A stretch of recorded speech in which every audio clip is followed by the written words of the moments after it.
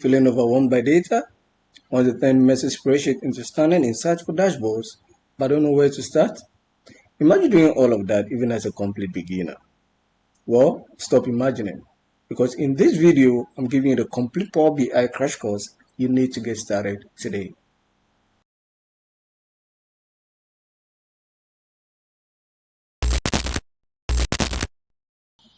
Hello everyone and welcome to the channel. My name is Meshach, and if you are ready to transform how you interact with data, then you are in the perfect place. In today's video, we are delivering the Power BI complete tutorial crash course for beginners. Power BI, as you know, it's an industry-leading business intelligence tool that empowers you to connect to various data sources, model your data, and create dynamic interactive reports and dashboards. It is an essential skill for anyone in business, analytics, or finance, and is surprisingly accessible once you know the ropes. Alright, now this comprehensive tutorial I'm about to just take you through is designed specifically for those with zero prior Power BI experience. We'll cover everything from downloading and installing the software to connecting to your first data set, then building impactful visualizations.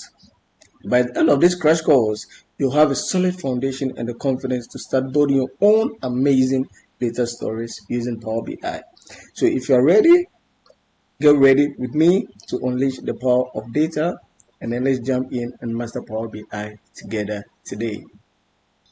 Okay, so firstly, I'm going to be taking you through how to import data into Power BI, and then right from there, we are going to continue building up until the very end of this video, where we add a complete project to it. All right, so let's jump right into, and then I show you how to, quickly, just quietly show you how to import data into Power BI before we begin anything.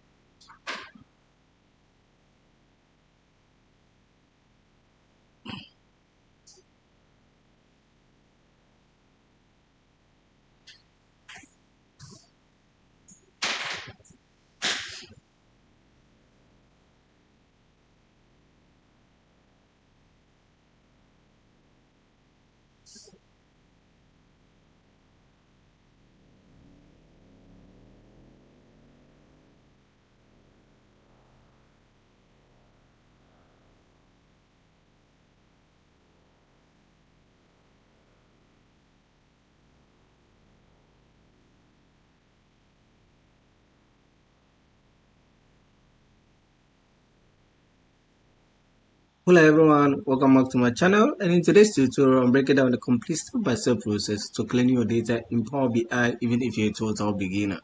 We'll start right from importing datasets, fixing errors, removing duplicates, and transforming columns, all using Power Query Editor in Power BI. By the end, you know exactly how to turn raw messy data into clean, ready to analyze gold. No coding, no stress. So if you're ready, grab your dataset, open Power BI, and let's dive straight. Yeah. So this is the data set. All right, this is the data set. Now in Excel, this is exactly how it appears to be. So let's say in Microsoft Excel, if you have to open the data, this is how it appears to be. All right, so this is the data set. And like I said, this is something a lot of the time you're going to come across. Your data set is going to look something like this. And I think this is even to some extent better. Sometimes it could look way too messier than what we have here. All right, but this is going to help us to know how to deal with the majority of the problems that we might be facing, when we are cleaning our data. All right, so I took the time to compile this data set and get it for this session. Okay, so that's the data set that we've imported into Power BI, Power Query in Power BI. All right, and like in previous videos, as I said, once I import my data, the first thing that I do is I go through each column. All right, I go through each column. I've already established the fact that data cleaning is the most tedious of data analytics and is the most time consuming. And so this at the back of our minds should help us and should keep us under at ease, knowing that we need to take our time and do this properly. Now, why is it important? Because if you're unable to clean our data properly, it's going to affect our analysis. And so it's essential, it's really, really, really important that we spend most of our time, we take our time, and then we go through the data set to understand the data set and to transform it in a way that will be beneficial, or that will put us at an advantage when we are performing our analysis at the end of the day. Do you understand? All right. And so what I do is, like I said, I look at each column. I take each column one by one, and then I study the column, and I know what I need to do in each column, and then I do them as I proceed. Do you understand? All right. And so that's what you are going to do. Like I said, this video is going to be straight to the point, and it's gonna be all right. And so this is the data set. This is what we have. Now let's look at the first column. What can we see? Again, don't forget, I've already spoken about the view. All right. So these things that we are seeing here, the valid error. So this is telling us that there's an 88% validity that this column is okay. However, there's also a 12% of this column that is empty, and so we need to work on it. Okay, and we can see all this because we have the column quality turned on. Now if we turn the column quality off, we see nothing. All right, we see nothing. And so if you want to see how your columns are performing or how your columns are, you need to turn this then right on. Okay, all right. So now let's take our columns one after the other and then know what we are dealing with. So looking at this column, one thing we can see is that they are null values. These are null values. So they are null values in our column. That's the first thing. Now what else can we see in this column? Now another thing that I can see is that the header has column 1. However, looking at this column and looking at this particular row, this first row is supposed to be our header. All right, the first row is supposed to be our header and not this column 1, column 2. And so we need to change this so that this first row becomes our headers. Do you understand? All right, and that the null values are removed. Now aside this, I mentioned in my previous video that if the items in a particular column are numbers and numerical, we need to change the data types into that to reflect the particular column. But in this case, we see that the numbers over here, the items over here are numbers, but the data type is showing text. All right, and so in the first instance, we need to change this to whole numbers. Do we understand? All right, so these are the three things that we've seen with this column: null values, header, and then data types. That's what we've seen. There's something I'd like to draw attention to before we proceed. Whenever you see null values, it's essential that you don't just rush into removing the null values. That would be terrible. That would be a very big mistake. All right. Whenever there are null values, what is most advised is that you look at the rows to ensure that the null values is the same across that particular row. It is then and only then that you are allowed to remove the null values from your data set. Now, if the null value occurs in this particular column, but then a value appears on that same row but in a different column, you don't just remove null values, because removing this null value is going to affect the entire row. And so if there are values here, assuming there's a value here, column 6, I have something like another finance or accounting, and then in this particular column here, I have a name or something. If I remove this, I remove the null value from this column, it's going to affect all of this, and that might affect our data set. All right, and so you don't just go ahead and remove null values. Please, let's keep that in mind. Okay, you don't just go ahead and remove null values. And so what we can do is that to check whether the entire row is okay to remove, we come here. So this helps us to filter. So this is like the filter. If you are familiar with Excel, this is like filter. And so we come here and then we filter. So I filter only the null values to see if I can take it out. All right, okay, and then I can just do that. So I can just remove empty because I've already gone through and I know the null values are empty. All right, I know the null value, I can just remove the null values. But then in your case, you can go through, you click the null values, and then you're able to check the entire row to see if the whole row is empty as well. Then you can go ahead and remove empty, okay, or remove the null values. Do you understand? Or you can select all of this, but then you leave the now unchecked, and so that will also work. All right. Okay, if there are any questions, can leave it down below. If you didn't understand something, I'll probably look at it. All right. And so now we are done with the first one, which is removing the null values, and so now we are set to go. Now the next thing that we need to do is that we need to replace these columns with these headers, because these are supposed to be the headers and not these. These are supposed to be the headers, and this is something that I've come across a number of times in this my data analytics journey. And I can tell you that you are definitely going to come across something like this. But then when you come across something like this, you don't panic. You just study the data set and you follow just what I'm about to show you. All right. And so once you see something like this, where the headers are supposed to be here, however, is being, complicated, what we do is that we come to we go to home, and then I've said this before, you use what? You use first row as a header, because we want to use this first row, the items in this first row, as the headers. And so we come here, we go to home, come to use first row as headers, and then we click on this. And so what it's going to do is that it's going to replace, the headers are going to replace by the items that were in the first row. All right, so now let's proceed. So even doing this, the now Power BI or Power Query is able to read and see that, okay, now that the ID is here, the data type is actually supposed to change. The data type is supposed to be numbers and not text. Remember that before it was text, but now that the headers have been placed in their right places, it's affected the entire column. In some situations, it wouldn't affect them automatically, so you have to change them as well. And so if that is the case, if it doesn't affect it or it doesn't change it, you just come to the data types, then you change it to whole numbers, and that is fine. And then this is date. All right. So remember that before we changed everything as a headers. This is how the date is supposed to be like. All right, so it automatically worked it out, but this is how it's supposed to be even after we have used the first row as headers. This is how our data set is supposed to be. And so once we see this, so some people will be lucky to just update the whole column, some wouldn't be lucky. And so if you are not lucky and after using the first row as headers, you still see your data sets like this, you don't have to panic. All you have to do is, like I said, you change your data types. So this is still in text, so you change it to whole number. All right, so now this is done. And then now you come here. Now date is the most cumbersome column of all in data analytics in my experience. Now this is even better.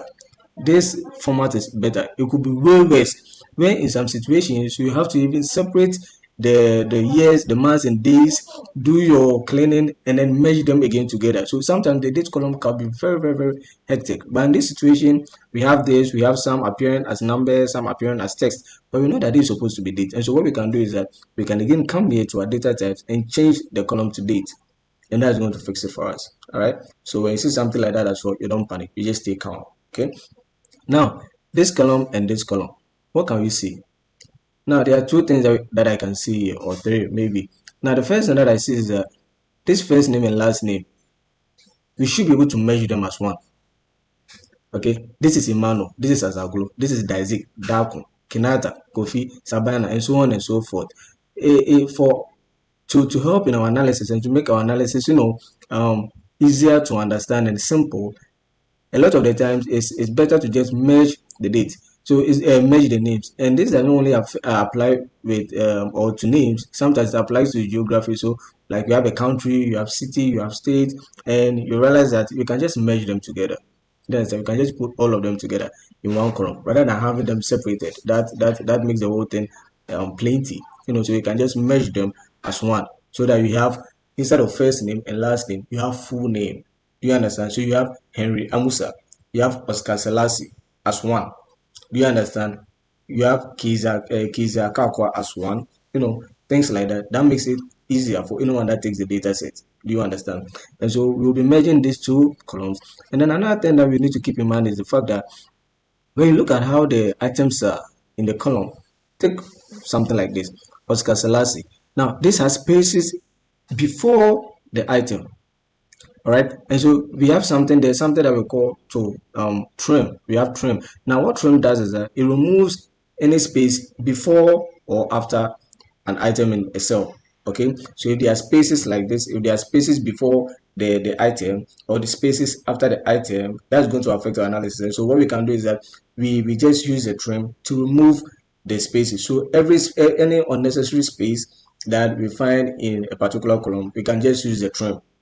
All right, you can just use the trim. Use something called trim. It's a function, and the trim will trim all of those spaces out of that particular cell. Okay. And another thing that we need to also keep in mind is the fact that these names are spelled anyhow. So this Emmanuel has being capital, and then ANU being small letters. It doesn't make sense. It makes the whole data very messy. Look at this. These are all small letters, and then these are all capital letters, and then this has unnecessary spaces, small letters. Some have small and capital letters mixed together.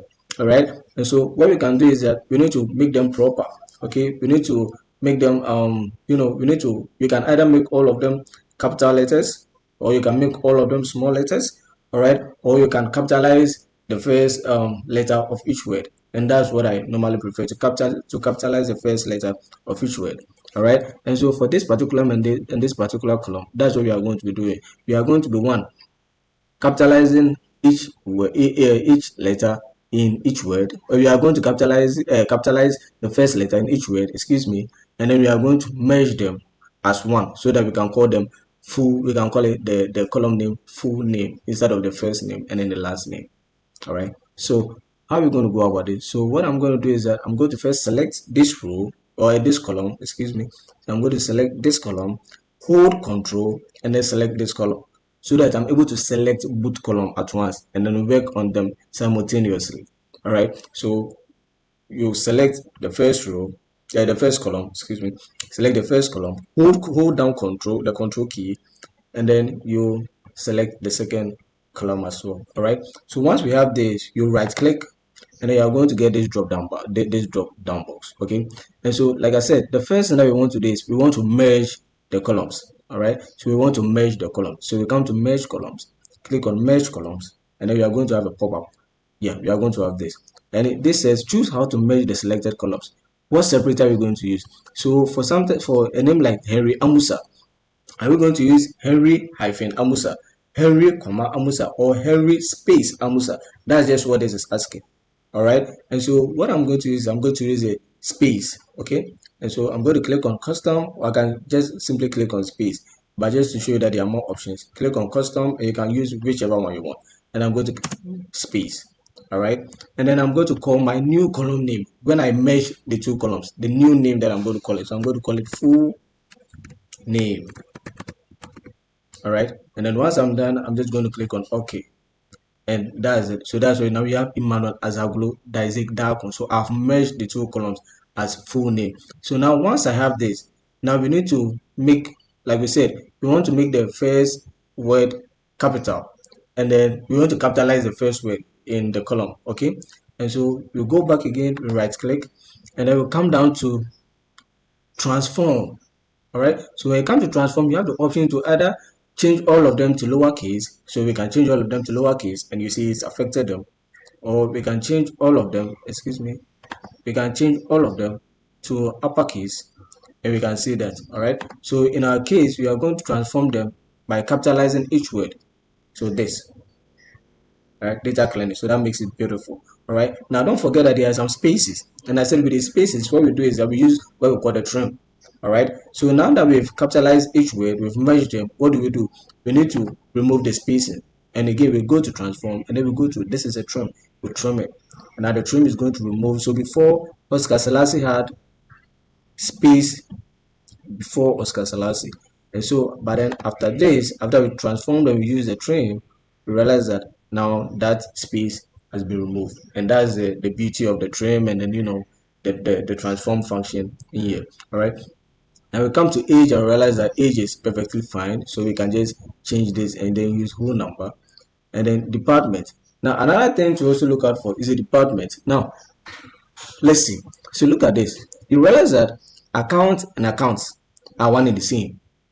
Admin and admin, they are one and the same. However, the spelling for this admin is different from the spelling for this admin. And so what this is doing is that it's seeing them as different, whereas they are one in the same department. Do you understand? And so we need to either format this to be like this, or format this to be like this, so that we have admin. And we can also format this to be like this, or this to be like this, so we can have just accounts or accounts. And then when you come down to look at finance and the spellings, and this as capital, this as small. So we need to transform all of this so that we can just have one unique item in this particular column. So finance, finance, finance. We just have to have one finance representing all finance. Accounts, just to have one account representing this account and this account. All right. And so that's what we do. So how do you go about it? We go about by using what we call replace values. All right. And so let's take for instance this account and account. Now we want to make this one. So we want to say, okay, so if this account is the same as this account, but then they have different spellings, why don't we just make both of them accounts? All right. And so how do you go about that? So I come here and I right click again, and I come to replace values. All right, replace values. So I click on replace values, and then what do? I say accounts. Value to find is account, and I'm replacing it with what? Account. And then I'm going to click on OK. And what is that going to do? Now this is going to change, or this is going to convert the accounts that I had to what? Account. Now let's do another one. So this is admin, this is admin, but this has a capital letter, this has a small letter.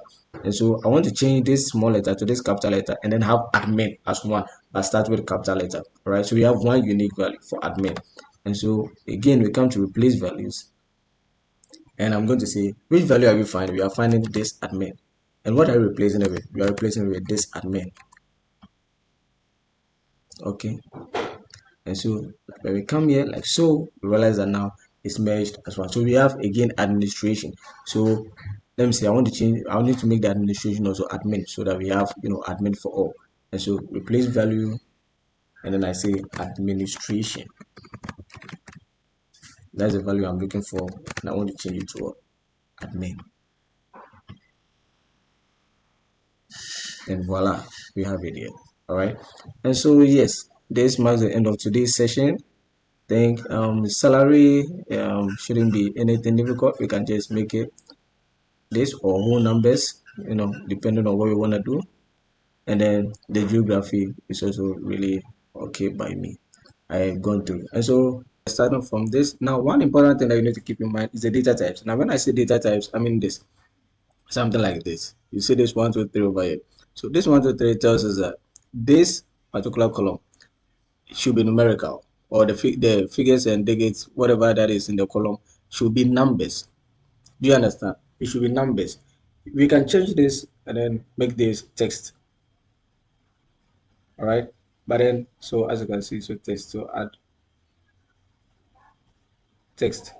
But then the problem with it, if you have it in text, is that assuming we want to make some calculations, some additions, using some, you know, mathematical operations, because it's in text, it's not going to give you that opportunity to work with.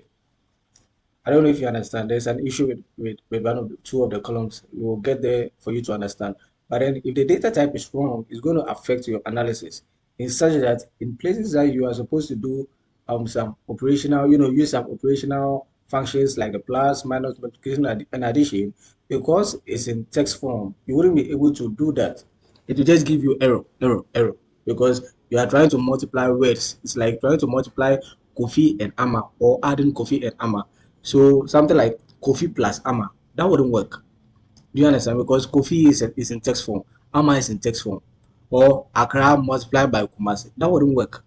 Do you understand? And so if the data type is in word, it doesn't matter if the figures are in figures, but as long as the data type is in word, it's read as if the items in that column is also in word form or in the text form. All right. And so we need to change this to any one of these. Decimals, the operational functions works with decimals, so that is fine. Fixed decimal numbers, this is fine. This currency, whole numbers, this is also fine, you know, and so on and so forth. And so in this situation, these are whole numbers, and so we are going to change this, or we can equally, without doing that, we can equally come here. Like I said in one of my videos, these are apply steps. So whatever changes that we make is kept here. All right. So we can just, the change that we made, this is it, change type. So we can just cancel this, and then you see it's gone back to numerical. All right. So if you want to change the data type, all you have to do is to click these three things over here. It could be ABC, could be 1 2 3, could be this is true or false, could be time. So once you click on it, it gives you the options to choose what data type you want that column to be. Do you understand? And so in this particular case, we want it to be whole numbers. And so this is whole numbers. Now we are okay with age. as numerical items. So we want it in whole numbers. Then we move on to the next one, which is membership type. The membership type, we want the membership type in text form. So it's already in text form because we know membership type is text. It's not numbers or decimals or anything. It's text. So it's advisable to have it in text form. So we leave it as text form, right? Then we come to visit per week. Now these are also in digits. So these are numerical. And so of course we have it here as whole numbers, and that is fine. Days per week, these are in words form, they are in text form, so you can't have it any other way than to have it in text form, and we have it here. So this, and this are all correct. All right, now let's move on. Now this section is all about true or false. All right, and so if you click here, it only has true or false in them, and so if you click here, it shows you that this is also right because they're just true or false. So true or false, that is right. So we leave this as well as it is. All right, now this particular one, all right, this is time. Time, we have it in time form, and this is correct. You might want to change this. Sometimes you find this in text. All right, sometimes we just find it in text. You find it like this. There are times that you might find it like this, 8:89 a.m. and this, and then you might also find this also in text, or yeah, in text or maybe numbers or something. All right, so let's say you might also find this in text. In text, so like this. Now if you are not careful and then you don't check this, you don't say that this is actually time, then you go ahead with it being in text form, this is going to cost you in future. Why? Because at a point in time you might want to find the difference between this and this. Now in this situation, it has already been calculated for you, it has already been done, a column had already been created for you. All right, that the difference between the average time checkout and the average time check-in is this. All right, is what is shown in this column. This is what this means, right? This means the difference between this and this gives you this. All right, but then there are situations that when you find them in text and then you don't have this and you want to find the difference, that will be difficult for you to do. Why? Because you didn't check the data types, you left the data types as text, which is wrong. You understand? That means now these items in this column are coming off as text form. And like I explained with the age, if they are coming off as text form, there's going to be difficult for you to use the operational functions. That is the minus, multiplication, division, and addition. All right. So in this case, if you want to find the difference, it will just give you an error. So let's do an example. Let's see. Let me just show you an example. And so we want to find the difference between this and this. All right. So let's add a new column, and then say custom column. All right. There's a custom column. Okay, and then we have custom column. We are going to name this difference of check-ins. Check-ins, you can name it any other one you want to, but of check-ins and checkouts. So you can name this any other way, but this is just to show you. And then now we'll go over what custom column is. Custom column is, so don't be frightened. So now let's go and see. So now what are we looking for? Check-ins, right? So average check-in. So average check-in and checkout. So average checkout insert minus average check-in insert. So on a normal circumstance, this is just it. And then okay. Now what are you going to realize? Now what you are going to realize is that it's giving us an error, it's giving us errors. Do you understand? It's giving us errors. And why is it giving us errors? It's giving us errors because we are trying to multiply two text columns. It's text. And like I said, you can't use operational functions for text. You understand? So this will be giving you errors, and there's really nothing you can do once it's giving you error other than to go back and check the data type, make sure the data type is correct, right? And so when I change this to the right data type, and I say, okay, now I'm using time. Now this is time, right? Sure. So I'm replacing the current with this. So this is time, and I'm replacing this also with time. Okay. I'm replacing it with time. So now I'm changing the data type to time. Now let's see if this is going to work. Now this is time. So you can times these things. You can subtract, you can add. So times numerics, this this, how do you call it? Let me see. Yeah, the decimals, fixed decimals, whole numbers, percentage, where's the time? The times. You can use operational functions for them. All right. So now let's work this out so that I show you. So now we are doing the same thing. This time we have a different data type. All right. So again, difference, check-ins, so you can use any other ones, and checkouts. All right. Okay. So again, you are going to go average time check-in insert minus average time check-in, checkout and check-in. All right. And then okay. Now what do we have here? Now you see that now it's giving us figures. All right. It's no more giving us errors. It's giving us figures. So it's giving us 1 hour 58 minutes, which is equivalent to what we have here in minutes. All right. Which is equivalent to what we have here in minutes. So this is 1 hour 58 minutes. Do you understand? So 1 hour 58 minutes is given us is the same in minutes as 118 minutes. All right. All right. Good. So and then this given us 62. So let's see. This will be sure. The third one 62. So this is 62. 60 1 hour 60 minutes 2. So 62. All right. So it means that is right. So let's cancel this. So that is that for. I just wanted to use that as a data type as I explained so that you will really get to understand and appreciate it. All right. So then again, now we are done with this. So this duration in G minutes, so the data type, we have it in whole numbers. That is correct. This is also true or false. So we have it true or false. So we have it here, true or false, and that's fine. This is correct. All right. Likewise, this also shows. So we look at it. Everything is fine. There's no problem here. This as well. So this is in text form. That is fine. All right. So subscription price. Now subscription price, because it's price, so we assume that this is money. We are looking at money. We are talking about money. So subscription price is money. So now, I prefer that you leave it in whole numbers because I don't want the confusion, the complications with the point zero zero. So I like to leave it as whole numbers, but it doesn't really affect it. If you leave it as whole number, you can also leave it as currency. So when you choose a currency as a point zero zero, all right, when you choose it as a point zero zero, and so that is also perfectly fine. You don't need to worry about it, but just leave it in whole numbers. It's one and the same, so that is fine. Okay. And then the monthly the subscription model, we have it as monthly. Fine, adjusted pricing. We can have this. Now this is in decimals because you realize some of them have 22.5 and all that. Now, if you want to round these things up as well, there's a way to round them up. So you have something like 22.5, 37.5. You just want to have everything as a whole number. Now there's an option here which is called rounding. So add column. I think it's also somewhere here, somewhere in the transform.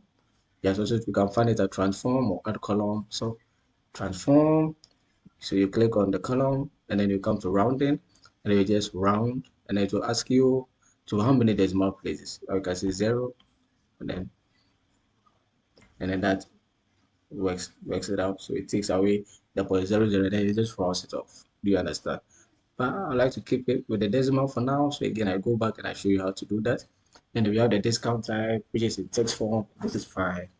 And then discount rate, this is figures decimals, so you have the discount rate, but with the rate again you can just change it if you are not really familiar with the 0.05 and the 0.1 all that, and you want it in percentage because we are talking about rate. So obviously rate is in percentages. You understand? And so if you're not really familiar with it, point what and what in percentage form, you can easily go here and then we can select percentage, and that gives you 5.0% and all that, right? So this is 10.0 and all that, and that is also perfectly fine. Now we have our final price as well. You can round it up if you want. You can change it to currency if you want. You can change it to whole number if you want. It's still fine, but you can't change it to text, or you can't change it to text or true or false or binary. If you even try changing it to true or false, I will just give you it doesn't even make any sense. So you don't do that. So leave it in numerical form. Then access hours, all right, this is fine. And then there's this home gym location. Now, one thing that you can also do in scenarios like this, you have the home gym location. I realize that this is the state and this is the city, right? So California is the state, and then we have San Jose being the state or the province or whatever it is. Then we also have Fresno, we have Oakland, we have Anaheim, we have Sacramento, we have Los Angeles, San Diego, San Francisco, Los Angeles, and Oakland. Yeah. So we want to separate all of this so that we have the state in one column and then we have the cities in one column. All right, and we can do that. All you have to do is to come here and then we are going to split the column and we are going to split them by delimiters. All right, so we come here and then we right click. Now once you right click, it's going to this pop drop down but item is going to show, and there are so many things you can do from here as well, but in this case we just want to split the columns. All right, we want to split them so that we have this separated from this. All right, so we come down to split column and it's going to ask you, how are you splitting it? Are you splitting it by delimiter, by number of characters, by positions? And in this case, we are splitting by the comma, so that is delimiter. All right. It could be full stop, it could be dash, it could be underscore. Those are all delimiters. All right. So we are separating by delimiter. So click delimiter, and the delimiter is comma. Don't forget. And so this is comma, but I can also come here and now put it in there as comma. Okay. And then I'm going to click on OK. So what it's going to do is going to split this column into two. You are going to have this only for the states or the province and this for the city. All right. And then we can come right up here and then change the title. Let's say this is state and then this is city. Good, good. And then once we are done with that, we come here to latitude, we come to the longitude. Now you realize that the city and the state, we are not supposed to leave them as A. We can use the country, but we'll do that in another video. So we have the latitude, the longitude, then the join date. All right, and the join date is in date, so that is perfectly fine. All right, and then we have the personal training hours 1, 2, 3. These are numeric, so that is perfectly fine. And then we have this, and then we have that. So these are when it comes to data cleaning. Now let's do one. Let me add a bonus at the end of this. So one thing that we can do is that looking at this age column, okay, we can do something called just finding the age bracket, okay, where we can use where we can use that particular column to group these ages. All right, and so when we look here, we can see that the age starts from 12 years of age and ends somewhere 49. Okay, so we have from 12 to 49. And so what we can do is that we can group this and say that, all right, and so for those people that go to the gym, if your age is between or is equal to or less than 18 years, then we are going to say you are youth or you are adolescent or whatever you want to call it. So we say in this case, we say you are a youth. And then we are going to say that if your age is above 35 years, you are an adult. And then if you are between the ages of 18 to 35 years, then we can say you are a young adult. All right, so that we can now use that age bracket to make our analysis going forward. Right, so let's do that. Now we can do that using the if function. All right, we can use that using the if function, but there's another easier way to do that in Power BI, and that's what I want to show you. So we come here down to add column, and we are going to use what we call the conditional column. Now the conditional column works the same way as the if function. All right, the if you are familiar with Microsoft Excel, you know the if function, how to say if this is less than or equal to this, then comma, then this, else this. Do you understand? And so that's how it works here as well. And so we are going to use a conditional column to do that. And so we are going to click on this, and pop-up is going to come, and then this is what it's going to show. So you get to add conditional column, and we are going to change the new column name, and we are going to say this is age bracket. All right, we are going to say this is age bracket. And so what are we looking at? The so this box is showing something. It's saying that now if the column name and then there's an operator and then there's a value, then what should be the output? And at the end we have else, what should be the value? And so it's similar to if you know the in function in Excel where, so let me open this, where we have something like, so if this is greater than or equal to 100, then we say yes. We say, oh,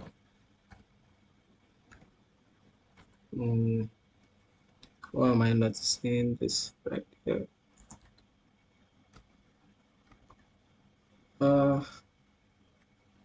Yeah, I'm sure you understand what I mean. My keypad is misbehaving, but like in Excel, what we say, if something is greater or equal to or less than this, then comma, then we put it in the apostrophes, and then we say then this, else the comma, because that's what the logical we have the logical test, the value if true, and then the value if false. So that's how it works. Maybe when we are doing Excel, or we start our Excel series, I'll show you that in more details, all right? But for now, I just want you to have the idea that that's how it works. So the column name is saying that, so what is the column name? Which column are we taking or are we working with? We are working with the age column. So you're saying that if the age column, all right, the age column is what? Is less than or equal to, like we said, 18. Then what are we going to say? Then we are going to say they are youth or young. Or young. Let's just do that. So if age is less than or equal to 18, then this. But you should understand that there are three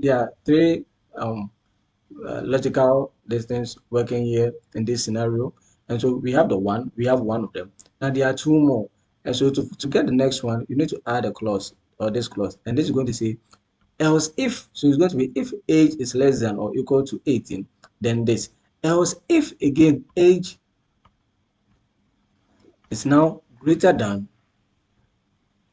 35, then I'm going to say adult. So once I'm done with this, then I'm going to come here and say else. So if the age bracket is neither this nor this, then what are we going to say? That means if it is not less or equal to 18, and at the same time it isn't greater than 35, then now I'm going to say then or else we are going to say that will be young adults. All right. So now we are done, and then we click on OK. And that's what it's showing here. So our age bracket is showing this. So 80, so adults, young adults, so it's showing the logical functions that we put in there, and that's what you can see over here. All right. So if age is less or equal to 18, then youth or young. Else if age, so that is what it's showing right here. All right. So for this particular column. So now we have everything set up,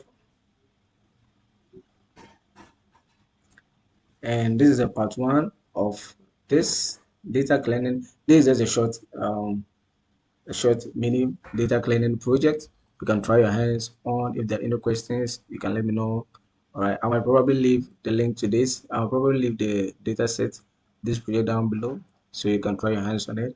And kindly look forward to the part two of this, where we want to do one or two things, with this before um, a main project, which is going to be a little more cumbersome and complicated than this. But so far, I do hope we've understood this so far.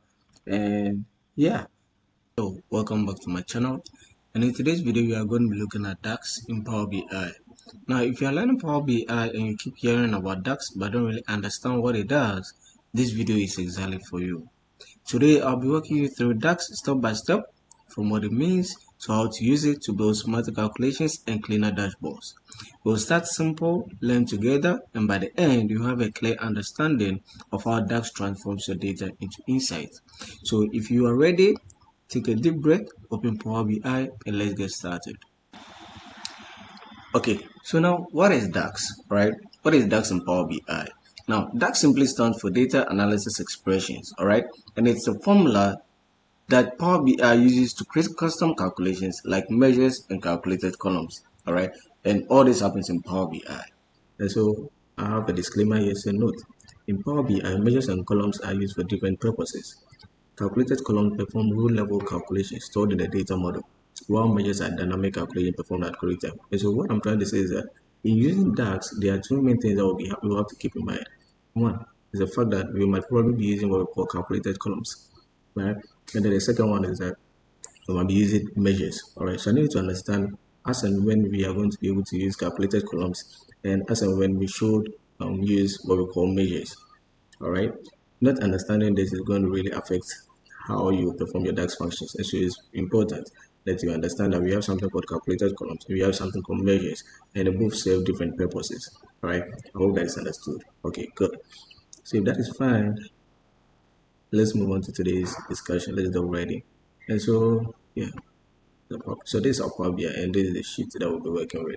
right? So let me show you. So there is it. All right.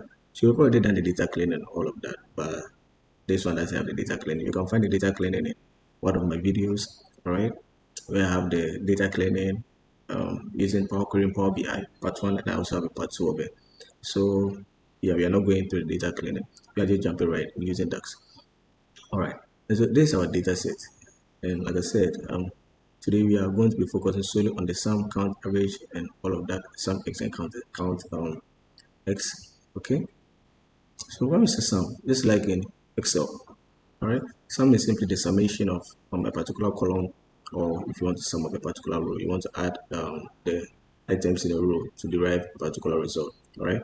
Or probably you just want to sum up a particular column. So this salary, let's say we want to find the total of all of these items, all right, just all of these items. So we can use what we call the sum, all right. And then we also want to find probably the total of all of this column. You can again use what we call the sum. That's if you want to find the total. Okay, so we have sum, we have average, we have the count, we have mean, we have max. And so if I want to find the highest salary over here, I'll use what I call the max. All right, if I want to find the lowest salary, I'll use what we call the mean. All right, I want to find the average of all of these items. Okay, I'll use what I call the average. If I want to find the total rows, okay, how many transactions we have, I can use what we call the count. Or we also have one that we call the distinct count. All right, and so let's have this in mind. Now, let's look at this. So it says calculate performed at query time. So let's understand one thing. The calculated columns perform row level calculations stored in the data model, while measures are dynamic calculations. All right. So what this is simply trying to say is that with calculated columns, we need to create a new column. Do you understand? And then put in our items. Okay. So we need to create a new column for what we want. All right. And calculated columns normally they take up memory, they take up some of the space or the memory, and so you only use it if it's necessary, if you necessarily have to. All right. Then you use what we call calculated columns. Now, what all this forget the big words, but calculated column is simply where we right click and then we choose new column. All right. So it's going to give us a new column. Okay, and let's say we want to find, so this salary, this is bonus, so now I want to find the total salary, and so we start the column and then we can say, okay, so total column, and then we can put our function here as sum. So we are still talking about sum of the salary column. All right, the salary column, and you can say multiply by the sum of bonus. All right, and then we enter. Oh, excuse me.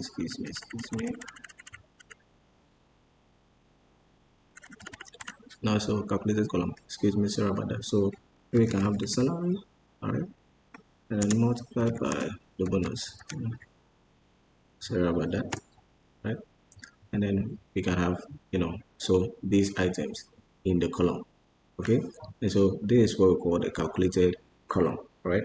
So if you remember in one of my videos where we had to find the age bracket, we use what we call the calculated column, and then we use the if function, okay? And we said that, so if the age is between this and this, then this, else this. It's in one of my videos, all right? And so this is what calculated column is all about. This is where you start a new column and then you put in your DAX function. Don't worry with the DAX, just chill. And so we start a new column and then we put in our DAX function, all right? However, with measures a little different. So let's assume that we want to find the total salary. Okay, we want to find the total salary, and we don't want a calculated column. So the measure helps us to just find the total salary straight ahead, all right, without starting a new column or anything. So we right click and then we go to new measure, all right, and then once we go to new measure, it also pops up here. We are going to say, all right, so total salary, and then now we can use our sum this salary, all right.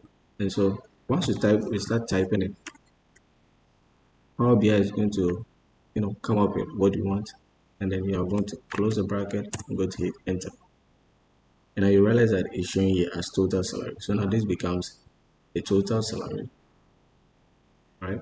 So this is our total salary. Okay?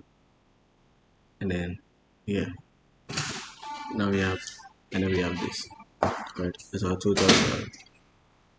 So that's the difference between the calculated columns and then the measures. When you're using it in your activities, you know the calculated columns will create a column and need to save that column in your data set.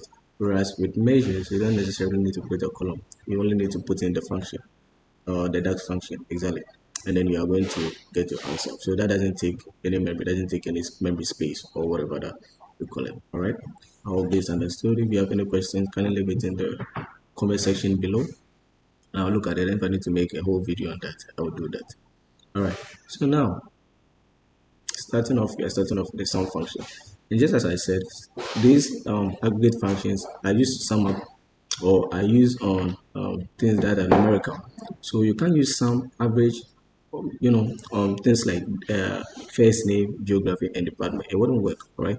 You use it on things that you can actually aggregate. So some function is used on items or columns that gives you the opportunity to aggregate. All right.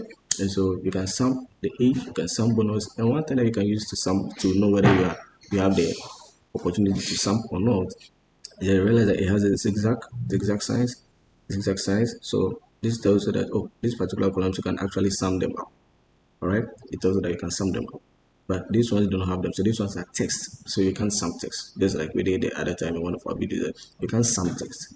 All right, and so if you want to be able to sum the text, then you probably need to look at the data type or something. And so sometimes you realize that salary is in text, and that is why it's important to do your data cleaning properly, so that you can change all the text to numerical. Because if your salary is in text, even when you come here, it wouldn't give you the opportunity to sum it up or to average it. All right.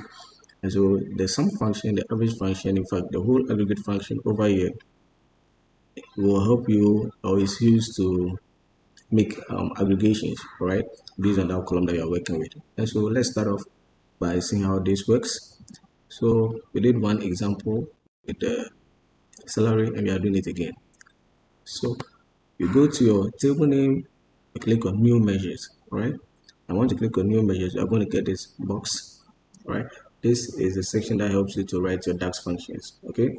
So it tells you to write your DAX functions. All right, so let's respond now. It tells you to, and this particular thing that we have here is a title of the DAX function. So assume you want to find the average of your salary, you want to find the total salary, you want to find the minimum salary or the maximum salary, you just write the heading here. All right, so assume you want to find the maximum salary. All right, so what we can do is click on max, or we say maximum salary. All right, and the function to use is maximum, the highest. So we use what we call max. All right, so once you click on max, it's going to come, you click on it, and then what you do is that you start typing what you want. So salary, you are looking at salary. If you want to look at age, you start typing age, so the max age, and then you are going to see age with the name of your data set. So the data set says save that sheet 1, and so keep that in mind. Don't just choose any age or anything, but choose the one that is in your sheet. All right, so this is sheet 1. You can have yours as data analytics tutorial sheet, whatever, however you saved it. Right, so sheet 1, age, this is what I'm looking for. And then you can see it's showing us over. It says max the column name or the scalar 1. So the column name is what we are choosing, which is the age. So we click on age, so sheet age, and then we close the bracket, right? And then once you close the bracket, you click on enter, and it's going to show you. So this is it, maximum. Let me take this up a little bit. All right, so maximum salary, this is what we just created. And so when we click on this, it comes. So we can use what we call the card to show. So the maximum salary, that is the highest salary, is what is 64. And then if we come here to the age column, you realize that indeed the highest age is 64. All right, so that's with the age. Now let's look at min. So assuming, all right, we don't want the maximum, we want the minimum. All right, so likewise, what we are going to do is we are going to say minimum salary, and then we are going to, or minimum age, excuse me. So minimum age, we are going to say min, we are going to say age. All right, we are going to say age, we are going to close this bracket, we are going to hit that enter. All right, and it's going to change it, so it's going to show us the minimum age. When we come here, we look, realize that the minimum age is actually 10. Right, okay, so that is that for the min and max. So now let's say we want to look at average, the average of the ages. All right, so again we can click on this, we say average age. All right, So average age also, we have what we call average. So you just click on average, so they are similar. And then you say age. All right. So this is how you use the aggregate functions. So you enter, and it's going to show you the average age to be 30. Right. Now let's say we want to look at the our total bonus. All right. So we have bonus, and now you see there's this exact sign. It means we can actually perform aggregation on this. So we can't perform aggregation on this because it doesn't have this exact, but we can do that for this. All right. So let's we want to find the total bonus or our total bonus. All right. So we say total bonus will be equal to sum because we are summing up the bonus column. You understand? Summing up the bonus column. So it's going to be sum of the bonus. All right. To get our total bonus. All right. So you are going to say sum. We are going to again start typing our bonus, and it's going to show bonus. So if the column is not in the sheet, it's not going to show unless the column is actually in the sheet. Do you understand? All right. And then we click on enter, and that's going to show us that the sum of the bonus, the sum of all of this, all right, it's actually what? It's actually 16,000, so 16K, all right? So that is it for the aggregate functions, the basic aggregate function, that is sum, average, mean and max. Then there's another one that we call the count, count distinct, and then counter, all right? So let's start with the count. So with a count, what I use the count for personally is to count the number of rows. So this row, so this is my row. So this from 1 to 20, this is the number of rows. All right, the number of rows. So sometimes you can have the number of rows exceeding 20. I'm going into the hundreds and the thousands, and you're not sure. So you want to know how many rows you are working with. All right, and so the count will help you to do that. So you can say, all right, I want to count the number of rows. All right. And normally with the count, you use a count with unique a column with unique values. All right, there should be a particular column with unique values. All right, so ID or something, something unique that you can actually count. All right, and so I use a count, and I say, okay, I'm counting for the ID column. All right, counting the ID. I want to know the total rows. All right, and so I click on enter, and it's going to show 20 exactly. So this is what we have from 1 to 20. So the ID showing that we have 1 to 20. And so assuming you're having 1 to 1,000, it's going to show that, okay, our count rows. So you can say count rows. All right, count rows, and that will be our count rows is 20, and it's going to, so what about this one that you make is going to be shown here. So once we're done with count, maybe so I'm done with count, I want to move on to my next, this one. So what I can simply do is come back to sheet, click on this, go to measures. All right, and then it will start a new one. Okay, and then so let's say I want to count distinct items. I want to count the distinct items in here.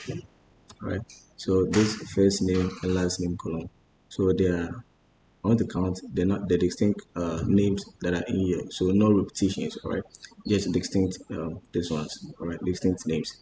And so what I can do is that I will this one measure, and we'll say, okay, distinct names, so number of names, distinct name. So how many distinct names do we have there? And I'm going to say distinct count, and I'm going to say first name. And then once I click on that, so select it, and then it's going to show me that we have 20 distinct names. All right, so 20 distinct names, so that's what we have. All right, okay, now let's move on to sum x, count x, and average x, and how they function or how they work. All right, and so what the sum x or the average x does is that it's not going to, so like, so where we have the total column, we have to put the total column to find the sum of this and this to be this. And so now let's check for the total column. Yeah, so let's check for the total column. So this particular column, let's say we want to find the total amount that was found in there, right? And so we are going to use what we call the sum again, because we are just summing that total column. Okay, so sum total column,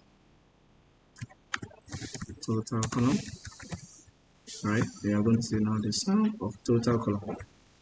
So this, like so, and then we are going to have the sum of total column. Okay, so we select this, and I'm going to use a card to show us the total. So this is the total, right? All right. So this is the sum of total column.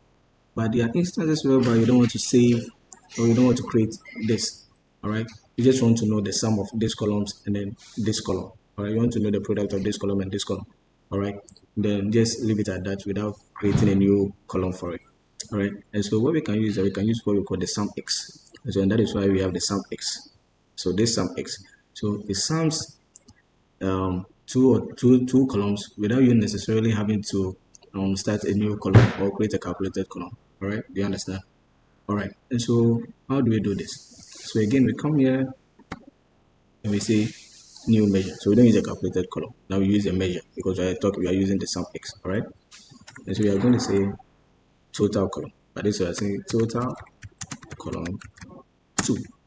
All right, and we are using what we call the sum x to see if we can get the same result. All right.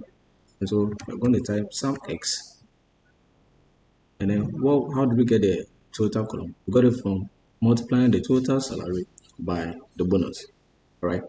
By total salary, our salary by the bonus. So that's how we derive this particular figure, the sum total, right? So again, we're going to say salary. Oh, sorry, it's asking for table name, so we are going to say sheet, all right? So sheet, so that is our table name over here. So sheet, right? And now what is the expression? Now the expression is salary, which is this salary multiplied by our bonus, and now we can close the bracket like so and hit an enter. All right, so this is total column 2. Now let's see how much we have. Come on, again, and so you can see that this is showing the same amount as what we had for the using the calculated column. All right, and so the sum x, the average x, the count x, all right, the mean x, those things you use them when you don't want to create a calculated column like so. So you don't want to create a calculated column for it. You just want to multiply and then get the totals, and then you move on without taking a lot of space or going through the trouble of creating a calculated column. All right, and so the date function simply helps us to if you want to record a date. All right, so date, you want to put in a date.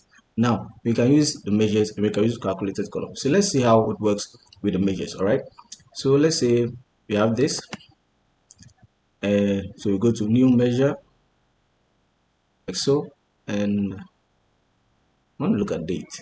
All right, so we are talking about date. So date. So how does the date function work? So this is how it works. So you just type the date, you select. By now I'm sure we all know how to use this, the area for the code. So date, and then the logical statements or the statement, the write-up shows that we should put in our year, the month, and then the day. And so that's what we are going to do. So we say year 2025, comma, and then what is the month? The month, let's say March, and then day we say 20th. All right, and then we enter. Oh, this is date already, so let's just change the title column to date 1. All right, and then now we enter. So we have it. So let's see how it works. So date, and then let's put it in the card. All right, so date, so this is how it works. So now you have the date, right? So date 1, and this is the date. All right, but how can we really use this? I mean, in the work setting, or in a way that makes it look like we've actually learned something. So let's jump right in. Let's come here, and then a lot of this we are going to be using the calculated columns, which is why it's very important that you watch my part 1 of this video to understand what calculated columns are. And so we use a new column. I'm taking this date out, but I'll take it out afterwards. And then let's repeat the same thing. And we say date. This time let's make it 2. Okay. So we say date. And we say year 2025 again. We say the March is 3rd. And then we say the day, which should be 20th. Now let's hit on enter. And you see right here that it has populated this column, this data column, with that information, the information that we've just written, that is this date. So just populated it. So when we use calculated column, that is where we actually see the benefit of this date function. All right. And so once we have this, we can go ahead and then format it, make it So let me say this. All right. So that is fine. And so this is how the date function works. All right. So the date function works like this. So if you need a date, you can, maybe if you have a column or you have a transaction and you need one date throughout, you can just start a calculated column and then you use the date function to populate that column with that exact date. All right. Okay. So now the second thing that we'll be looking at after the date, we'll be looking at what we call date diff. All right. So date diff is simply date difference. Yeah, date diff is simply date difference. So the difference between two dates, don't get complicated. So the difference between two dates, we use what we call the date diff. That's the function that we use. All right. And so we say, let's say this is date one and this is date two. And so we need to know the difference between this date and this date. How long did it take from this date to this date? All right. That is all what this is about. Okay, now how can we use it? So now we can use this in a setting whereby let's say so as a company you supply goods to debtors or you supply goods to a supplier of goods. And then when you give them out, you put in the date, and then at the time that the people make payment, you put in that date also. And so now you want to, after getting the data set for you, now you want to find out how long does it really take for people to pay me back after they come for my goods or something. You understand? And that is when you can use the date diff, all right, to find the number of days, number of hours, minutes, whatever that it takes for the people to do to make payment for the goods. All right. So that is a typical scenario where you have to use the date diff. There are so many other scenarios, but this is just a typical scenario where you have to use the date diff. All right. And so how does that work? So let's create another calculated column. And a lot of today's function, like I said, they are mainly used within the calculated column and not with the measure. All right. So let's kind of keep that in mind. So we say date diff, and there's a function date diff, and it's going to show. So it says date one, date two, and then the interval. So date one is when you are starting, date two is when the period ends, and then the interval. So the interval could be in days, hours, minutes, etc. You'll see that when we get there. As I said, date one. So let's say date one is this date. All right. And so I say date. Excuse me. I say date. I don't want to use this one, so I say the date on the salaries. So salaries date. All right. And so salaries, and then this is the date I'm looking for, which is this one. All right. And I'm going to say comma, and then date two, and date two is going to be this date two. So I can type date two. Salaries date two. You can type date two, and then once you are done, you put in the comma, and then to ask you for the interval. So you don't want the answer in days, you want it in hours, in minutes, in months, in kata, in seconds, week, year, however you want it. All right. So let's say I want it in years. So when I click on years, now I close the bracket, and it's going to give me. So the difference between this date and this date is 20 years. So it took 20 years for us to arrive at this year. All right. And that's how it goes on. All right. That's how it follows. We can change this. If you don't want the year, we can use day, and it's going to show how many days it took. All right. We can use the month. All right. We can use month. It's going to show how many months that took. All right. And so on and so forth. So that's how the date diff function works. All right. So let's move on to the next one. I'm trying to make this as quick as I can, which is date value. Now, date value is something that I've always loved. It's something that I've always loved to use. Okay, because like I said in one of my videos, I didn't mention that the date column in any data set can be at a point in time be very messy, extremely messy. And we did one. There's one video that I showed an example. All right. However, there are instances where it could be even messier, like this one. So take a look at this date. All right. So this is broken down into three. We have the day, we have the month, we have the year. Okay. And you want to put them together. All right. You want to bring them together so that you can have one column as date.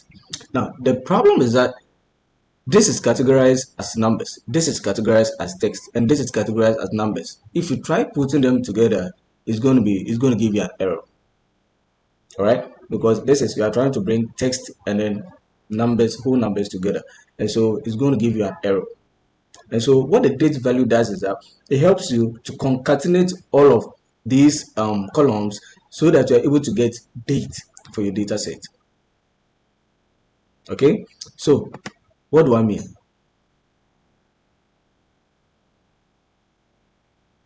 So the date value, so date value let's say that you just want to try your hands on it. You want to use the day.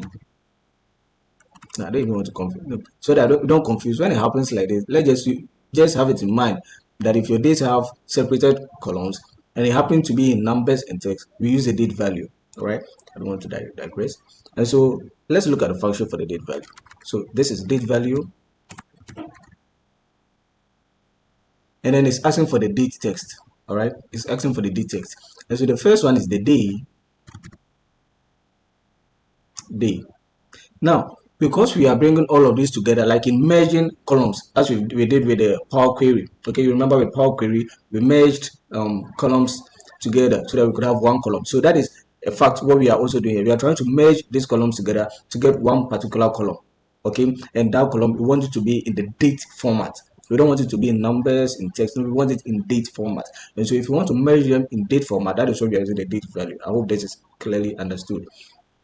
And so it's the day. Now normally this is how our date is supposed to look like. There's an example. So excuse me, so this is the date. This is how date is supposed to look like, where we have the day, and then we have the slash, and then we have the month, and we have the slash, and then we have the year. All right, so this is how it's supposed to be. And so when you are using the date value in Power BI, remember that you need to add a slash, and adding the slash, you need to bring add the end. So it's day and slash and month and slash then the year. That's how it works. And so it's going to be day ampersand this. All right, and then we have and then we say and month. So month from here. All right, and then again we go and with the ampersand, and then we go with the slash. All right, and then another percent, and then we add the year from the sheet, and then now we can close bracket, and voila, this is going to give us. All right, so this is in date format. You don't need to format it anymore because the date value formats it into a date format for you. All right, and so once you get it here, you can just format it a little bit and take the time out of it so that we just have the date. All right, so now this is 1st January 2025, 1st January 2025 as date format. I hope that is understood. All right. Okay, so let me bring this here so that you can see. So you see that it's automatically in date time format. All right, so it's in date time format. So that's what the date value does. So it helps you to, merge date columns as date, without having to face the problem with errors with the date columns, because the date columns could be very cumbersome. That is why I'm taking my time to explain this very well. And the other one, in my previous video as well, I explained the date column. If you realize, I spent a lot of time talking about the date because it could get very, very, very messy. All right, so we are done with date value, and let's see, the next one that we want to talk about is what we call the e date. Now the e date simply helps us to, so let's say this is January, this is January, February. So e date will help you to, so this is January 1, the next value over here will be in February, or could be in the following December, or could be 12 months from this date, or could be 10 months from this date. So if you want a column that is about 10 months from this particular date, let me use this particular date, or 1 month from this particular date, or from previous month from this particular date, what we use is what we call the e date. All right, so how does the e date works? Again, we are using a column, so don't forget. So the e date, like I said, e date helps you to add or subtract months from a month that you are starting on. All right, and so this is 1st January 2025, and so assuming I need a column that is 12 months from this particular column. All right, I need a column that is 12 months from these particular columns. What we are going to use is what we call the e date. And so how does it work? So we say e date, and then it says start date. So when is the start date? This is the start date. And so we are going to say the date value is the start date, and now it's asking for the month. So how many month interval are we going to say, or do we want from this start date? And so we can say 12 months from this start date and then close. And what's going to happen? So let me format this. And make it some way. Good. So this is 1st January 2025. And you see, when we use the E date, it's showing 1st January 2026. So that is 12 months interval from our start date, which is 1st January 2025. Now we come here, it's showing that 3rd February 2025, and this is 3rd February 2026. So another 12 months from our start date. Now, in a more ideal situation, it could be maybe just 1 month from our start date. So you can just use 1 month. And check it out. So 1 month from this date, our start date, is what? It's 1st February 2025. You understand? And so that is what the E date does. So the E date gives you the month, a month from your start month based on the number of months that you want it to be. All right. Likewise, we can say that okay, we want to go back. We want to see the previous month. In such situations or scenarios, all you have to do is to -1. And so 1st January minus 1 month, that's going to give you December 2024. So this is how E date works, and this is how you can use E date. All right, I hope you understand and you are following and enjoying it. All right, so now let's look at the month, year, and day. All right, month, year, and day. So we start off with month, and this is simple. All you have to do is say you are looking for the month from which date. Let's say this E date column. So you are looking for only the month in this E date column. All right, so you say this is test sheet. I'm looking for month. I can't see the E date, so let's use date value. So you are picking the month from this particular one. All right, and then we close. So you are picking the month from this particular column. Here's the month. We only want the month. Oh, the name month is already used, so let's use month 1. All right, so we only have the month. All right, so we only have the month from this, and the month from this particular column is January. All right, so January is a month. So now when we come here, February is a month. When we come here, March is a month. All right, so that's how you use month. We can also equally say, all right, so we have the month. Now let's do year, and then equally we can just type year and then put our in the year that we are, the column that we are looking for the year from, and then click on enter, and it's going to show us 2025. That is the year. So the months, and that's exactly how the day also works. So this is the day, and so if you are to choose day, all right, if you are to choose day, it's going to show you that this is the day, the one, January 1. So 1, 2, 3, 4. So that is the day, right? So this is basically how the month, the day, and the year works, right? So you just put in your day, your month, whatever, and then it's going to, do the work. Now and today. So when do we use now and today? So we use now and today when you want to find the exact. We use now when you want to find the exact date and then the exact time. All right. So assuming I'm selling some goods to someone, and I want to just quickly, put in that this day for about 20 rows. I'm going to say this day without typing the date and going through all of that, merging and typing day, month, and year. You can just use now, and then now will even show the date, not just the date, but then also the time. So an example is this. Look down here below.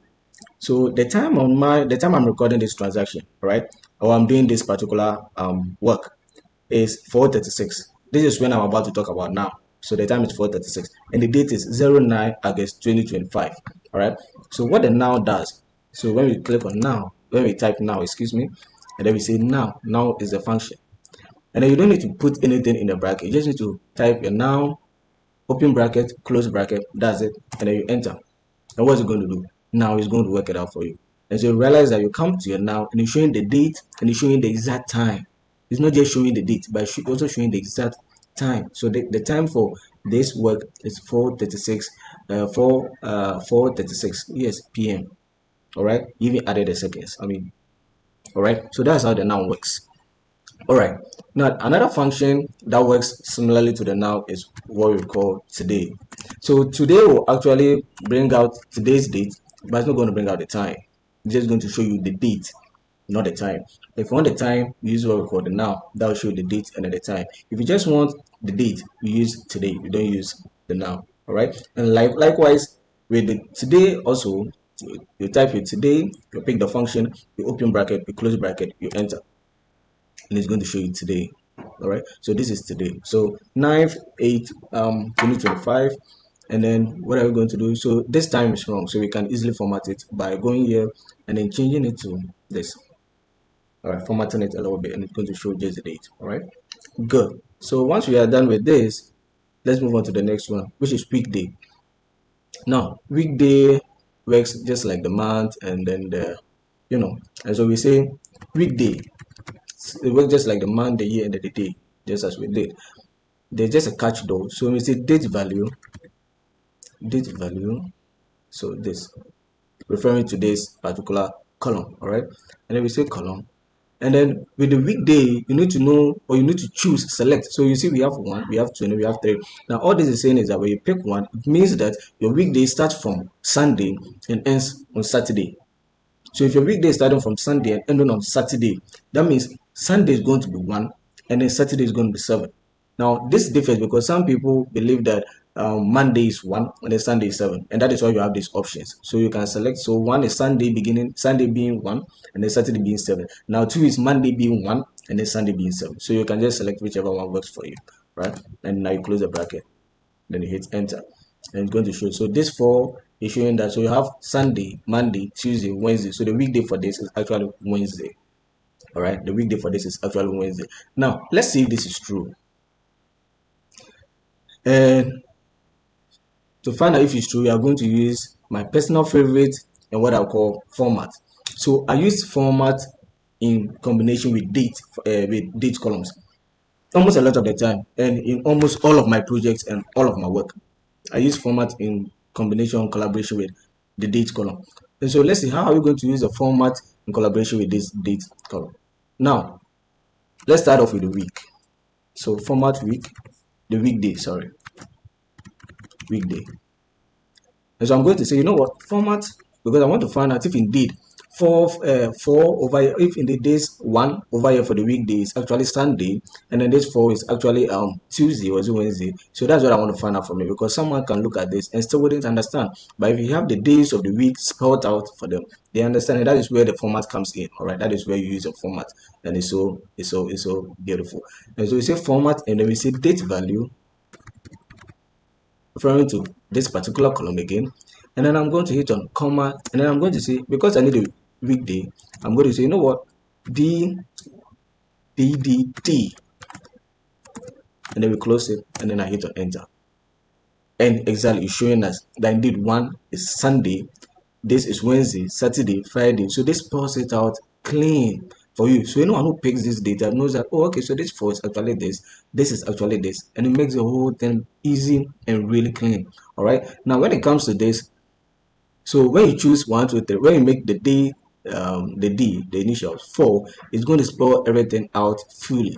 But then in instances where you just make it 3, it's going to shorten the spellings, or it's going to shorten them to this format. All right, don't make it 1, don't make it 2, at least make it 3 or 4. All right, that's beautiful. We can do the same for the months as well. So there are instances whereby the month is not in January, it's just 1/1/2025, and so in such scenarios you can also just use format and then use M, and again it's going to spell it out beautifully for you right over here. Okay, and then when you make it 3 as well, it's going to shorten it. So that's how to use the format and then the date function. My personal favorite, something I really like to use, and so we are done with our date and time function. So now let's talk about the calendar. All right, so I talked about all this, but I need to talk about the calendar. Now I'm just going to go straight to the point and show you how to use a calendar in a real life setting. Right, in a real life setting, I'm not going to go about or beat around the bush, but in a real life setting, how do you use a calendar or the calendar table? So now what I normally do when I get a data set, so for example, this data set has dates in them, but then again, is advisable to create your own calendar table and then use your own calendar table, the dates in the calendar table, to do your visualizations and your analysis. And when we get to visualizing and all that, we'll probably go through a few reasons why for you to understand. Okay, and so normally when I get my data set like this and there's date in them, I use the calendar. All right, and now what the calendar does is that, so assuming this is the date, so it's going to pick every single detail. All right, and so I use a calendar with min or max, so that I say that, you know what, calendar, the minimum should be this, the minimum date in this date column, and then the maximum date in this date column. And so you are going to find records of the minimum date through to the maximum date that I've given it. Now, let me show you an example. So this particular date begins with begins on the Wednesday, 24th August 2025, ends on 15th September 2024. All right, see how short this is. However, if I'm using the calendar, I'll click on this, go to new table. You are creating a new table as your dim table or as your calendar table. And so you just click on this, you have these options, you go to your new table, go to a new table. All right. And then when you go to the new table, you call this new table. Some people will just type dim table. I prefer to call it calendar table, so not to confuse myself. So calendar table. So this tells me that this is a table that I prepared for my date. All right, calendar table. And so what I do is I go with calendar. I say calendar. All right, calendar. Now I use min with calendar so that I say that okay, so calendar, the minimum date should be the date that I have in my data set. All right, so as a calendar, the minimum date should be the date that I have, not any random date, but the date that I have in my data set. And so that is why I use a minimum. So the minimum date in my data set, and then I say what? So date. I use it. So salaries. So salaries, and I use the date. So this is the minimum date. So and then I close it. So salary, the minimum date in my data set. Then I say comma, and then asking for the end date. So what should be the end date? Should the end date be 2025, 2024, 2023? But like I said, I like to use everything in my data set. So again, I'm going to say the minimum date should be that of my date in my data set. Then the maximum should be the same thing. So date, and then now I do it. I close it, and you close it again, and then I hit on enter. So now when you look at this, there's a lot. This, you see, there are more information to just that date because it's taken everything from 24th August 2025 through to the last date, which is 19th April 2008. So it's taking everything, every single thing. All right, that was in my data set. So that's how I use the calendar table in a real life setting. That's how I use the calendar table. Try to use it in combination with the min and max based on the date that you have in your data set, so that your analysis is easier and proper. You know, and yeah, it works better in such situations than just use calendar or leave it like that. You know, so using the calendar, the min and the max helps you to get every single detail between the minimum date and then the maximum date. All right, and that helps you in your analysis. All right, so thank you. We are done with that. We are done with the date and time functions. If you have any questions, kindly leave it in the comment section below. I would appreciate it, and I will really take a look at it. So now let's move on to our logical functions. Let's start off with the if function. All right, so the if function, and I'm going to say, so we are going to use this particular data set. So what does the if function do? So the if function simply says that if a condition is met, then return this value. If not, return this value. All right. And so what I mean by that is that in a situation where I say that okay, is Kofi a boy, or is Mbappe a boy? So if Mbappe is a boy, then I'm going to say yes. Else if Mbappe is not a boy, then no. And so the condition is going to be if Mbappe equal to boy, yes. Else, comma, no. So that's how it works. All right. So let's try something for an understanding. So again, we use a calculated column. And then I'm going to say, what I'm going to say is that, okay, so if this salary is greater than 50,000, 50K, then what do you do? So if the salary is greater than 50K, then we are going to say this person deserves a bonus.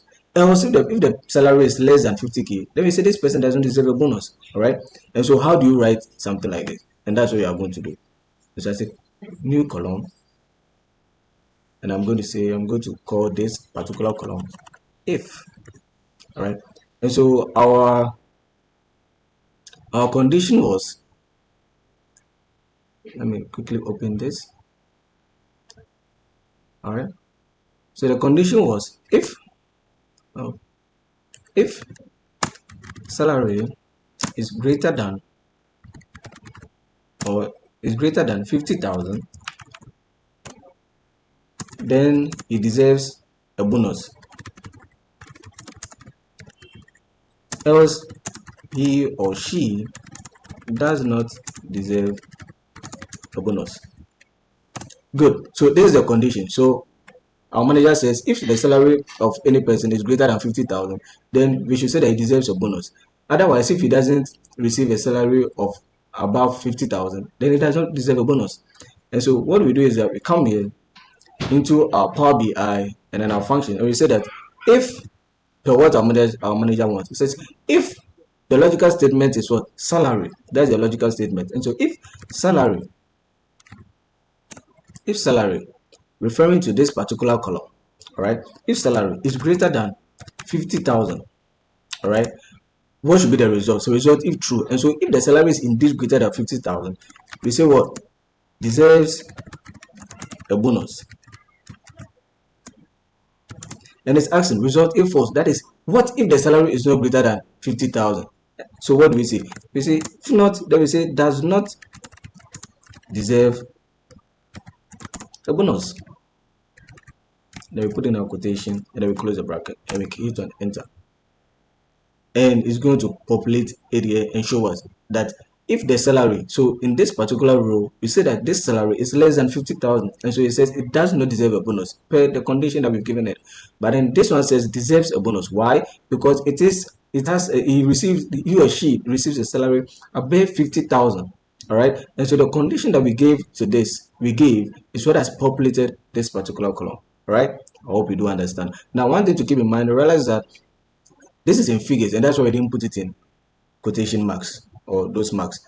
These are in text, and so we need to put them in a closing and opening quotation marks. All right, so let's keep that in mind. So if it's in figures, we leave it. If not, put them in. This is important. All right, so the next one is, let's talk about the end or function. Now, end or when we say end is simply when the end function is simply when two conditions are met. All right, so use the end when we want to see if two conditions are. So if the two conditions are met, then we say true. Then it says it's true. If the two conditions are not met, then it's false. However, always if either one of the conditions are met, that is fine. That is still true. But if both conditions are not met, then that will give you a false. What do I mean by this? So I'm going to say that if the salary is greater than 50,000 and the department is also finance, then it's going to return a value saying true, which shows that or indicates that indeed this particular salary is above 50,000 and the department is also finance. Any other thing aside this is going to give me false. And so let's jump in. It says and, so the first logical statement, department equals finance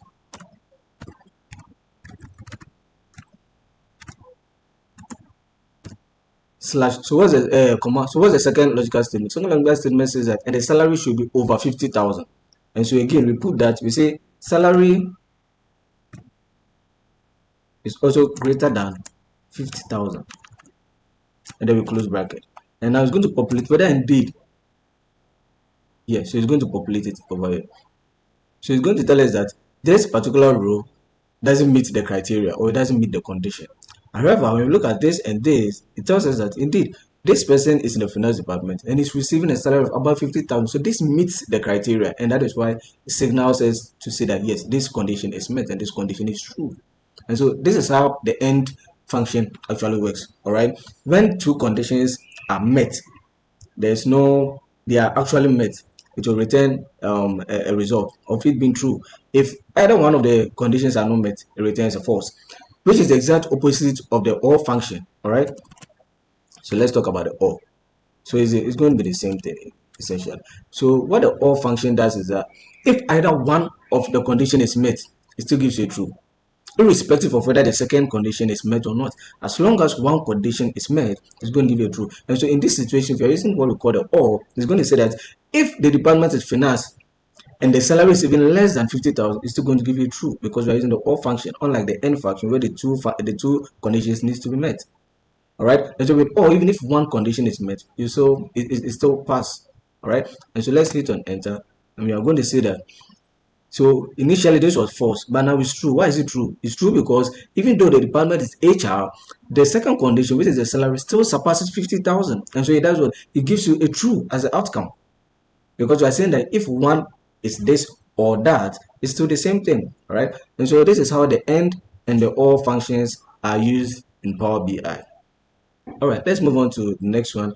So we have what we call the ampersand and we have the vertical pipe or the vertical line. Some people call it vertical line, some call it the ampersand. So these two are used, can also be used in place of the if and then in place of the AND and then the OR. The only difference is that, all right, so all right, so let's move on to, before we even move on to that, for you to understand, because it's similar, it's just the same thing. Let's look at using if and then and or all together. All right, so there are situations where you have the opportunity or you need to use the if function in collaboration with the and then the or function as well. Let's see how that plays out. So if underscore end. So what it's going to say is that if two, what this means is that if two conditions, now we are using the end, so please kindly pay attention. If you're using the end, it means two conditions need to be met. And we are saying that, okay, so if these two conditions are met, you remember when we use the end and then the or independently, there was no any result afterwards. You only just give us true or false. But if you want a different thing other than the true or false, then we need to use the if function so that we can say that if this condition and this condition is met, then you should give it this. Other than that, we should give it that. So that is where the if condition comes in. So the if condition gives you the opportunity to choose anything other than true or false.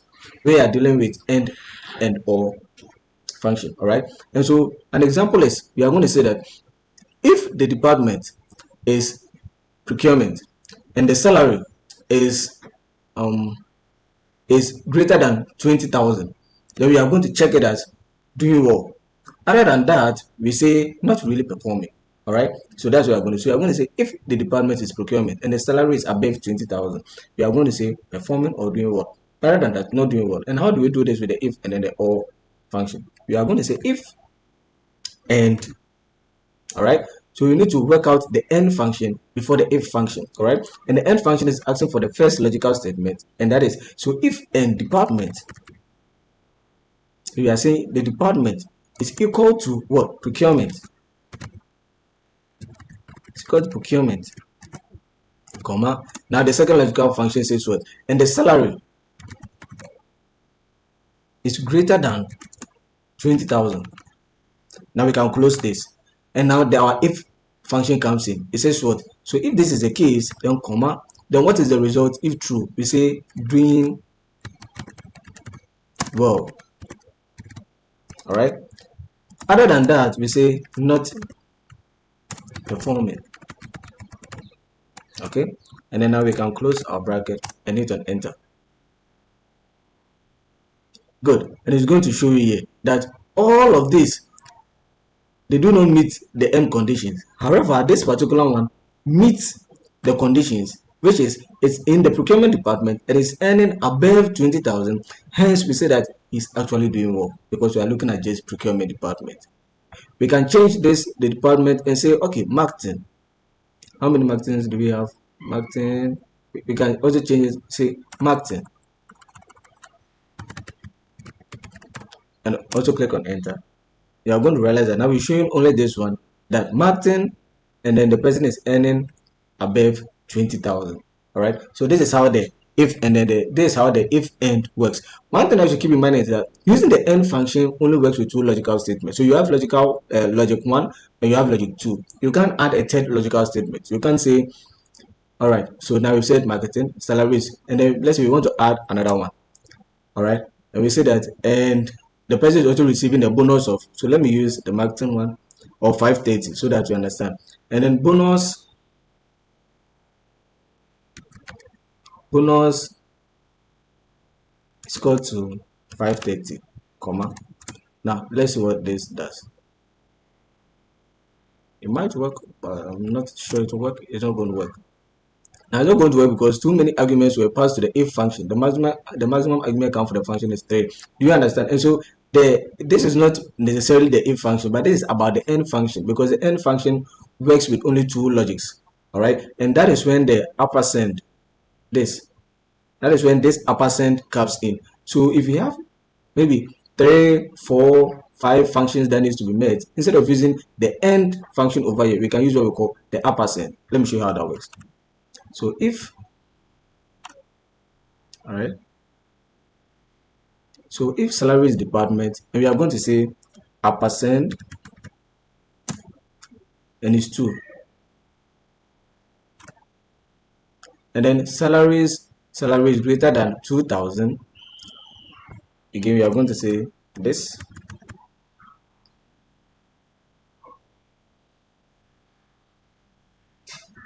Oh,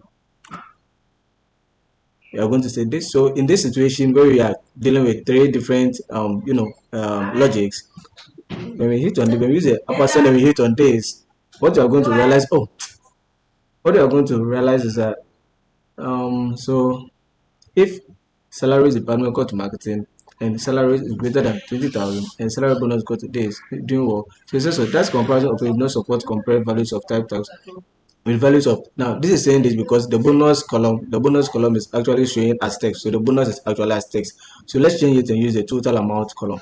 All right, and so we are going to say the total amount.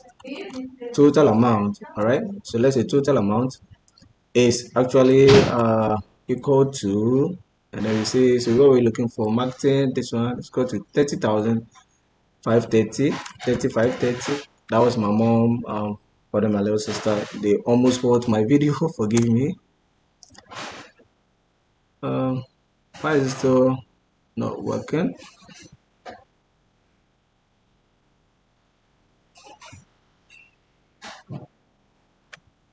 To convert. Oh, so excuse me, so this is in numbers, this is also in, so let's change this. I think this is in text, so let's change this to whole numbers. Excuse me, sorry about that. Let's change this to whole numbers. All right, so now change it to whole numbers, and so now let's see if this is going to work. Enter. All right, so now it's working. So now we are able to use the theory. So let's change it so that you know it's working. So if yes, we are going to say good. If not, we are going to say not good. All right, and click on enter so that you know it's working. All right, so you can see the changes now. So it's saying that, so we're having an issue because this total amount column, which is why it's important for you to do your data cleaning properly. I didn't do my data cleaning properly, and that is what's causing this problem. And so this was in text, so you have to change it to numerical, because numerical, so that the equation could work. All right, and so we're saying that if the salary department is equal to marketing, so marketing this, and the salaries is greater than 20,000, yeah, this is greater than 20,000, and then the total is also equal to 350, then we say good.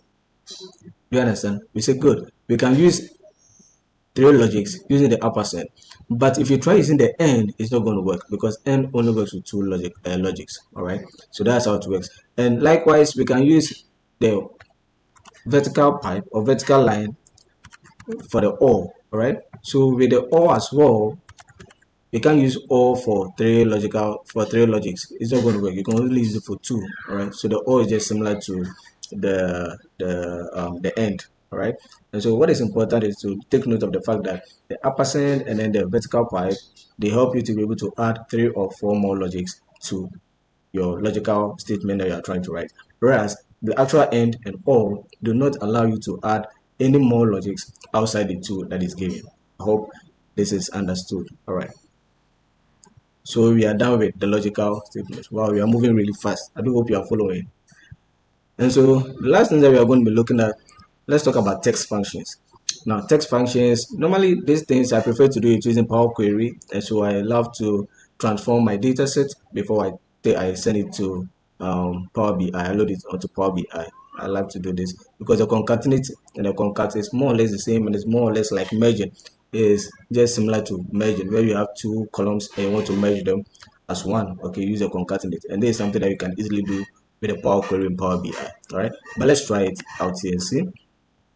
So we open a new column, calculated column, and let's say that we want to bring this department and this San Francisco as one.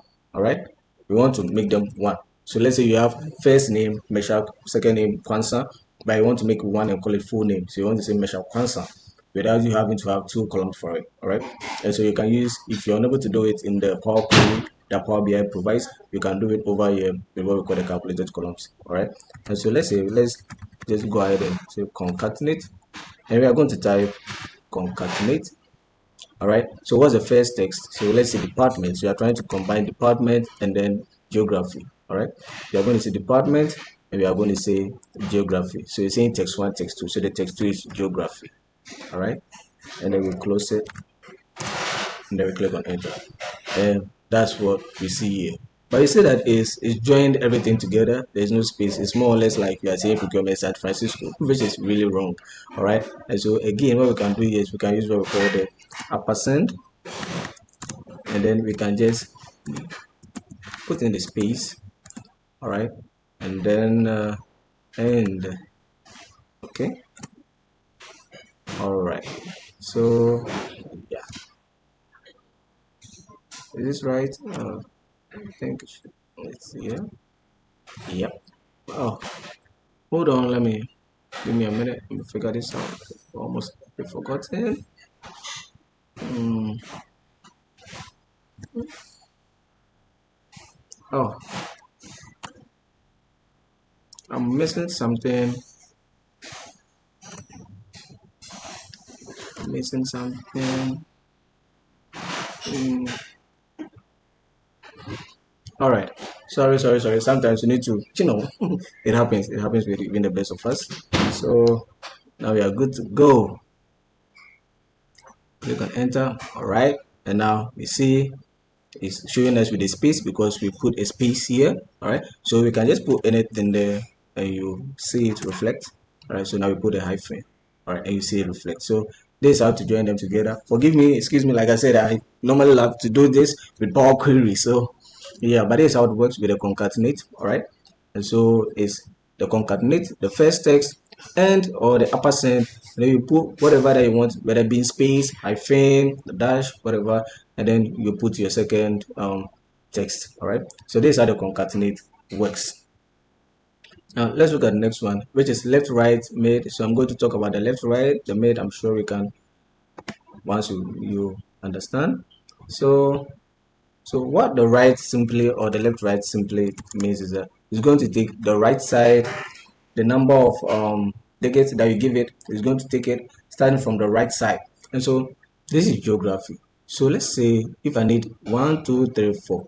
So the last four of this particular column. So the last four items. No, the last four decades, last four numbers, alphabet, whatever, what have you, will be the last four. Maybe you have a date, like this column, you need the last four. All right. So let's use the date. So you need the right side, the right is going to take from the right. All right. So you need the year. Okay. So what we can do is you can see the right. And then what is the text? The text is the date. So salaries date. So this date, all right. And we are going to say that the number of characters, we need only the last four. And then hit on enter. You are going to get just the last four of it. So you are only going to get the year 2005. So that's what you are going to get. So that's how the right works. So you can do that with any other column. So let's say you want the last four for this particular column, the if end column. So again, you can just say salaries if end. All right. And we need the last, maybe this time we need the starting from the right. We need the two starting from the right. Then we get OD because that's it. And then again, say now we want it from the left side. We want to start picking from the left. We want to start picking from the left. All right. So from the left, we want the first three decades or what have you, and we can just change this and say first three and click on it, and now I'm going to get the first three. All right. Of and you can do this for almost any other thing that you want. All right. So that's how that works. And then we have what we call the upper lower trim, and I'm sure you already know this. We've talked about the upper, the lower, and then the trim already using Power Query. So what is the upper? So let's say this particular column we have Emmanuel, full name Emmanuel Azaglo, Daisy Kupikinata, Sabayana Yani, Kizia Kakwa, Jafet Kwame, Shuai Dabana, we have Ali. So we want this particular column, all the items in this particular column as capital letters. We don't want them in small letters. Perhaps your manager decides to change his mind or mind and say that, you know what, this particular column is in small letters, so small cases, but we want it in capital case, in capital letters. Also, how do you go about this? And you already have the data set in Power BI. You don't need to panic. All you need to do is to come to your section and then type alpha and then go to ask for the text, and the text is full name. So you're going to say full name, then close the bracket, hit on enter. And what's going to happen? So it's going to change every single thing into upper cases, into capital letters. All right, and you can do the same with the lower case. So let's say your manager comes again and say, you know what, I just want to disturb you a little bit, and I just asked you to do this in uppercase, but I changed my mind and I want you to do it in lowercase. You're like, oh sure, manager wants to worry me, but that is fine, I'll still get it done. So you just use the lower, hit on enter, and voila, you're going to have your section in lower cases. Assuming we already spoke about the trim, and trim helps you to clear all unnecessary lines before items in the cell or after. And so assuming there are unnecessary spaces, all right, so like so in this scenario, let me see, I don't think I have it, I don't have it. So in the scenario one of our where we had with Oscar, we had unnecessary spaces before the name. You know, we use what we call the trim, and so you can use the trim here as well. So you just use trim, and you put in the name, so the full, the text, the column. So you put in full name, then you close the bracket, hit on enter, and it's going to remove all unnecessary spaces. It's going to just remove all unnecessary spaces that you have in that particular column. All right, so that is how the trim also functions, or the trim works. Okay, now let's talk a little bit about replace. So replace is nothing more than so let's say there's a particular alphabet, a particular number that you want to replace in a particular column. All right, so we say replace. So assume you want to replace all the E's in this particular column with A. So we want to replace all the E's. So let me say trim all the E's in this particular column with A.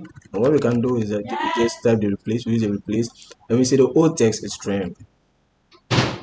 Oh, salaries trim. I can't find that. My mom can shout. All right. So let's say the if and n. Let's use if and n. I think because we're working on. All right. And we say the start position is we want to change out all the O's. So the start position should be 1, 1. The number should be 3, and then the new text should be replace old text. Oh, sorry. So replace old text, replace O. Oh no. So replace in this bracket start position 1.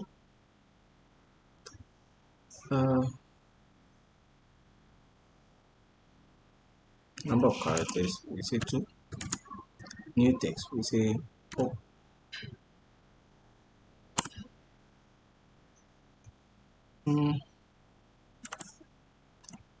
So how does it replace? Excuse me, give me a few minutes. So the new text we are going to say if the old text. So old text is not. Nah, not good.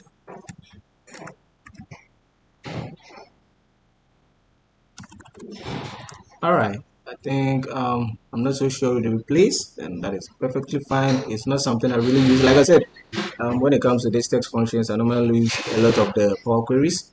So I'm not so sure, but I'll go do my check. In the next video, I'll probably come and then I'll show it to you. So yeah, because I really don't want to take a lot of the time. Yeah, I don't want to take a lot of time. So let's move on to the next one. Next function. Let's talk about the calculate and then the filter, and that is going to end it for today. Okay, but if I remember the replace, I'll probably still come back and then get it done before we close. But I just want to finish it up without making this video too long. All right, and so with the calculate. So what does a calculate do? So calculate simply helps us to know the value of something specific, something particular. All right, so let's assume and say that okay, so we have this data set, we want to know the salary for people in HR, people in procurement, the total salary for people in HR, people in procurement. Your manager comes and puts that across to you. Now I want to find the salary of only people in HR, only people in procurement. Now what we do is that we can use what we call the calculate. The calculator helps us to do that. Now the calculator is a measure, not a calculated column. It's a measure, okay? And so we use a measure. And so we are going to say calculate. Ooh, la, la. Calculate. And then what you're going to type is calculate. Well, so what is the expression? Calculate the sum salary, the total salary, right? So calculate the sum salary, and we are going to filter it by department. And what department are we looking for? What department salary are we looking for? So we can come here and say HR, admin, account, anyone, and then hit on the enter. And we are going to find that here. And so we can bring this out and use the card, and it's going to show that this is the amount that we spent on people in the HR department. We can as well just go back and say, you know what, we don't want this in HR department, we want this in account. And we can just change this to account. And it's going to show us only in account, only people in account. All right. And so we can just one more and say that, you know what, we want the total salary of people living in Accra. So geography, number of people living in only Accra. And what we can do is we can say people living only in Accra. Sure, why not? And that's going to give us the total of people living in only Accra. All right. Now there are instances where whenever you use the calculated, you are using measures over here. So for instance, you have total salary or total quantity, and you want to find, you can use something we call the filter. All right. And so what is it? Let's start with the question actually. So what is a refresh in Power BI? So what a refresh does is that it helps you to update records that were hitherto not in the original data set. All right. And so a scenario is like, let's say you are in a company, maybe a financial institution, a bank or something, or you work in a marketing department or with a marketing company, or you also work in a company like, and in the department that I do, you look at cost savings, all right? And then your manager comes to you one day and he's like, you know what, in about 2 weeks or in about a month's time, we are going to get some high stake holders or some top level management, and you're going to be coming around and you're going to come to our department and we want to show them how we in this particular department are performing. And so we probably want to show them our financial performance for this particular year or for half the month, or we want to show them our cost savings for the month. And so your manager gives you this data set, and so he gives it to you in either CSV or in an Excel file, okay, through the data entry person. And so as a data analyst, you take this data and you know that you have 2 weeks to do everything possible. You have 2 weeks to clean this data set, to transform the data set, collect the data, to perform your analysis, and then visualize the data, create a dashboard that is so appealing that anyone that sees it is able to tell what you are trying to, talk about or illustrate, right? And so you take the data set, you do all of this, you do the cleaning, and then just before a day to the meeting, right? Or to your, to your you communicating your findings to management. You've done everything. You have your transformation was spot on. The analysis was good. The dashboard is appealing, and so you are just set and you are ready to show management what the department has really or how the department has really performed and everything is in place. But just before the day for your meetup, a manager comes back and he's like, hey Meshach, or hey Jerome, or whoever you are, it's like the data entry person forgot something. So in the original data set, there was supposed to be an additional 5 transactions, 10 records, 200 records, and we've just happened to see it. And so we are adding it to the data set that you already have.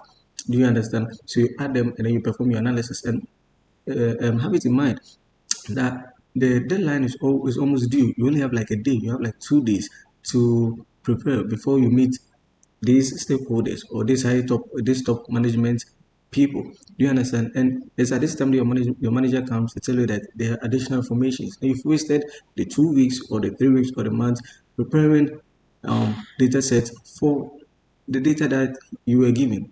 Do you understand? And so now you are left wondering, how do you go about this? Do you need to stay awake 24/7 for these 2 days, for this day, so that you'll be able to start all over, do your transformation, your data cleaning, your visualization again? And that's where a lot of entry level new data analysts get confused on.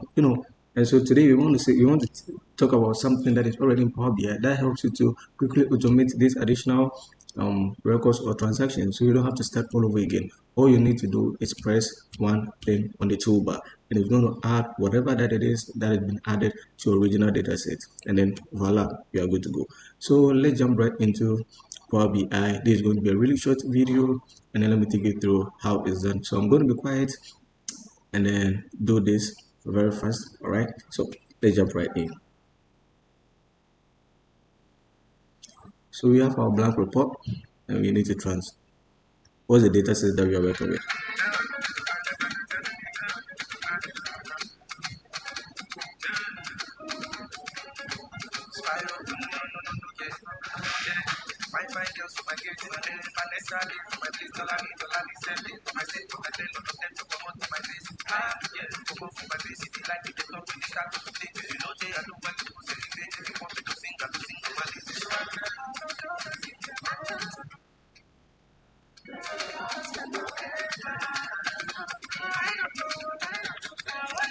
So because we've already talked about how to import data and how to transform data, I'm not going through that. All right, so we are just going straight to what the topic is for today. All right, yes.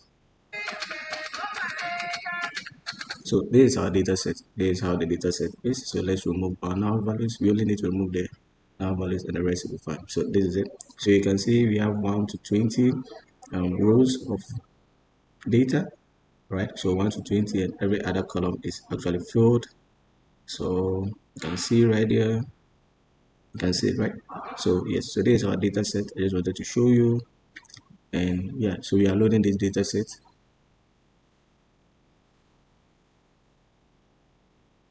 right? Good.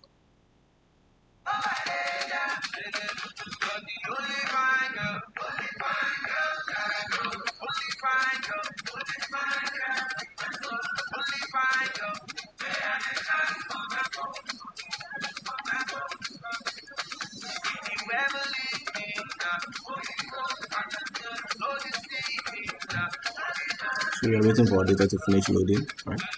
So our data is done. Our data is downloading. We have 20 rows of data loaded.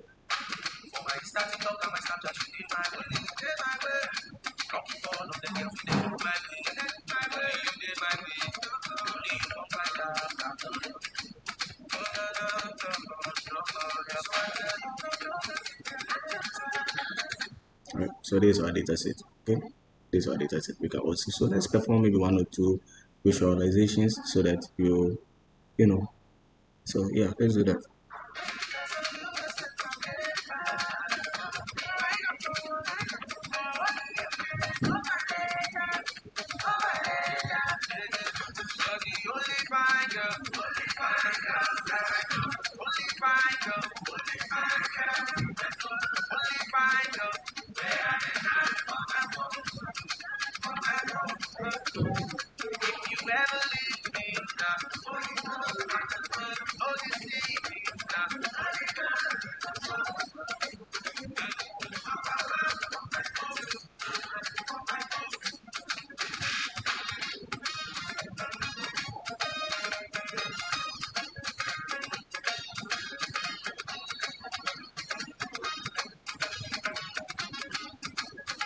More music on trendybeats.com.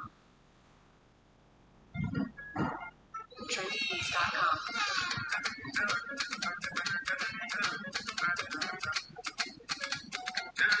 All right. So let's say now we have this visualization, and yeah, so this is what we have. So we are going to go in our, so we can see that currently the sum of total amount is 740. So this is what we have. All right, so this is what we have. This is the initial data set that we had, and let's say we've done performing or analysis, clean the data set, and we've created our visualizations. And in this scenario, let's say this is our 2 visualization. This is not the visualization series, so forgive me. Let's say so we create our visualizations, and this is our visualization. All right, and then we go and then we save. Let's say we save it. So we save it as test drive.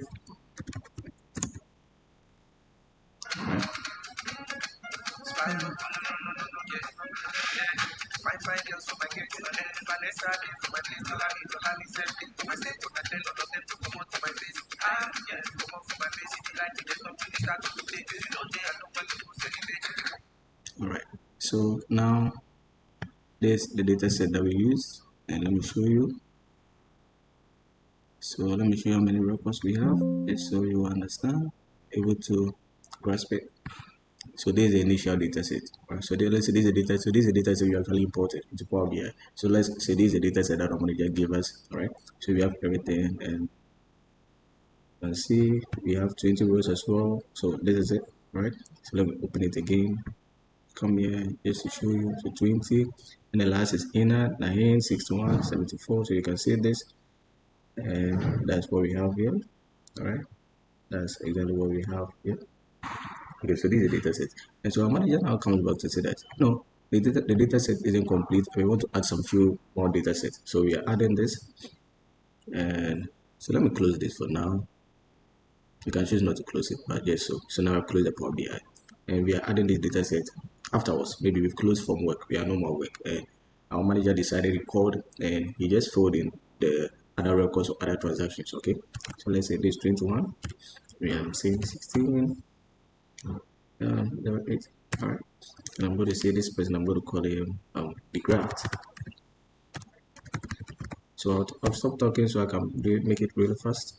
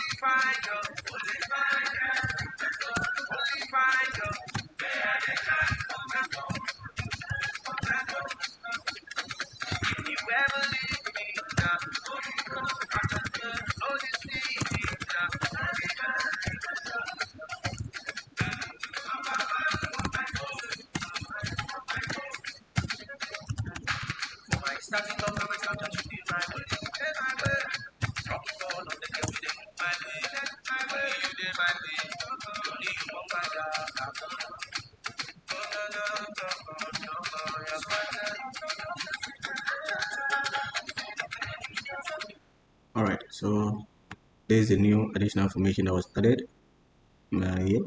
So let me highlight it. There's additional information that we have now. So this is additional information. Right, now let's save this. All right, so it's saved. Let me go back to open our Power BI.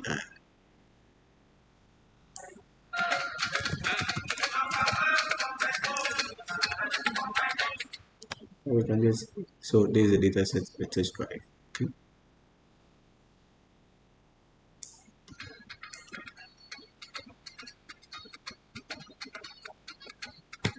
So we are opening our data set. All right, we're opening the work what we've already done. Right. So we named it, remember we named the test drive. So that's where we are opening again Power BI. After that, additional information have been added. All right.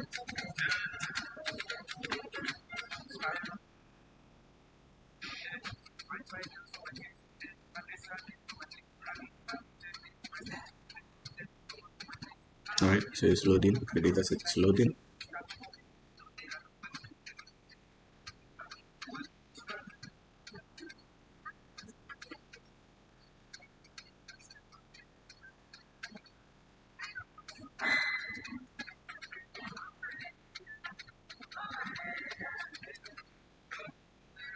A minute, it's taking a while. Okay.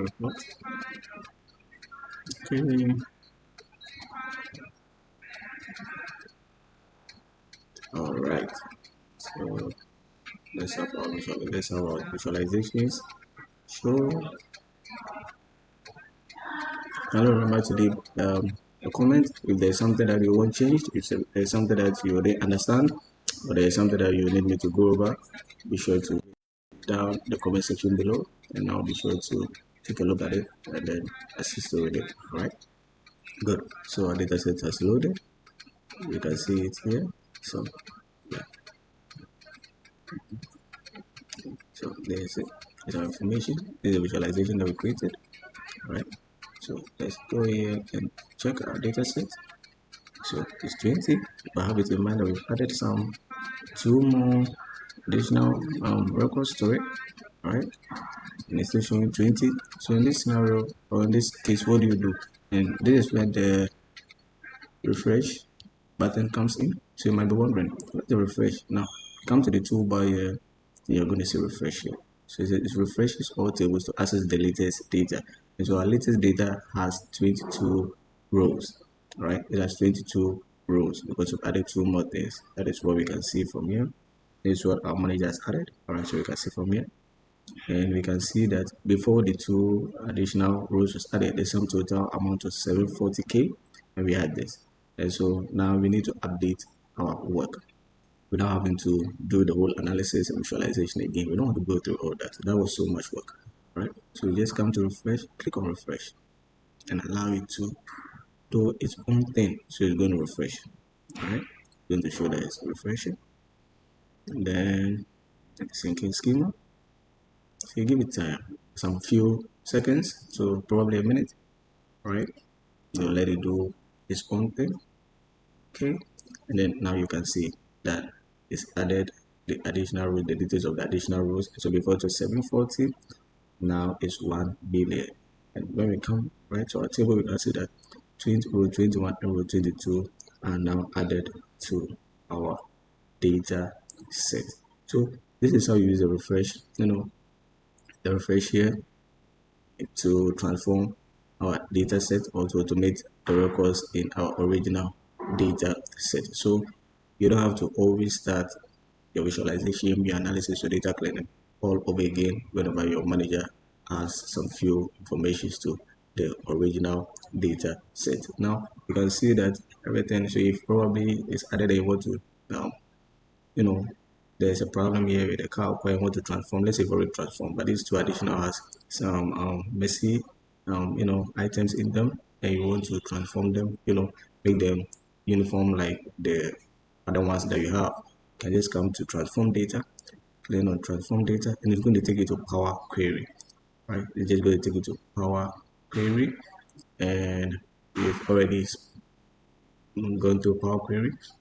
So the tag here has already been added because of the refresh, and then maybe you can just do your proper and your whatever that you want to do to those particular two items if you feel they are different from how you want your records to be. All right, so yes, that is refresh. Hello, yeah, good morning and welcome back to my channel. In today's video we are going to be looking at list or groupings in Power BI. So when we say list is simply kind of groupings in Power BI. So a scenario is like, let's say you work with a manufacturing company, all right, and this manufacturing company manufactures and distributes products all over the world, or they distribute products globally. Okay, and so once you manufacture the products and distribute the products, it goes to different countries. Okay, it goes to different countries. So countries like Germany, Ghana, United States, UK. All right, so these products go there. Now, when these products go there, let's say Ghana, for example, when the products are distributed to Ghana, it's also further distributed into other places. All right, and so in Ghana, the products can be sent to places like Kumasi, Tamale, Ada, Volta region.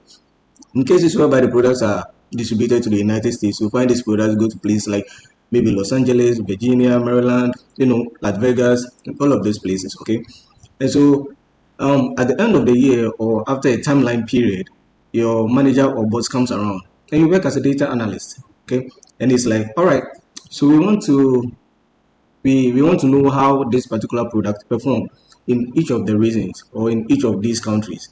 Okay, so that's what your manager wants, and we are like, oh, that is fine. So you take your data set, you do everything that you're supposed to do as a data analyst. You collect the data, you collect it from the various sources to your main source where you'll be doing your analysis. You then go ahead and then you transform the data. You do your data cleaning and transformation, which we talked about in Power BI. If you've not seen that, kindly go to my playlist and then check it out where I talk about data cleaning in Power BI. I have the part 1 and part 2. All right.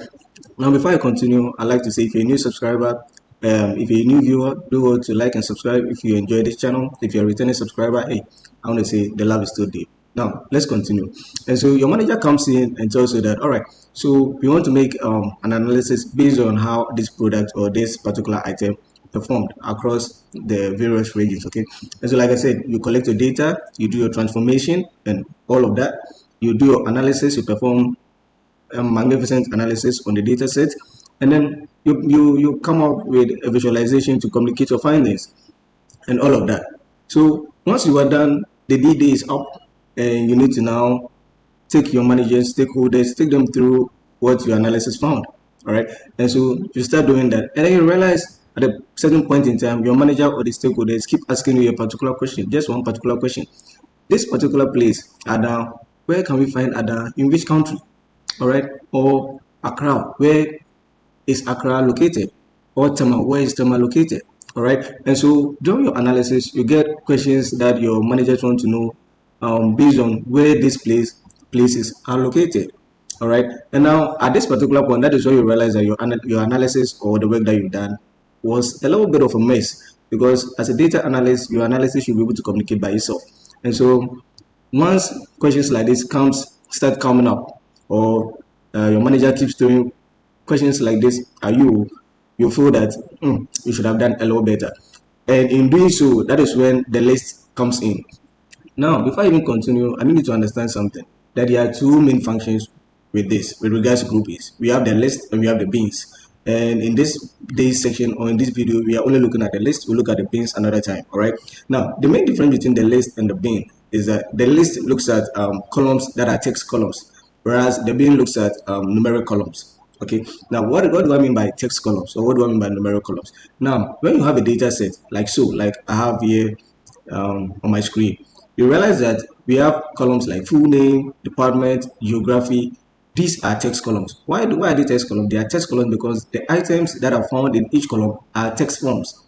You don't find numeric items in any of these columns. The items in there are of text format. All right, and so we say they are text columns. However, columns like date, age, salary, bonus, and total amount, we use the bin because the bin focuses on date and numeric columns.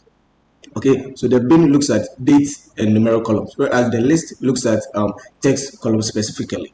And so if you want to group any item under a text column, you go with what we call the list. And if you want to group items under numerical columns, you go with what we call the bin. All right, now we look at the bin in another video. This morning, I want to make this quick, and so we are only talking about the list. All right, so we have a data set like so, and just as the example that I gave, this is a geographic column. And when you look under this column, you can see that we have San Francisco, Los Angeles, we have Accra, Ada, Vegas, New York, etc.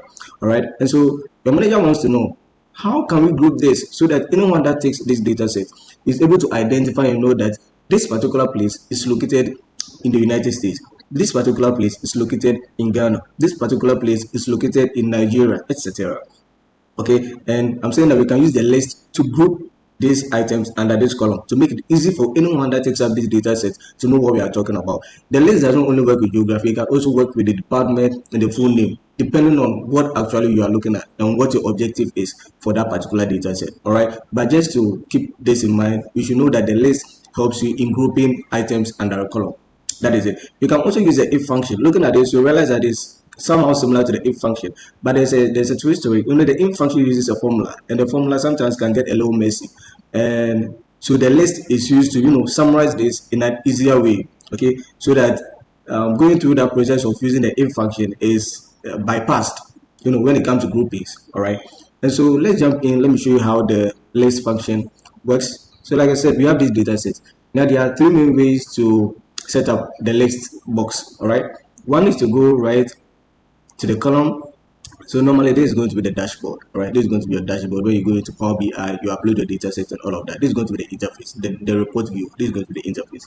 And so you can start from here, and what you can do is that you can come right here and then choose whichever column that you want to be grouping. All right, but I don't really like to use this format because it can get a little complicating, and so I prefer you go to the table view where you have a general overview of your table, the columns and all the items that are in there. All right, and so once you see this, now you're able to say that, okay, so which column am I working with, and then you can select from here. Now the first way to do this is that you can go to that particular column, right click on the column, and then you come to new group. So clicking on new group is going to take you to a list box. So this is the list box. This is how the list is supposed to appear as. All right. So that is the first way to go into the list box. The second way is to come right here, right click on the particular column as well, and you also can go to new group. All right, and you are going to see the same thing. And the third way is to click on these three dots.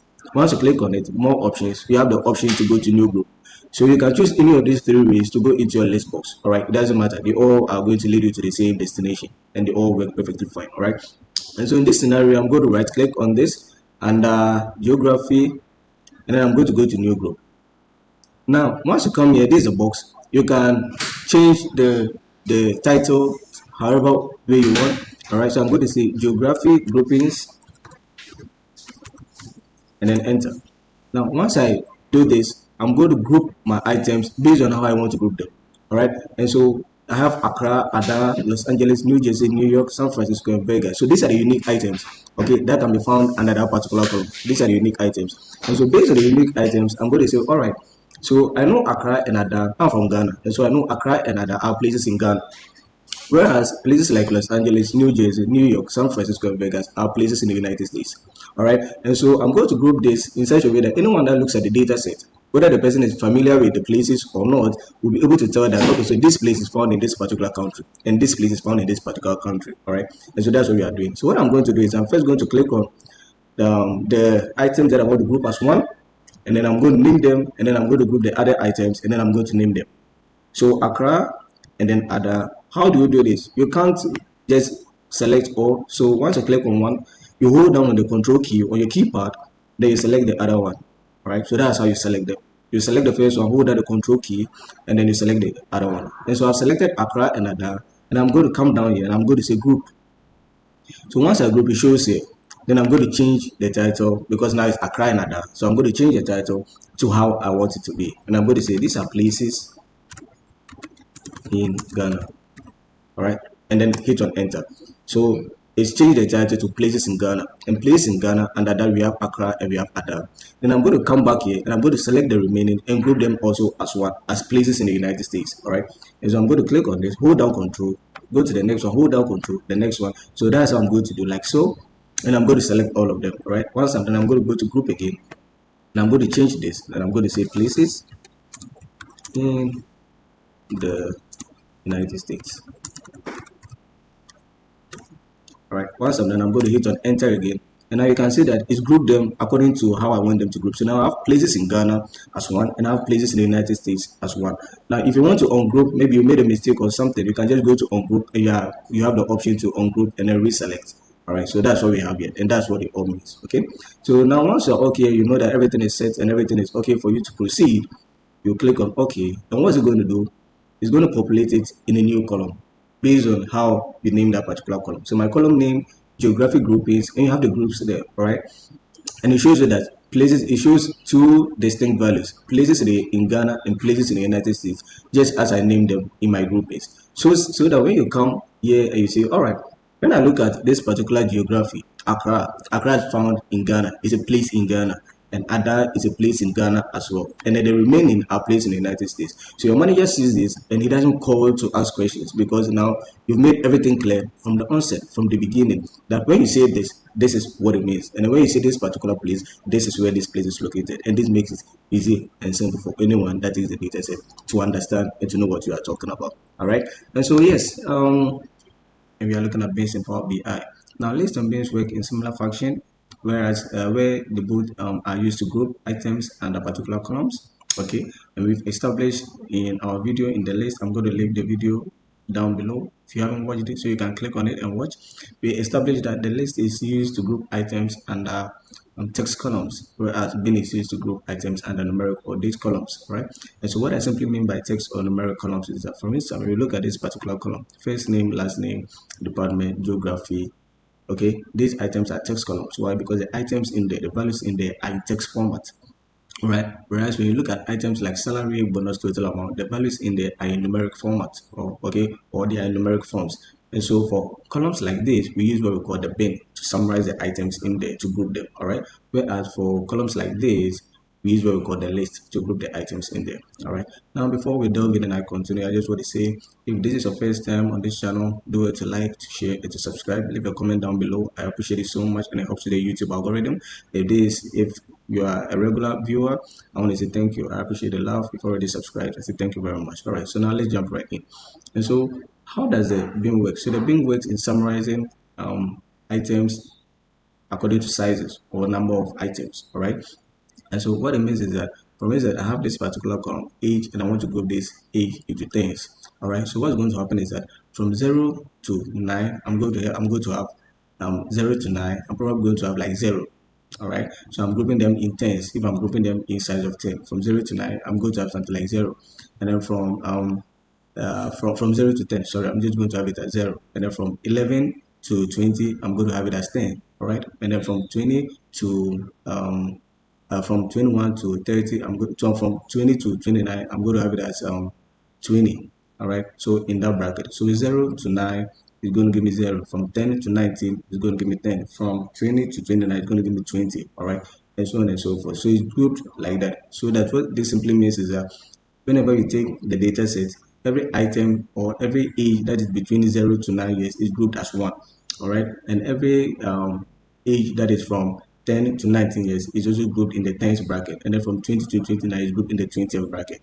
All right, do you understand? And so the bin size can also differ. You could make it 20, you could make it 30, you could make it 50. When we say if it's 50, we say from 0 to 50 is grouped as 0, and then from 51 to maybe 100 is grouped, so the groupings, you can try your hands on it. So that's how the grouping works. All right, group. So in this instance, we are going to be looking at the age column, and likewise, you can, before you go to the bin box, you can click on this, right click, and then go to new group, or you can come right here, right click, go to new group, or you can click on these 3 dots. There's a 3 dots over here, go to new group, and they both work the same way. All right. And so go to new group, and I'm going to say age groupings. All right. I'm going to say age groupings, and I'm going to hit on enter. And I'm going to leave the group type as bin because it's bin, and the size is bin. But the size, I want to make the size 10. Inside of 10. So I'm grouping from 0 to 9, from 10 to 19, from 20 to 29. All right. And so that's the bin size. And so I click on OK. And what's going to happen is that it's going to populate that in here. All right. So you can see that from 20 to 29, they're in the 20th bracket. And so it's showing you that it's in the 20th bracket. And from 10 to 19 is showing you that they are in the 10th bracket, and so you're showing the 10th bracket. Now when you come here, you can see that from 40 to 49 are in the 40th bracket, and so you're showing you that this is a 40th bracket. So this is the 10th bracket, the 20th bracket, the 40th bracket, the 60th bracket, and so items within that bracket, within that range, is what is showing here. So that when you go to do your analysis, all right, when you go to do your analysis and you take age group and you take total salary, and let's say you take something like this. All right, so this will tell you that, so the age group in the 60th bracket, so from 60 to 69 years, the total sum that we had was 194,700 USD or Ghana cedis. All right, so this is the total amount for people who spent within the ages of 60 to 69 years. And then when you come here, it shows you that, so this is the age group in base 40, the sum total is 119,500. So it tells you that people who spent between the ages of 40 to 49 years, this is their total salary, and then so on and so forth. And so people who are within the ages of 0 from 10 to 19 years, the total that they also spent was 173,596. All right, so this is how the bin works. And so if your data set, that particular column is so much that you can work with, you can analyze with. If you try analyzing, it's going to complicate data set. You can use the bin to group them, to summarize them. All right, so that when you are doing your analysis, it makes it easier for you to explain and then do your analysis. You can go ahead and break it down using the drill through, but we'll be looking at the drill through in a different video. Hello. Yeah, and welcome back once again to my channel. And in today's video, we are going to be looking at how to find top n values. Now, when I say top n values, what I'm simply trying to say is that we are going to look at how to find. Probably you have a number of products, you have a certain number of products, and you have a certain number of, and you have an equivalent unit sold revenue, total revenues. But your manager just wants to know, you want to know which products are actually performing and which ones are not performing. And so he or she wants you to put up something to show maybe the top 10 products that are performing based on the revenues that they are generating or the quantities that are being sold. All right. Or on the other hand, you can have your manager wants to know which products are underperforming, all right? And so which products, which 10 products are bringing in the less cash, less revenue, or are being requested for. That means you have less, yeah, quantities requested or quantities sold. All right. And so your manager comes to you and he tells you that this is the data set that we have. Meshach, I just want to know which products are bringing in the most revenue. I need you to draft a little something in Power BI to show us so that we'll know what to do when it comes to those products, and whether to concentrate more on those products or to concentrate less on those products. All right. And so this is something that we'll be looking at. We are going to be looking at today. Now, don't get me wrong. This might seem easy, but it wasn't easy at first when I started out. I remember when I first started out, I went onto YouTube and I saw a couple of videos and they were using functions and DAX functions. And I was like, oh, I wanted to do that until I went for an interview and it was just that they wanted to find the top 10, top 5. And that's one thing about data analytics. All right, there are so many ways to derive a result or an answer, but you just need to go for the ones that make you feel comfortable, the one that is easier, and the ones that leads to the right outcome. That is it. All right, that is it. You don't need to worry about the DAX functions and all that. If your formula leads to the right answer, that's what you take. But I didn't know that when I started out. I watched some videos about using DAX to find the top N and all of that. And so I went for the interview, and then it was a whole mess. I don't want to talk about that. So in today's video, we'll be jumping right in. I'm going to show you an easy way to go about that and an easy way to solve such questions. Now, before we delve into, I just want to say, hey, if today is your first time being here on this channel, I appreciate you so much for giving this channel an opportunity, a chance. All right, and I say, hey, welcome to the family. Do well to enjoy today's video. If you're a returning subscriber, returning viewer, hey, the love is deep. I really do appreciate the effort. All right, so let's jump right in. And so let's say that we have this particular data. So think analytics. We have the store data set and we have product names.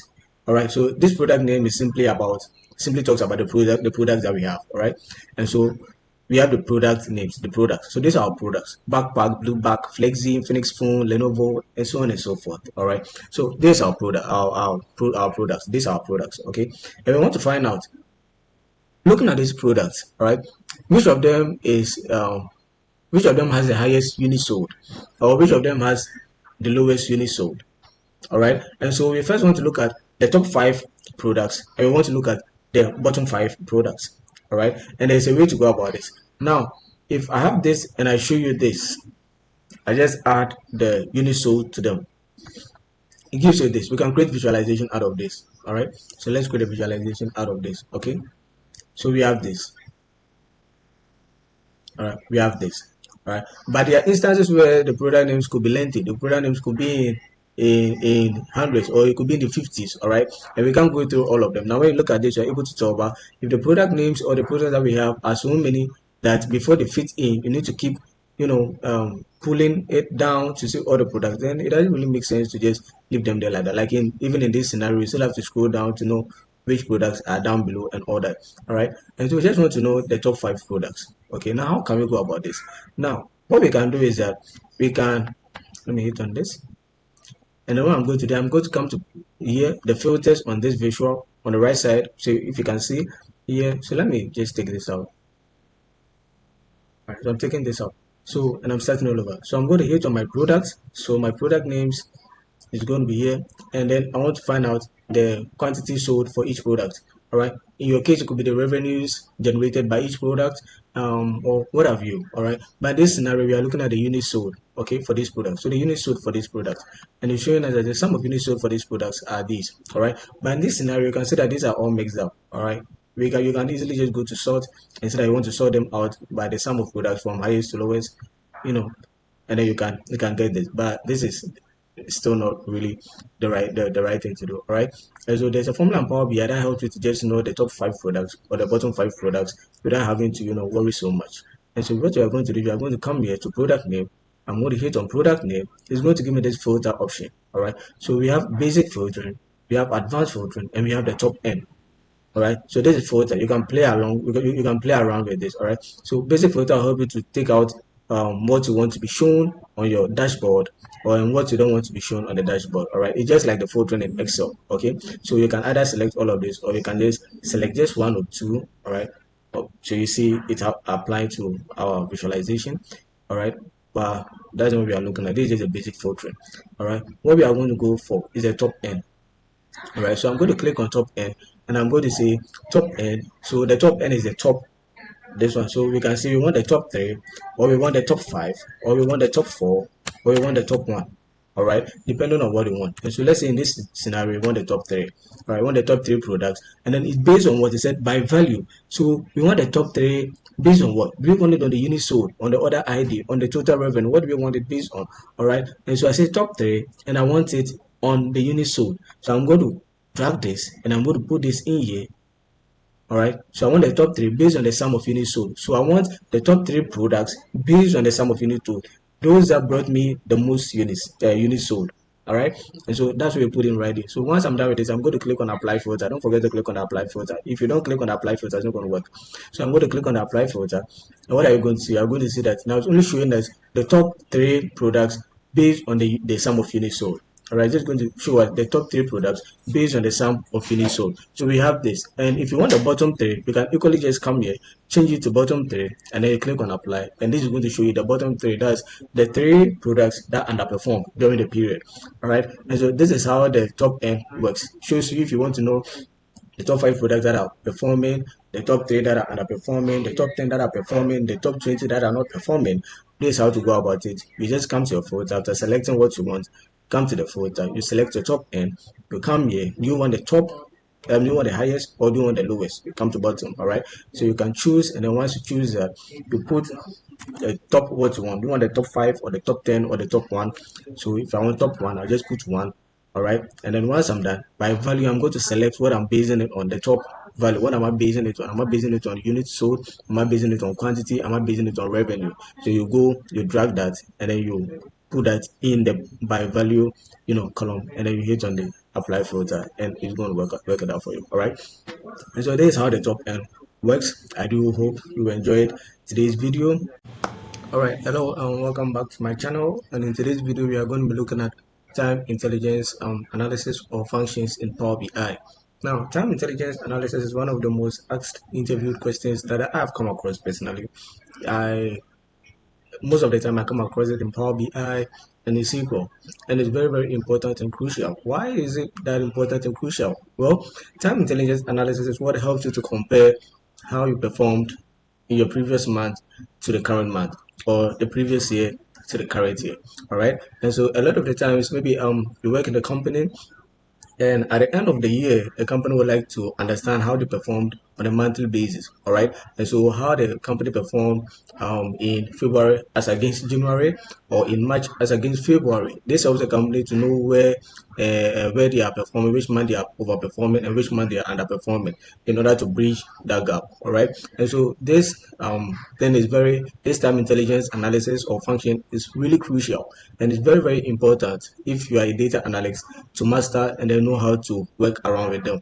Now, don't get me wrong, the fact that you need to master and know how to work around it doesn't make it any easier. I will tell you that in my Power BI journey, learning on my own, this was the most troublesome aspect of Power BI that I had to really focus on. So many times I made so many mistakes, and so I know it's not going to be easy, but I've come up with some techniques, tricks, and ways to go about it to make it easy for whoever that is watching this. All right, and so I'm here today to take you through. At the end of today's video, I hope you get a grasp on what I'm talking about on time intelligence analysis, and you are able to use it in your day-to-day activities as a data analyst. If you are still yet just trying to get into a data role, this is going to really come in handy during your interview processes. Trust me, I know what I'm talking about. All right, and so without much ado, let's jump right in. Now, to start off with your time intelligence analysis, one thing that I always advise is that you get your own calendar table. All right, because time intelligence, you are going to be using months or years. All right, to check that. Like I explained that time intelligence analysis is basically you comparing your performance for various months. All right, so you are going to be focusing on your months or your years. All right, to do that checking. All right, and so it's important that you prepare your own calendar table. I don't advise that you use use a date that is in the data set, all right, to do your time intelligence analysis. I would advise that, and someone else's might be different, but I would advise that you always create your own calendar table. so that your own calendar table based on the date that you have here. All right, and then use that to work out your time intelligence analysis or whatever it is. Now, if you haven't checked out my previous video on DAX and mastering of DAX in Power BI, I would advise that you go watch that video, because I'll be leaving the link to the video down below. All right, on the left or on the right, probably. So you go and then you check that video, because we are going to be using some of the DAX functions here. And if you do not understand, that is going to worry you. And so you kindly go and then watch that video. And then once you are okay with that, because I talk about calendar, how to use calendar, min and max in that video, and I also talk about how to use the calculate in that video. And these are two functions that we are going to be using here. All right. And so kindly you go, you watch that. And then once you are comfortable with how it is, I've explained everything into details over there. You can come in and continue with this. All right. And so yeah, let's jump right in. Okay. And so, like I said, we are creating our calendar table, and I'm creating the calendar table based on the date purchased. Okay. And so I'm going to come here, and like I said, I've already talked about this in DAX, so I'm just going to rush through. All right. And so I come here, and I'm going to go to new table, and I'm going to create my calendar table. Okay. And so I'm going to say calendar, excuse me, calendar table. All right. And function is going to be calendar. Now, if you don't understand it, don't get confused. Like I said, can you go watch my DAX? You understand? Name purchased. So date purchased. Then I'm going to say max. I'm going to say date purchased. All right. All right. So now this is the data I'll be using based on the data that is provided in the data set. All right. And so let me go ahead and format this a little bit. So this is a short date. All right. Now there are some things that I'll be needing. I'll need the month, and I'm going to need a year. All right. In this video, we are going to be basically focusing on the month. That is the same formula. All right. It's the same thing. So it's the same thing for the month over month analysis, time analysis, and it's also the same for the year over year. All right. They are just similar. So once you're okay with the month over month, we can equally just transfer that knowledge to the year over year. All right. It works the same way. So, and so I'm going to create my month column. I'm going to create my month calendar month, and again I've talked about using format the date, the months and years in my DAX video, so do want to check that out. All right, calendar table date, right, and I'm going to say date my month. All right, okay. All right, so I have my month. How many months have? All right, so we have 3 months. We'll be working with 3 months. All right, so let me just create a year column just in case. All right, and for year you can just go year. You can just say year, and then calendar. All right, and I'm going to close it, and it's going to give me year. All right, so now I have my calendar date, I have my calendar date month, and I have my calendar date year. So this is the date that we are going to be using for this project. We are not going to use the date that is provided here. No, with time series analysis, normally you have to create your own calendar table. Kindly keep this in mind. You create your own calendar table for your time analysis. You don't use the date that you have in the data set. This is something that I struggled with, and that is why I'm taking my time to talk you through. Create your own calendar table. It's easy to create a calendar table. You can see I just created one within like 3 minutes. I'm done with it. If you don't understand, kindly rewatch the video to understand how I did it, or go watch my DAX video, all right, to understand how I did it. Okay, and so now I have my calendar table, so you can see it right there, calendar table. But you need to relate this, create a data modeling. Now, data modeling is also something that I've already talked about, relationships and data modeling. Please, if you haven't watched that as well, I urge you, plead with you to go and watch that to understand whatever that is going on here. Because I intentionally arrange the videos in such a way that you need to learn one, understand it, so that I can add another one. And so if you haven't watched those previous ones, it's going to be a little complicating for you unless you already have an idea of what this is all about. But if you don't, then it's going to complicate things for you. So you go back and then you watch that video also. It's titled Relationship and Data Modeling in Power BI. I'll probably leave my playlist also down below. You can go through them and check it out. All right. It talks about relationships and data modeling in Power BI and how it works. Okay. And so I'm not going to go through that much. I'm just going to create my relationship. All right. I'm going to go to save. Now it's important to create this relationship after you create a calendar table. That is why it's important that you go and then review my DAX and my relationship videos. Other than that, you will be stuck along the way, your analysis will be very wrong and you wouldn't understand why you are getting the wrong analysis. Okay, and so kindly go and then watch those videos. Now you can come back and continue watching this. All right. Good. So now we have our calendar table. We've created our relationship, and now we are jumping right into. Now I'm going to pause and say that, hey, if you've if you've still been following to this particular point in time, then I believe you are going to enjoy it to the fullest and see it through to the end. So if you're enjoying this, kindly do what to hit on the like button, subscribe. It means so much to me and it helps with the YouTube algorithm so that other people can also benefit from this. If there are any problems, questions, comments, anything at all that you'd like to add, ask, or get to know, I'm always available. You can leave that in the comment section below. I'll go in there, check it out, and answer you accordingly. All right. If I need to make a video on that, I'll make a video on that for you. If you're a new subscriber, I say, hey, don't forget to subscribe. If you're a new viewer, sorry, don't forget to subscribe and like. If you're a returning viewer, hey, the love is deep. I really do appreciate it a lot. Let's jump right into it. And so we have our calendar table and our relationship built. Now, what we are going to do is that we are going to start creating or performing our analysis. Now, a lot of videos you watch and then they just sum everything. So you see them using the VAR and the whatnot, and it gets a whole lot complicated. All right, I'll be there. I'll watch those videos. It gets so complicated, and you are not even sure, especially if you're a beginner, you are just not sure where to start from. And so I've broken down this into four different processes. All right, there are four different processes that have come after years and months of studying Power BI. I've come to rely on when I'm working on my time intelligence analysis. All right, and this is what I'm going to teach you, so you follow. Now I need you to understand something. To perform a time intelligence analysis, after creating your calendar table, which is very crucial, and then relating it to the main table, which is also very crucial because you need to do your relationships properly, and your calendar table has to be created properly. So once that is done, there are four main processes that you follow. First one is that we are going to take our month and then we create a month to day column. So we create a month to day measure for it. All right. Now a month to day measure is simply you saying that, all right, so from the beginning of the month to this particular point in time, this is the total salary, total sales, total revenue, or whatnot, total quantity, total units sold, whatnot. That's all that is talking about. And so you can either use the month to day, or you can just use the once you get your months, you can just copy the units sold and it's going to segregate them for you. All right. So let me show you what I mean. So what I mean is this. So we have the months here, all right, and then we come here and see units sold and then units sold, and it's going to just give it to you. All right. Now this is similar to how the month today also works. So let me give you an example of, let me tell you what I mean.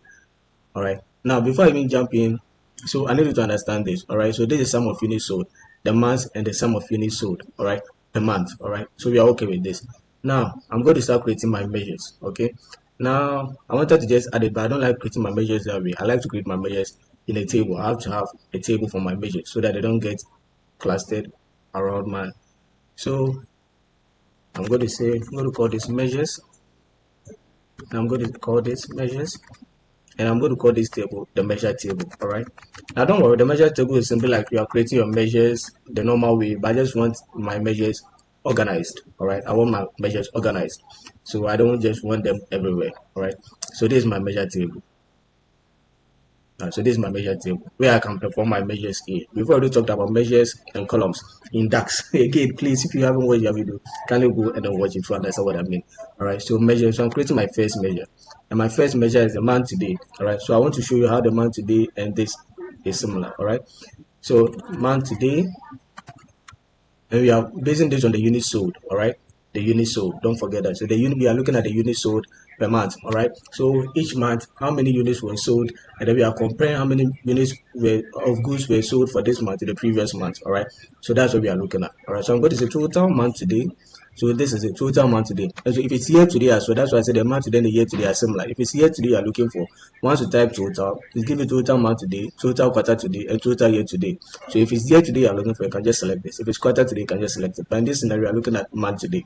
All right. So I'm going to click on month today, and the expression that is asking, this expression is simply what calculation are we doing, and the calculation is simply the sum of the units sold. All right. So units sold. All right, and then we close it. Now in certain scenarios you can have total month today, and if you already have a measure for the sum of units, so like you created a column that is having total units, measure that's having total units sold, you don't have to use a sum. All right, you can just use that particular measure. All right, but we've not created that measure, and so we are using sum units sold. All right, I've actually gone through this, so I don't really want to. Oh, What happened? Mm, sorry. So some, right, and I'm going to say units sold, all right, and then right, and then I need the date, all right. So I'm going to take it from the calendar date. So it is asking you, so total MTD, the expression is the sum of units sold, and then it's asking for the date. So we are going to use the calendar date that we created. So this is a calendar date that we created, and I'm going to close it and hit on enter. All right, and now it's working. Okay, so you use the calendar date. That's why it's important for you to have this calendar date. It's important to have this. All right, it's important to have this. So we use this calendar date. All right, so we are basing on this. So if you can see here, when I click on this, you can see say calendar date. So that's the date we use. All right, and the expression is the sum of units sold. Okay, and so now let me come here. Let me bring this here a little bit. All right, and I'm going to say monthly. I'm putting it in, and you can see that it's the same thing. All right, it's the same thing as the units. So when we have the month, so we just put in the sum unit, the sum of total units sold. All right, it should do the same thing. The only difference is the total, but we can just ignore the totals over here. But this is what we are basing our working on. All right. So the information that we have in here, you can see they're totally the same. All right. So now once you get this, whether you use the month today, formula, or you just month and then you use the unit sold formula, it doesn't matter. So once you have this, now what's the next process? The next process is to work out a column that is going to compare that month to the previous month.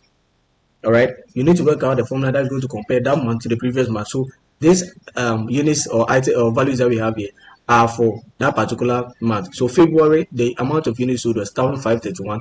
January was 1,271, and then March it was 772. All right, so this units sold are for that particular month. But I need a column where I can say, okay, February is 1,531, but the previous month, which is what January, is this particular one. So that is also going to show over here.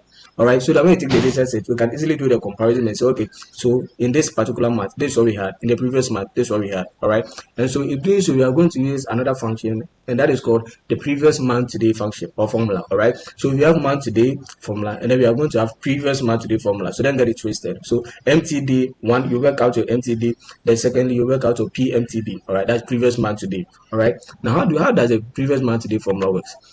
So again, we are going to come down here. And with the previous month today, you are going to use what we call calculate. That is why I keep saying that. Go back and watch my DAX series. It's really important that you understand that. All right, it's really important you understand that. So previous month today, all right, and we are going to see what we are going to say is calculate, because we are calculating what we had for the previous month. All right, we are calculating what we had for the previous month. This is going to be calculate. The expression is what? Sum. Again, the expression total units sold. So this is the expression. All right. And it's asking you, we are filtering. What are you filtering on? We are filtering based on the previous month to date. And so you bring your comma and you say previous month to date. So just type previous, and again it's going to give you previous day, previous month, previous quarter, previous year. So whichever one you are working with. If you are working with previous year, you choose previous year. If you are working with previous quarter, you choose previous quarter. But in this scenario, we are working with previous month, so we are choosing previous month. We want the previous month. All right, not the previous year, the previous quarter. We want the previous month. What the quantity the unit sold was for the previous month from this particular month. All right, and so I'm going to click on previous month, and I'm going to select calendar date. Again, the date, don't forget we are using the calendar date table. All right, click calendar date, and I'm going to click on this, and I'm going to close it. I'm going to click on enter. All right, and it's going to give me my previous month to date. All right, so now let's put this in here and see how it works. All right, so I'm going to put previous month to date, and voila, what can we see here? So what we can see is that for February, showing us that February, the month today, so February month, the unit sold, the sum of units sold was 1,531, but the previous month, which is January is showing 1,271, and that is what is showing here, 1,271. So we see that our formula is working. So now this particular column is showing the units sold for February, and the previous month today, which is January's total units as well over here. So anyone who takes this data set, you will understand, or you can explain to the person or your manager or your boss, whoever that is that give you assignment, and wants to know how performance was from month to month. You can tell them that, okay, so boss, so in our previous month, this is the current month, the unit sold that we have is actually 1,531, but in the previous month what we had was 1,271 as our unit sold. All right. Now, when you get here, you don't just stop here. Now, there are two other things that you can do. One of the things that you can do is that you can now find the difference. All right. You can find the difference between this and this. And then based on the difference, we can find the percentage increase or the percentage decrease. All right. Because there are some people who are not really conversant with the numbers, the plenty numbers. Some of the numbers could be in the millions. And a lot of people are not really good with the numbers. But if you break it down into percentages, anyone that takes the data set and doesn't understand the numbers will be able to say that, oh, okay. So what we are essentially trying to say is that there was an increase of 18% from the previous month to this month, or there was a decrease of about 5%. All right, and that makes it easier to understand, and that is what month over month percentage is all about. All right, and so once you've got your month to day, workings done, you move on to the next one, which is your previous month today. You do that.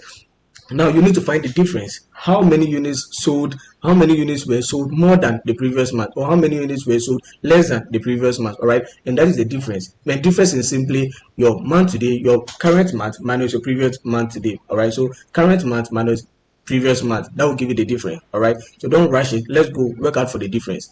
And so I'm going to go back here to my measures. All right, go to new measure, and I'm going to say difference. All right, I'm going to just say difference.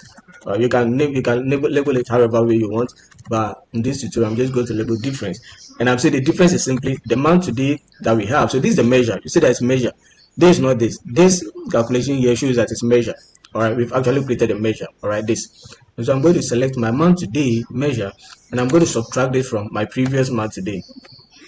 I'm going to subtract. So this is essentially saying that it's this particular column. The difference is this particular column minus this particular column. All right, and I'm going to hit on enter.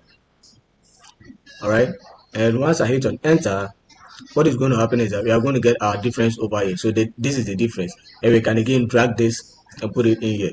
And so now this is telling us that, all right, so from in February, the month today, the units sold that we actually made is 1,531, but in the previous month, which is January, the unit sold was 1,271, and the difference between this month and the previous month is that we were able to make 260 more units. We were able to sell 260 more of the units. All right, we were able to sell 260 more of the units in February, all right, than we did in January. And then when we come here, we look at March, it's telling us that in March we were able to sell only 772, but the previous month, which is February, we were able to sell 1,531, which means in March we actually made a loss of minus 759. All right, we were not able to sell as much as we sold in February. All right, so that is what this is simply telling us. And so now I get this, and I want to find the month over month percentage. All right, or my boss wants to find out. All right, so now we have this, and the figures are plenty. What is the percentage? What is the percentage increase or percentage decrease? So that is the final step. So the first one is your month today. You work out your month today. Second one is you work out the previous month today. Third one is that you find the difference, and the fourth one is to find the month over month percentage. And the month over month percentage is nothing to worry about. Month over month percentage is simply our difference here, all right, divided by the previous month today sales, or the previous month today revenue that you have, or the previous month today total units, whatever that you have. All right, so it could be anything based on what you are working on. All right, and so what I'm going to do, I'm going to create another measure, and I'm going to call it month over month percentage. All right, so I come here to new measure. All right, and I'm going to name this MOM percentage. All right, and we said that the amount over month percentage is simply dividing this particular column by the previous month today. All right, and so we are going to use the divide function. We are going to say divide the difference to the difference function. All right, the difference function. So this divide the difference, and it's saying that the division, this is how the formula is supposed to be like. Divide the numerator, so this is the numerator, comma, and then the denominator, which is PMTD. All right, so I have this, and I'm going to close it, and I'm going to hit on enter. All right, and so once I do this, now I have my MOM percentage, so I can easily just drag this also into this. All right, so this is showing 0.20, this is showing minus 0.50, but this is not how we want it to be. So you come here, you click on the MOM percentage, and then you come here and you change it to percentage. All right, so it's simple as that. And so once you do that, it's going to show you that, all right, so there was an increase from January, from our previous month, of about an amount of a percentage of 20.46%. All right, and then there was a decrease. There was a loss of minus 49.58% from February to March. All right, so this is simply telling us that, so in February the unit sold was 1,531, and in January, the previous month, is 1,271. There was a difference of 260. And so what it's saying is that from January to February, there was an increase of 20.46% of the units sold. All right, so the units sold from January to February, there was an increase of 20.46%. So we made an increase. All right, there was an increase. We made an improvement. All right, we performed better in February than we did in the month of January. So that is what it's saying here by a percentage of 20.46. All right, but when we look at March, it's telling us that in March, the MTD, or for month, the unit sold for month is 772, but in the previous month, which is February, it's 1,531, and so there was a difference of minus 759, which is leading to a minus 49.58%. So this is simply also telling us that, so in the month of March, we underperformed compared to our previous month, which is February. All right, and so it means that in February we performed better, we performed more than in the month of March. All right, and so this is simply how you can have it as you can have a lot of months, maybe from January to December, and the records are going to cut across all of these months. All right, and so this is how you indicate and show to your boss how performance was by month to month, or from month to month. All right, it helps you to compare the months and know which months you did better, which months you did worse, which months you overperformed, which months you underperformed. All right, this way it helps the managers, or it helps stakeholders, the top level people, to know what exactly is going on within months that we are overperforming and months that we are underperforming. And this helps management to know to do what, to strategize on how to close the gaps between these months. All right, and so this is how time intelligence analysis or functions is made. I didn't want to add this to the DAX function because this can get a little complicated, and so that is why I created a separate video for this alone. All right, and like I've said, you need to first understand how to create a calendar table, how to do your relationships, all right, in Power BI. If you forget that, or you miss that, or you're unable to do that, it's going to affect your time intelligence analysis. And so kindly go and watch my videos on those two topics. All right, I'll try leave the videos down below. All right, and then you can check them out right after, and then after you can come back here, and then you can practice and understand how it works and what not to do. All right, hello, yeah, and once again, welcome back to my channel. And in today's video, we are going to be looking at relationships, or relationship and data modeling in Power BI. So if you are ready, let's jump right in. Now, what is relationship or data modeling in Power BI? Now, in simple terms, it gives you the ability or the opportunity, the access to combine 2 or 3 worksheets or 2 or 3 tables into one, so that you are able to use information in one table, the other table, in your analysis and your visualizations. All right, now let me break it simple so that you can understand what I mean by the ability to work with 2 or 3 1, 2 or 3 different tables in our analysis. All right, so there's an example. I did some analysis and I want to show you. Now this analysis is based on the same data set, the same information, the same 3 tables. All right, but then 2 different analysts, and they both have 2 different visualizations or results. And this is based on the fact that one of them was able to utilize relationships or data modeling in Power BI, the other was unable to understand how it works, and so was unable to use what we call relationship and data modeling. And so let me show you the result of what we had. So this is one analyst and this is his result. All right, so we are looking for the sum of units sold, the sum of units sold. Okay, and this analysis is telling us that across the 4 cities, they all had the same number of units sold. So this is one person's analysis. Okay, all right, analyst 1. So assuming your manager gave 2 of you, you are 2 analysts in the company, your manager give you the same data set. So this is one of you is getting. All right, and then the other person is getting this. So the difference between the two is that you can see this one is showing that this by analyst A showing that across the 4 cities, the units sold across was the same, no difference. You can see them, right? All right.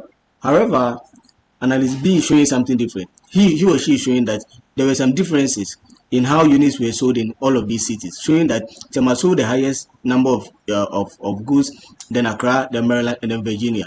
All right. So now my question, or the manager looks at these 2 data sets and he's like, so which one of them is correct? Which one of them is wrong? Because both of these people are analysts and both of them have been given the same data sets. Do you understand? They were given the same data sets and they are both analysts. However, they are both providing 2 different visualization or results for the same assignment. What is wrong? What is going on? And this is when it boils down to who was able to use the right relationship or data modeling in Power BI. All right, so let's go in and then I'll take you through, and then finally at the end we'll see which of them was able to get the right answer and which of them didn't get the assignment correct. All right, so let's go in.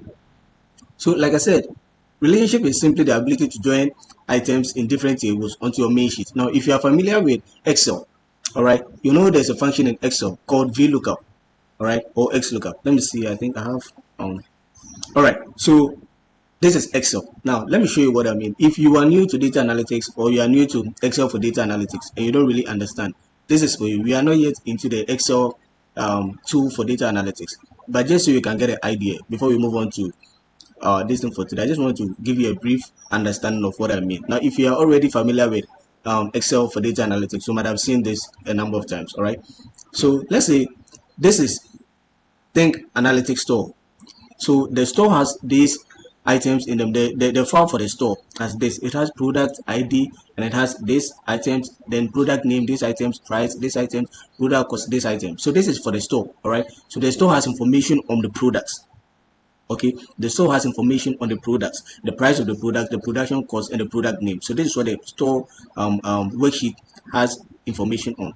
Now this is the sales, right? And the sales sheet has information on the customer ID, the customer, the product ID, order ID, unit sold, and the date purchased.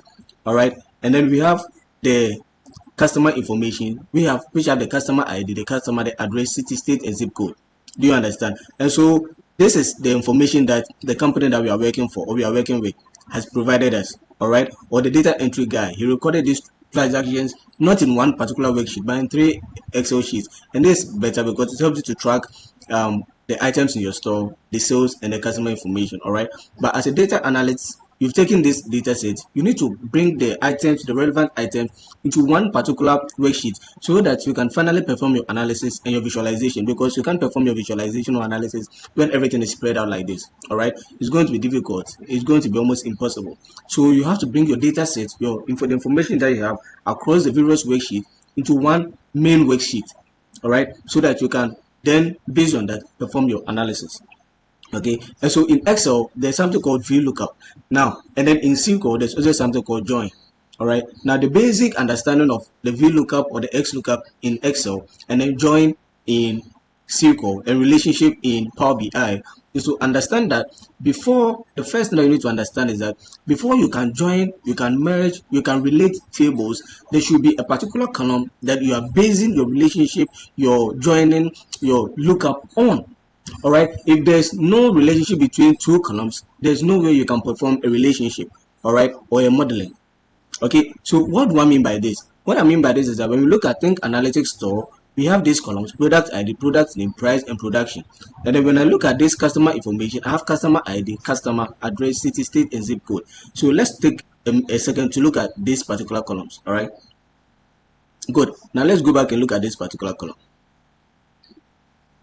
All right, now what do you notice? You notice that there's nothing, there's no column here that can be found here. There's nothing to base on to connect or to link this table to this table. The columns are totally different. So if you are creating a relationship, you don't create a relationship based on this and then this. It wouldn't work. Let me bring it down even further to simpler terms. All right, so let's say there are 2 people.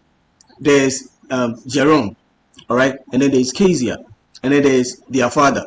All right, so there's Jerome, there's Kezia, and then the father. And so Jerome is Kezia's brother, and then Kezia is Jerome's sister. All right, and why can we say Jerome is Kezia's sister and Jerome is Kezia's brother and Kezia is Jerome's sister? We can say that because there's a link between the two. There's an intermediary person, all right, which is the father. All right, and so the father makes it possible to link Jerome to Kezia as siblings. Without the father, Kezia wouldn't be a sister to Jerome. Do you understand? So that is the basic understanding. There need to be someone, an intermediary column person, for you to be able to do what? To link the 2 tables, or for you to be able to link these 2 persons as one. So Jerome is Kezia's brother. Why? Because Jerome's father is Kezia's father. All right, and Kezia is Jerome's sister. Why? Because Kezia's father is Jerome's father. So the link between the two of them is the father, that person that is serving as the father. All right, and so that is how it works here. And so when it comes to data, there needs to be something, an intermediary column that will give you the opportunity to link data set A and data set B as one. Do you understand? There needs to be that particular column. And so without a column that is linking them, there is no way you can perform a relationship or a data modeling with that particular data set. All right, and so in this scenario, we see the product ID, product name, price, and production. There's nothing here that is similar or that we can stand on or based on when we open our customer information, which has customer ID, customer address, city, state, and zip code. No, we can't. And so we can't join this column and this column. However, when we look at these three columns, when we look at the thing sales, the sales worksheet, we can see that customer ID can be found here. And then when we come to customer info, we can see customer ID can be found here.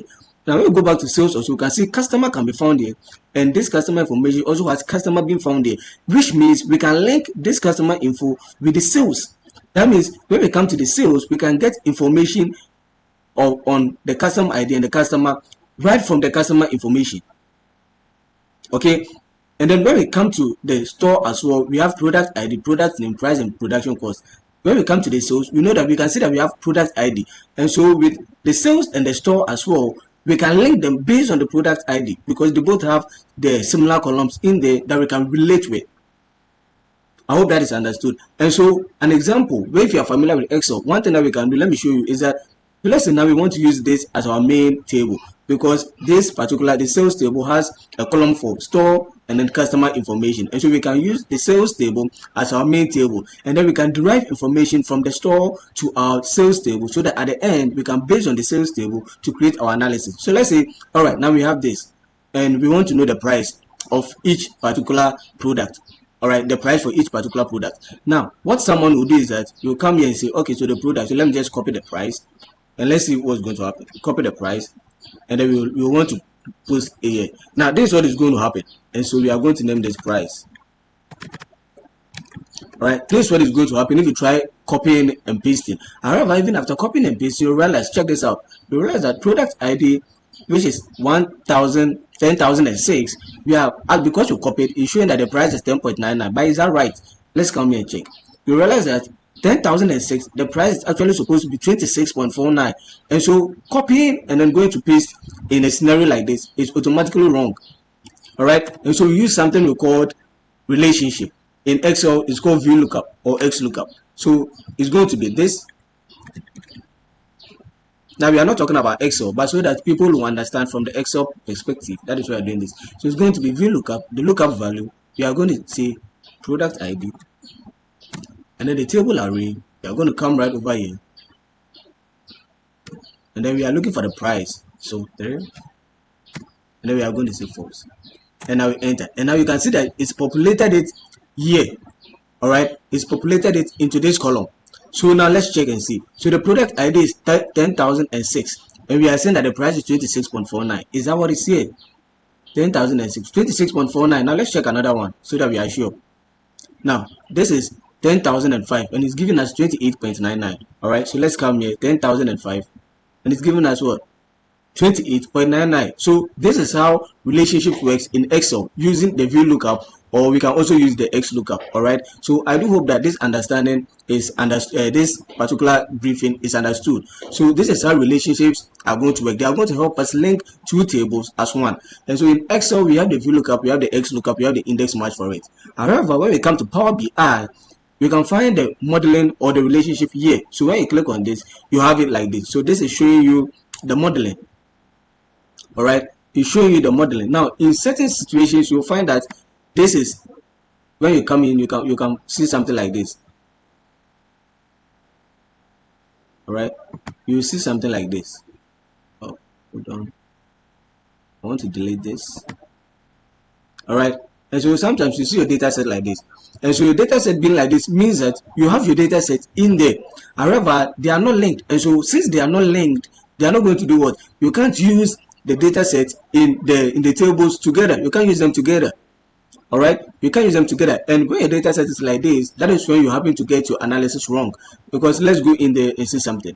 And so when we come here, let's say now we want to find like this question, the question that was here, unit sold by city. All right, so unit sold by city. So where is our unit sold? So unit sold, all right, by city. All right, and so we choose city. So it's going to give us something like this: unit sold by city. Why? Because we haven't related them, we haven't connected the tables to each other so that the tables are able to use the information in each table. All right, and so what this is simply doing is that it's just taking the data set and then it's giving them the same unit sold across board. And so this is what the first analyst did. He didn't understand the importance of the relationship, the data modeling. And so he did what? He just took everything without checking.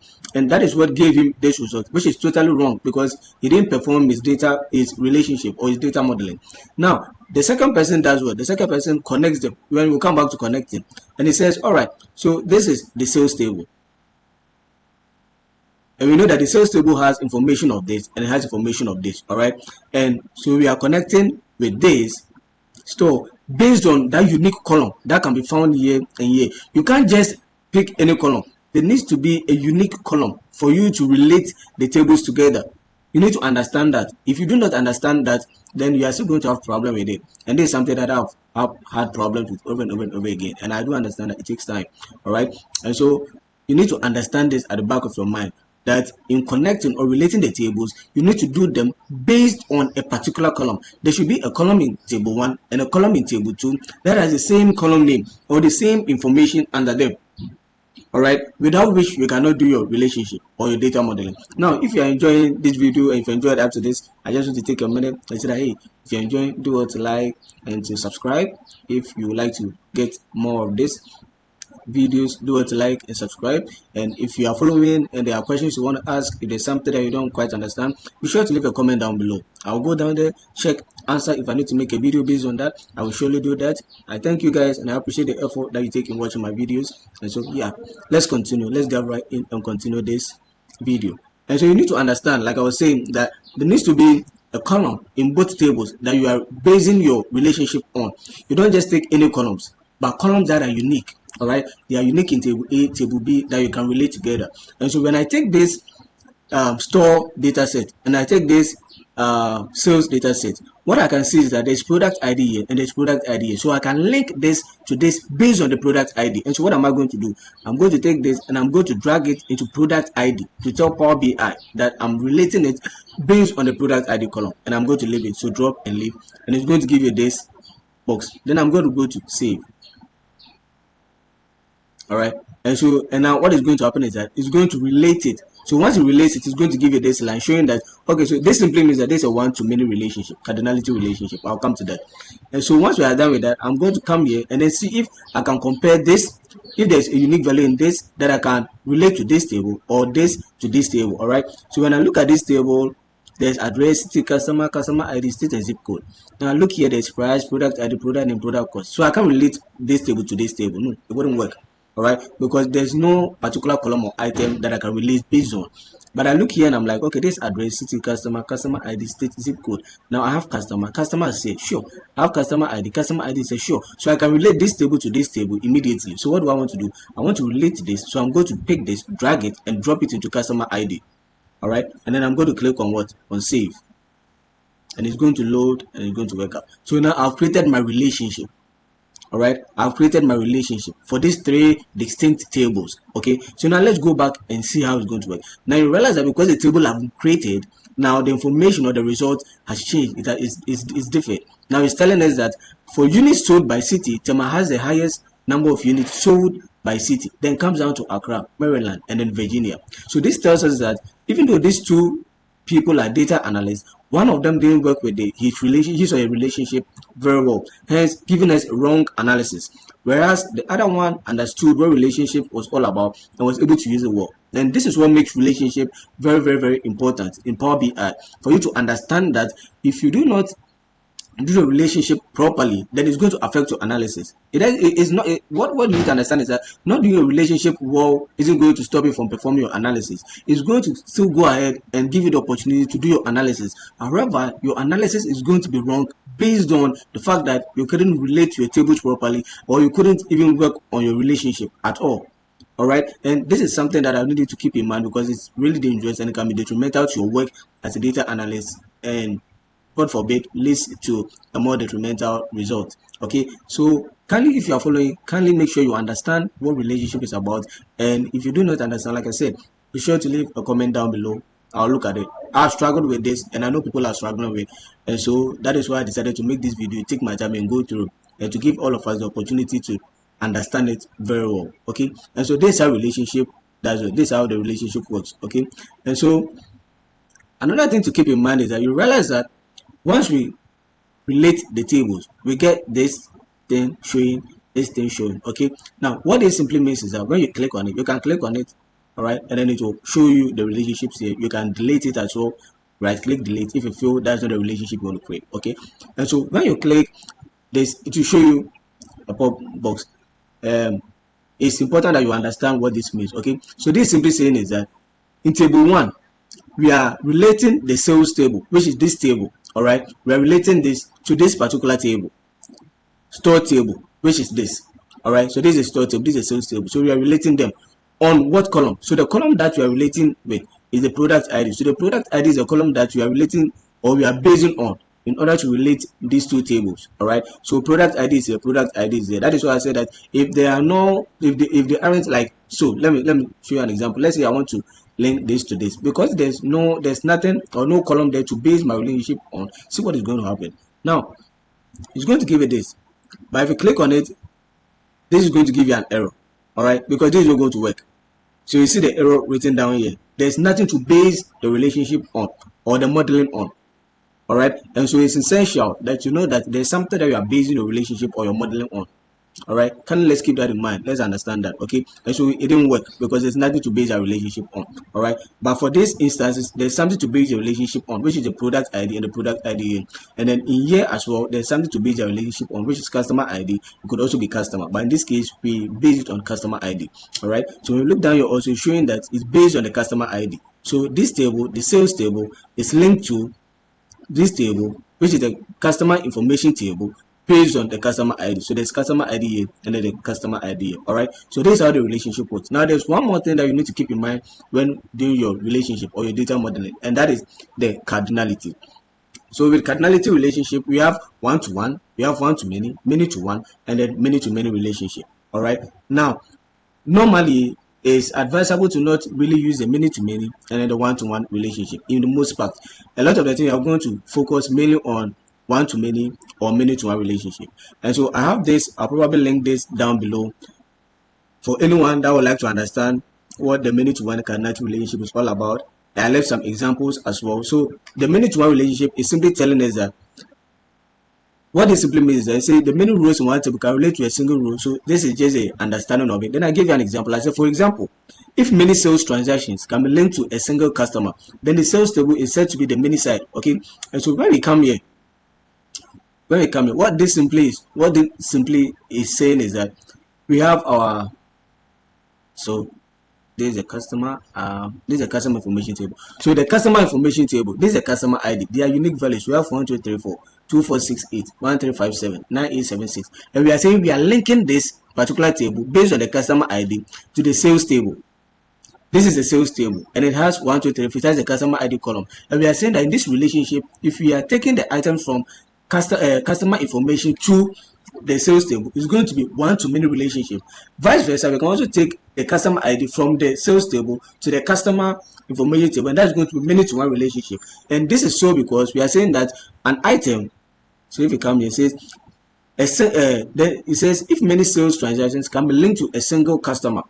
Okay, so if many sales transactions can be linked to a single customer, then the sales table is said to be the many side. And so when we come here, the customer ID column can be linked to the sales is just one in the customer ID, is unique in the customer ID, but it can be linked to many rows. So there are many items here in the customer ID column that will show that that reveals that 1, 2, 3, 4 customer ID 1, 2, 3, 4 appeared many times in the sales table. All right, so customer ID in the customer ID column here appears once, but in here it appears several times. And so if we are linking them, it's going to be that In this situation, say many to one relationship. That is, many items of the customer ID column is here, but then there's one in here in the customer information table, and so it's showing you it's giving us a many to one relationship. Likewise, when we come here to, it's also going to show a many to one relationship because product ID is found only once here, but in here it's found multiple times. There are multiple rows of product ID. All right, there are multiple rows of product ID, and so it's going to give you that many to one, meaning there's many here to one here. All right, and then when it comes here, it's going to say customer ID. There are many customer ID rows here to one customer ID row here. Do you understand? And so that is how the relationship works. And I'm going to leave this for you. It's going to serve as a guide so that when you get confused with your relationship, the type of relationship to use, you can just go over and then see how it works to better improve your relationship. Now, relationship can be very complex. Data modeling can be very complex. And so it's going to take you some time to fully understand and get a hang of. But that is fine. We've all been through there. All right. Just understand that if you are relating, you should relate one based on a column that is found in both tables. All right, you need to understand that if you're relating, it should be based on a column that is found in both tables. And always forget to do your data modeling or relationship when you import a number of data into Power BI. All right, because if you do not remember to do that, then your analysis is going to be wrong. All right, so that will be it for data modeling a relationship. And like I said, I'm going to leave this this talks more about the one to many cardinality relationship, one to one, many to one, and then many to many relationships. All right, so you can read more on this and then just have the understanding behind. And like I said, if there's any question that you want to ask after reading the PowerPoint presentation and you need clarification on, kindly be sure to leave that in the comment section below. I'll come right up and then I'll take you through once again. I'll help you answer those questions. All right, and so yes, all right, now so before we continue, I just wanted to come in and say, hey, if you've made it this far in the video, don't forget to like, share, and to subscribe, and to hit on the notification bell so that when I upload a new video, you'll be the first to be notified. Now let's jump right in. There is a project, there's a complete data cleaning project actually that I've attached to the tutorials, and then after there's going to be a full-on project where I take you through everything from importing to data visualization. And so yeah, let's continue. Hello, welcome to today's video on Power BI. For data analysis, we are taking you through a complete step-by-step process on how to perfectly clean a data set, all right, in Power BI using Power Query. And in this particular video, the data set that we are going to be using is called the FIFA 2021 data set. I'll be leaving it in the description or in the comment section down below. If you're interested, you can download it and follow as I take you through this step-by-step process. All right. So yeah, this is going to be our data set. So I'm importing the data into Power BI, all right, and we'll be transforming the data set in Power BI. So this is a data set, and yeah, it's loading. So let me look at this. All right. So I've imported the data set into Power Query in Power BI. So this is our data set. All right. This is the data set we'll be working with. Okay. It's very messy. So you see things like this. We'll be working on things like this because this says contract. It says 2002 2022. I'll prefer we just separate, have two columns for it, where we have contract start and contract end. All right. So oh, by the way, you come down, you can see we have this. So we are going to do some proper cleaning on this actually, and then let me see. So like I said, I like to go through my data sets to know what I'm working with. So this loan date end. So when we looked at that one, we had loan on loan. So we had a start loan, and this is a loan date end. So it's going to be some data cleaning here as well. And this we are going to have to clean these particular things that we have here. All right, but let me check and see. These are in millions, in millions. That's good. But just to be sure, I can see they are all in millions. That's the M. But I just want to be sure if there are any oh, all right, so you can see here that we have some keys, so we have to either convert everything into k or into m's, all right, into thousands or into millions. That's what it simply means. And I'm pretty sure these ones will also be having the same thing, it's thousands, and we have anything like millions. So we'll be looking at these columns too, because I'm not entirely sure. Since we have one with thousands and millions, I think the other ones will also be. So we can either change all of them to millions, or we can change them to thousands, all right, to make it standardized. All right, okay. Now this ones, we are probably going to remove some of the columns There's columns that we wouldn't really be using. We can just remove them. So yeah, this data set is going to be really something. So let's delve right in and start with our data cleaning. So the first column, the ID column, I'm pretty sure everything is fine here. So I'm going to leave this as it is. The data type is correct. It's in numeric form. So these figures here are numeric. So I think this is fine. And then we have this name and this long name column. Now let me see. Now some of the names you can see that these are not really the right names. So what you can do is you can copy these names. All right. If you want to do that, if you want to do everything like that, it's going to take forever. So you can do it on your side. For example, a name like this, what you can do is you can select it, only that name, all right, and then you can control C, copy it. You can go and put it in your Google data set is off, and then you can probably just search for the name and you can come in and fix it here. All right, so that shouldn't really be an issue. Really shouldn't be an issue. So yeah. So now this column and this column we can is the same thing. I think this is a short names and this is a long name. So we can decide to take one. So I'll probably prefer to use a long name. So I'll remove this column. Alright. I'll remove this column. Now we have the footer URL and the player URL. Now I'm not taking any one of them out now because I'm not sure what will be going on with them. Okay. So let's move on to nationality. So nationality we have this and it's showing the validity is 100% and there's no error. Now let's check and be sure. I think yeah, it looks good to me. Then now we have the age column as well. The data type is correct and the validity is 100%. So this is also showing that it's very much correct. Everything here is good, but you can go along and check them if you have a doubt. Then this over, I'm going to clean the title. All right. And this is also showing me that it's numeric and the items are numeric. So I know this looks good. And the view is showing that it's 100% and there are no empty cells, there are no errors. So I'm going to think that is right. This also the same thing. And then with the club as well. So the club is also showing everything the same. But you can see that when it comes to the text columns, there are some spelling mistakes and spelling errors. So you can easily go click on the particular item, go and look for the actual name. So like this, you can see this Atletico because I know the team, I know the name of the team, so I know this Atletico Madrid. So what I'm going to do is I'm going to hit and I'm going to select this. Then I'm going to come right here. Sorry, I'm going to click on replace values, and I'm going to put that particular thing, what I just selected for Atletico Madrid. Oh, excuse me. So let me. Okay, I'm going to go to. I'm looking for Atletico Madrid, so I'm looking for this one. All right. So I'm going to select all of them. I'm going to select Atletico Madrid, click on OK, so that I can select it. All right. So if you have the time, you can do that as well. So now I'm going to click on this. I'm going to copy. All right.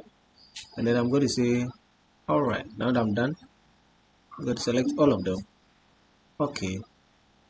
Now I'm going to go to replace value. I'm going to put this in here. Oh, this is what is this? Give me a moment. I'm not sure why it's not copied. So I've copied it. Let me put it down here. Yeah, so there's it. So I know I've copied it. So if it's not working, you can just put it in a word, all right, and then you can copy it from the word, and then now I can just go back. It's okay. Now that I've copied it, now place value, and I'm going to put it right here because I've recopied it, and then I'm going to type the right thing. So this is Atletico Madrid. All right, I'm going to hit on OK, and you see it's changed them. So the Atletico Madrid have changed. All right, so you can do them for all of them. So let's do another one for this. This should be Bayern Munich. All right. So I'm going to copy and I'm going to go to my word because if you just try putting it there, it's not going to work like we saw. So I'll put it in word and I'm going to copy it from word again. So this, and I'm going to come in there like so. Then I'm going to go to my replace values. All right. And then I'm going to paste it here. Then I'm going to type the right thing. I'm going to say FC Bayern Munich or Munich. All right. And you can see it's working now. All right. So you can go through them and then see for yourself the ones with bad spellings. You can just work on them. All right. You can just do the transformation for them, and that's fine. So you can go to them one after the other. All right, and that should work fine. And then now after that, we are going to go to contract. Now this place, when we look at the contract, what we can see, like I said, the contract is starting from 2002, ending at 2022. All right. Likewise, this is starting from 2004, ending at 2021. Okay. But if we come right down here, the formats are different. So if I try splitting this column, it's not going to work. Right? If you try splitting this, because there are different types of formats in this particular column. The data entry guy, or the person that entered the data set, did this, and then at the same time another person came to do this, another also left it like this, so it's not going to work. So what we can do is we need to separate these ones, this format from this format, from this format, and then work on them one after the other. All right, so that once we are done, we can merge all as one. Okay, because if you try splitting, like I said, how are you going to split them? Are you going to split them by this particular symbol, or are we going to split them by the space and a comma symbol? Okay, so you can't really split a column like this, a column if it's in this format, if it's in this form, if the formats are different. So you could have 2019 and then this symbol 2026 or 2020 slash 2022. It's still not going to work. You can't split such columns because you only have an option to use one delimiter to split a column. And so if the columns are in different formats, it's not going to work. So what we are going to do, how are we going to go about solving this particular column or working with this particular column? And that's what I'll be taking you through. Okay, so what I can do is that I need these columns separately from the other columns so that I can work on these columns and then separate these columns with this delimiter. All right, so what I'm going to do is I'm going to come to add column and I'm going to use a conditional column. Okay, and what I'm going to say is that, so the heading or the column name is contract. What I'm going to say is, now I need items, so the column name items with this symbol. All right, so with this symbol. Okay, so that's a column name. That's the only item that I want for this particular column. I only want items with this symbol. So I'm going to say, it says if column name. Now what column name are we working with? We are working with the contract column. So I'm going to say if the contract column, all right, contains, so you have all this, you have equals, does not equal, begins with, does not begin with, end with. But what I need is contains, because I need item that contains this. I'm going to say if it contains what is a value. So I'm going to say value. So if it contains this particular item, then I need that particular column, which is a contract column. All right, which is a contract column. Then I'm going to hit on OK. Now what's going to do is going to give me items with this. So this column is going to have items with this particular item or delimiter. All right, so if you click down here, you see that now we do not have the other free and other stuff. All right, we only have items that are in this particular format. All right, we only have items that are in this particular format with this delimiter. So if you scroll through, that's what you're going to see. So now once we have this, now we can split this into contract begins and contract end. We'll go back to the other ones and take them as well. All right, so now I have this. Now the next thing that you need to pay attention to, or you need to look at, is that if you try to split this, all right, so we can actually split this column. There's one that we look at. So we are splitting the column. We are splitting by that particular sign. Also, we'll go to a custom and then we put the sign in ourselves. We're going to say this. All right, and I'm going to hit on OK. So we are splitting the columns now. All right, good. So now I'm splitting the columns. Now if you look here, you can see that it's been splitted. We only have, this is a contract beginning. All right, and the other one, the other column over here, this is the contract end. All right, so the contract end from the contract beginning. So we split the column. So I want to change this and say contract begin. All right, enter, and I'm going to change this. Now I'm going to say contract end. All right, and I'm going to hit enter. Okay, so now once I'm done with this, I need to go back and pick the other ones too. Okay, I'm going to come here. So this is still here. All right, the contract is still here, but now I need free the players who are on free or who are free of charge. All right, I only need this. So again, I'm going to go back and do the same thing for only free. Or I'm going to go to conditional column. Now pay attention to the spelling. All right, because if I type this, okay, let's see. If I type this and I say if contract, again we are basing on this non contract, contains free, I type this and I say I want the contract column. All right, and I hit this.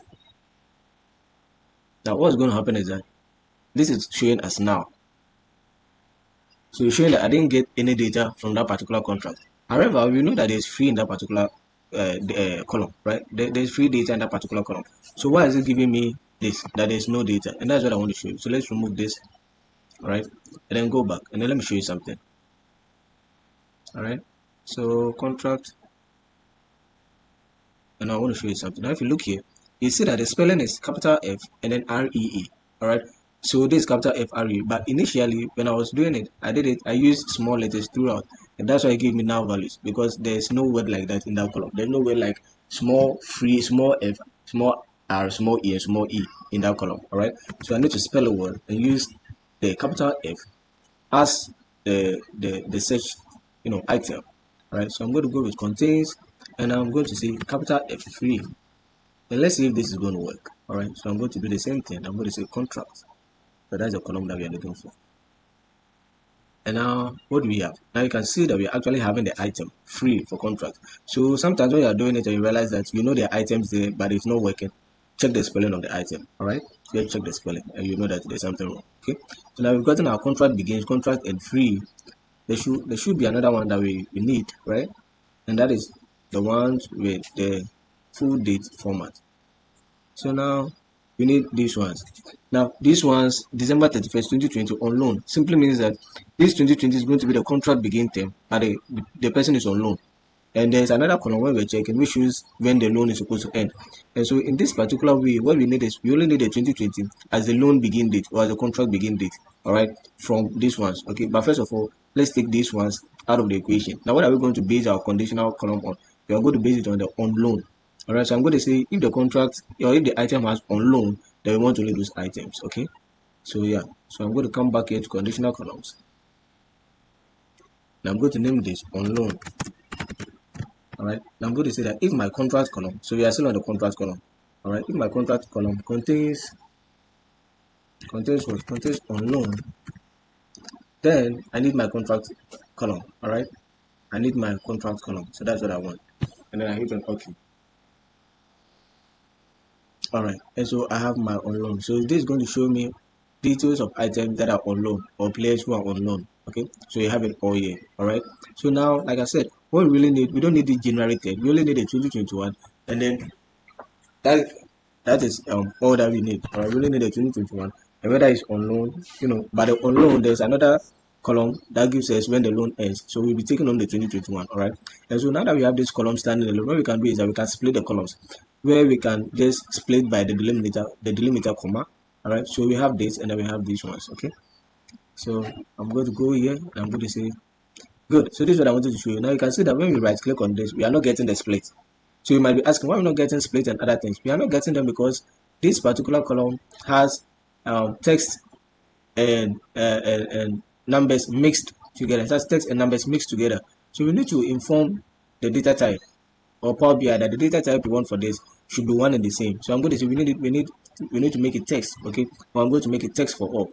Now once I make it text for all and I right click, you can see that now we have this. So when you come here and you are trying to split it, you're giving just change the data type, all right, to something that makes sense, and it will give you the option to do your splitting. Okay, so I'm splitting by delimiter and I'm splitting by the delimiter comma. All right, and I'm going to say okay now.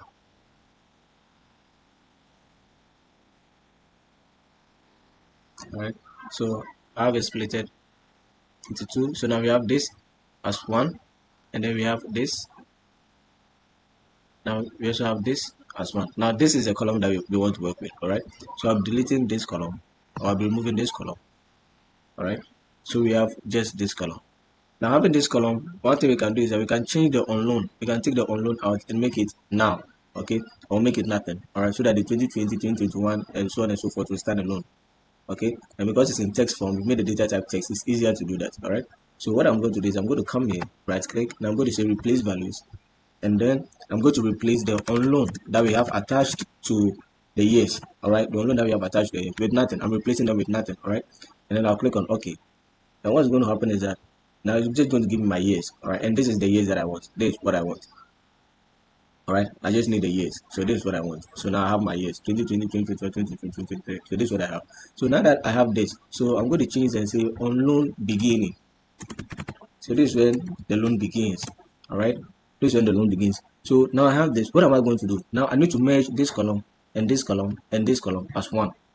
All right, I'm going to merge this one on loan beginning, free, and then contract begins as one, so that we are going to have contract begins or contract slash loan slash free beginning, or free times contract slash contract slash loan beginning. So we have those ones as one. All right, and then we have our contract end standing alone. Okay, so I'm going to, after selecting, so you can see I've selected all of them. I've selected this, control select this, control select this. So these are the ones that I want. All right, so now that I have this, I'm going to right click and I'm going to go to merge columns.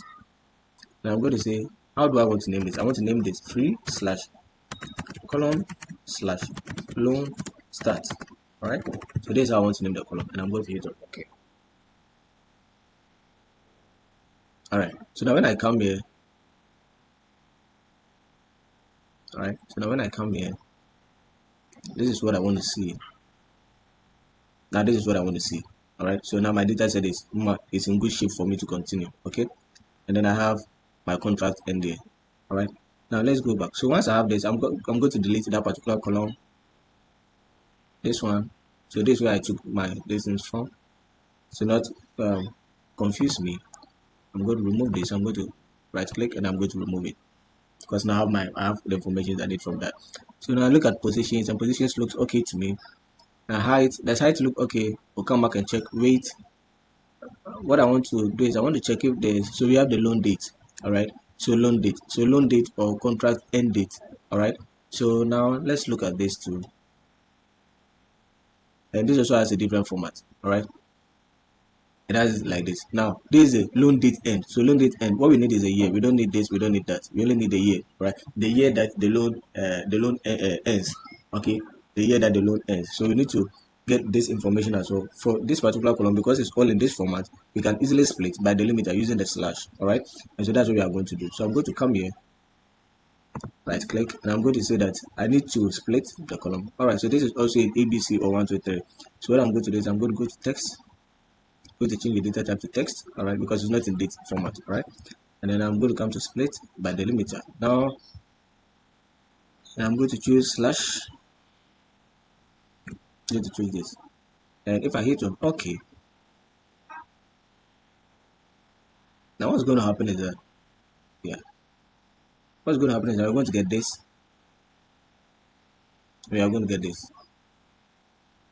All right, and this is not what I want. All right, I actually need just a year, not the month and day. So I'm going to go back. You can go back from a step, all right, by clicking here. So I'm going to go back.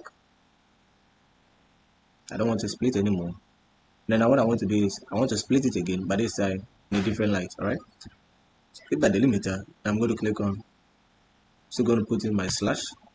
But this time I'm going to say rightmost delimiter, so that I need only the year. All right, so rightmost delimiter, because I only need the year. All right, so now I have the 2020 2021. So now this is what I want. I want only the year. So yeah. All right, so now I've gotten the year. Now what I can do is I don't need this, so I can take this out. All right, so now I can remove this. Okay, because I only need for the year, and I have the year. So now what I can do is that now I have to merge this one, this particular column, to the contract end, to this particular column. All right, so that I just get contract or loan end. All right, as one column. So I'm going to merge them. I'm going to merge them, and I'm going to say contract slash loan end. And I'm going to hit on OK. Okay, good. So now I have my contract and loan end years for the data set. Okay, now I have my contract and loan end. All right, so now this is it. So now I'm going to have to go back and delete that particular one. Where is it? Where is it? Okay, I've actually measured it. So all right, so now let's continue. All right, so now that I'm done with that, I want to look at the height. Okay, now let's look at the height. We are going to see something. Now you can see that the height we have for some centimeters, and we also have for inches and feet. All right, we have inches and feet. Now this is going to cause a problem in our analysis. So you can either change everything into inches and feet or everything into centimeters. All right, so just as we did for the other columns with the conditional column, we are going to do the same for this, and then separate this from this. All right, separate the centimeters from this one. All right, so what I'm going to do here, so first I need to take my centimeters out. So I'm going to come here. All right, I'm going to say height in centimeters only. All right, and the column name is height. So I'm going to say if height contains cm. All right, if height contains cm, then I need the height column. All right, then I need the height column. Simple as that. So now this column has only the height. All right, now what I can do is that I can just take the cm out. All right, I can just take the cm. I can put the cm on top here, so I just take the cm out of it. So what I can do is that I can just come here, change it to text, right click, and I'm going to say replace values. and that is replace the CMs with nothing. Okay, all right. So I'm going to call this height in centimeters only. All right, let me leave this for now. Then I'm going to come back here. Where is it? Where is it? Height. Where's the height? All right. So now I'm going to come back here. Now what I'm going to do is I'm going to select one of these. Okay. So let's see if I can choose one from here. All right. Oh, I can't. It's taking so much time. So I'm just going to say, you know what? All right. I'm just going to say this. I only need the format to. All right. So let me turn this on.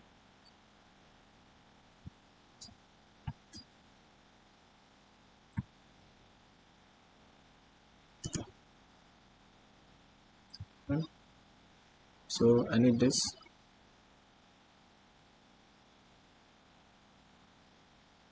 Let me turn on my data. Oh, stuff. All right. So now the question is, how many times? Hold on. Can you give me a minute?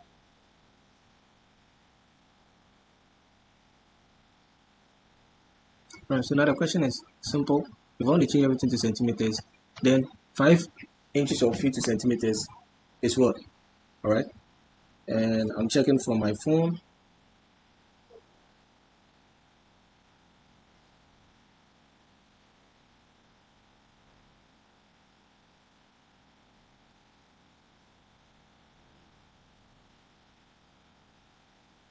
So it's showing that 1 foot to centimeters is 30.48. So let me put that right here. So this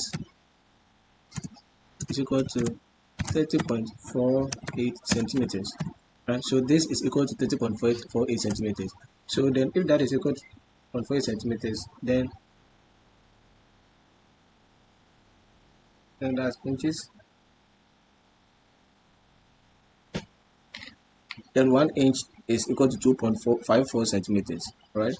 So if 1 is equal to 30.48, this one to 1, this is equal to 2.54 centimeters. All right. So this is what we have. And so what this simply is saying is that so if there is 5, so this particular one over here, this is 5 inch, 5 foot 10 inches. All right. So this is 5 foot 10 inches. So what it means is that we need to convert 5 inch, 5 foot 10 inches into centimeters. All right. It means we need to do this. Okay. So that is why I went to do my research on what 1 foot is in centimeters and what 1 inch is in centimeters. All right. Okay. So now that we have that, now we can separate that column as well. Okay.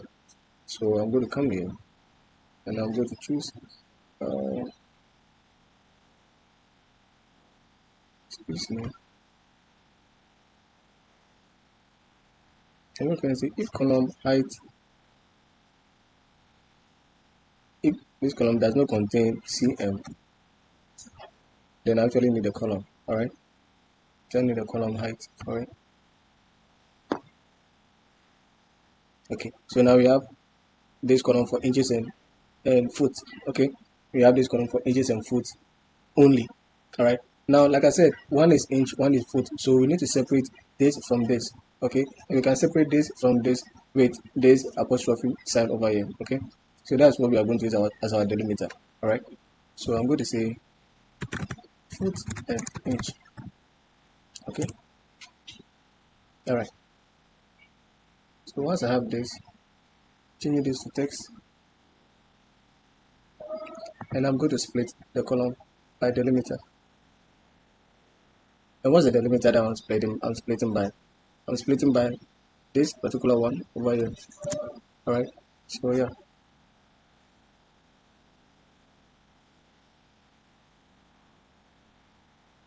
Okay. So good. So now we have this for the foot. All right. For the foot only.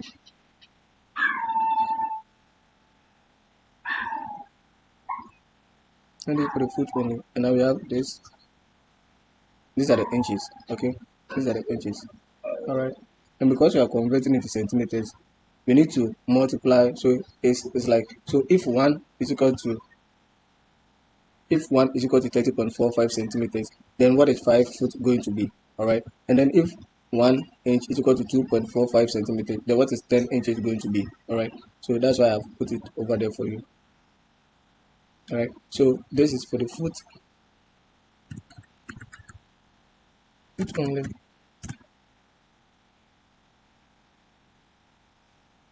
And I'm going to say inches only. Inches only. Okay. I just want to change the title so that we are clear. All right. So now that I have this, now I'm going to change this into whole numbers, because we are going to be doing some multiplications. We can't do the multiplication with text. We need to do the multiplication with whole numbers. I've already explained this. The data types, when we are working with data types and aggregations, you need to be sure that the data type is in a format that you can actually aggregate.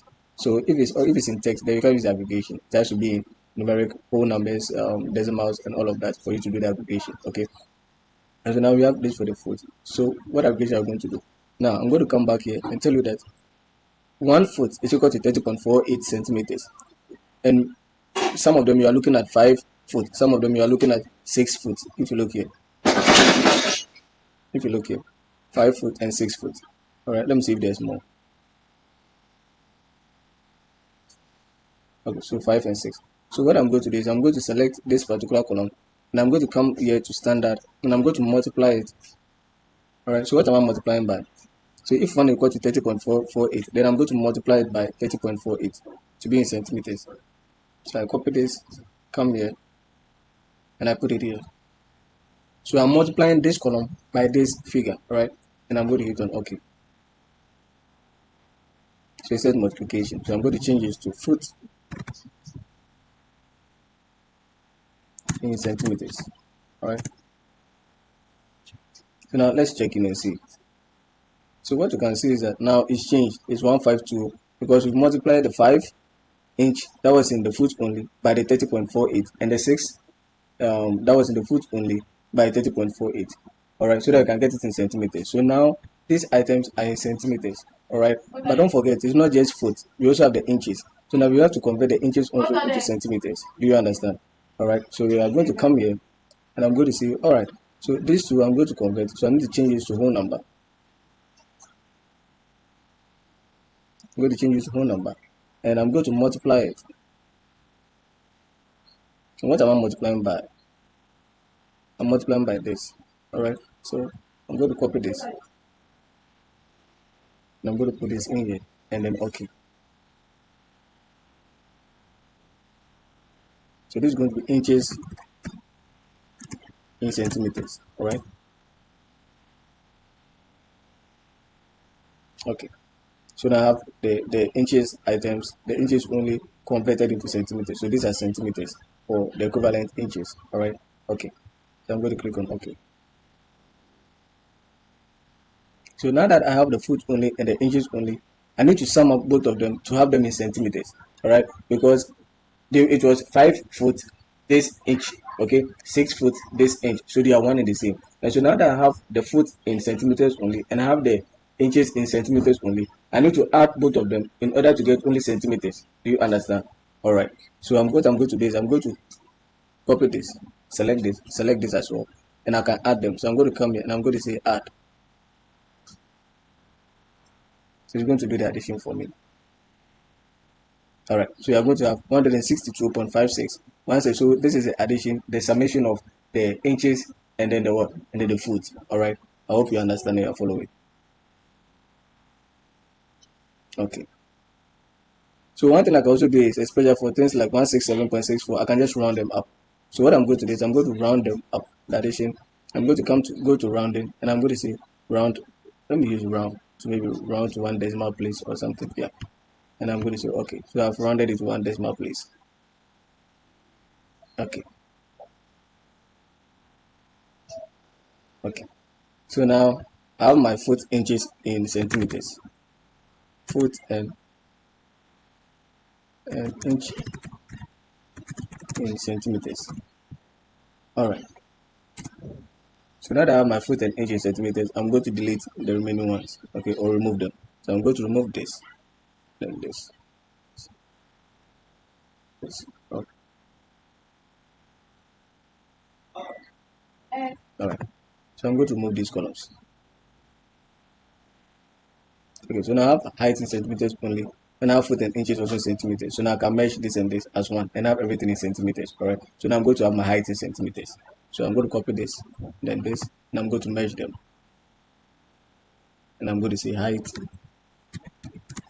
in centimeters. All right, and I'm going to click on OK.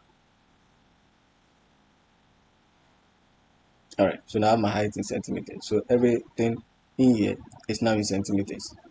All right, everything is in centimeters. We no more have the inches and foot and all of that. No. So if you see, I'm downloading. So once I scroll through, realize that we didn't have the problem that we had earlier. Now everything is in centimeters. Okay.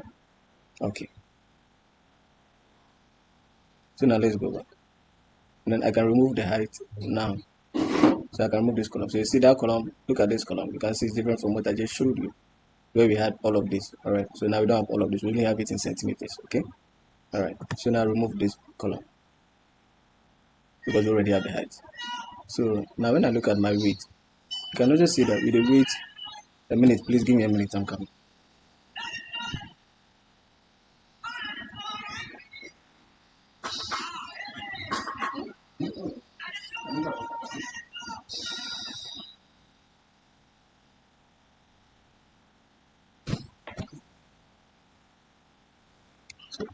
So now if you look at the, excuse me, I had to attend to something. If you look at this weight column, you can see that we have kilograms and we have lbs as well. And so now we can either convert everything into kilogram or into this. Okay, you can either convert everything to kilogram and into this. So I'm going to check what one this is equal to in kilogram. Okay.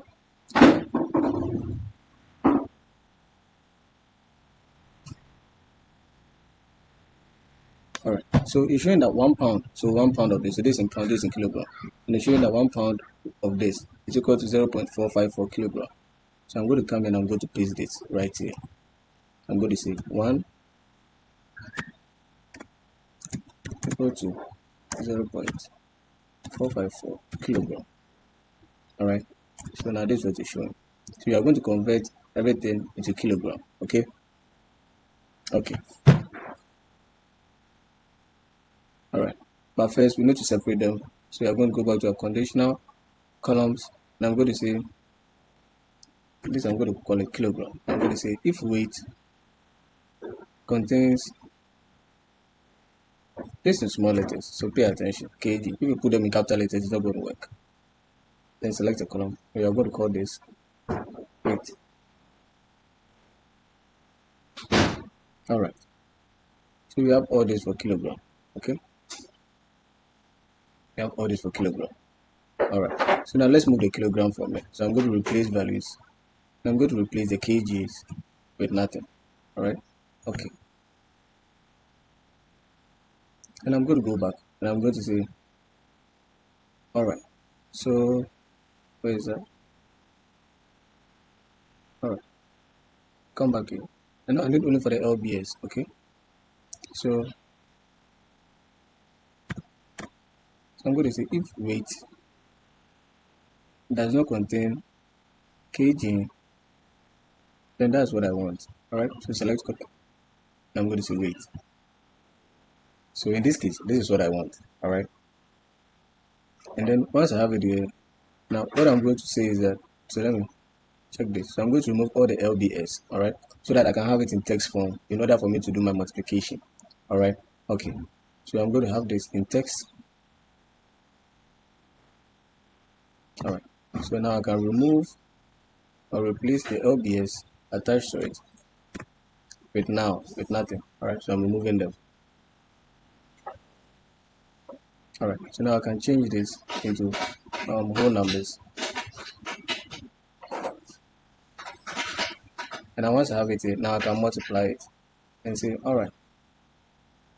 So this is the conversion. 1 lbs equals to 0.454 kilogram. Okay. So I'm multiplying that column by this. All right. Okay. I'm multiplying the column by the conversion rate, which is this. Okay.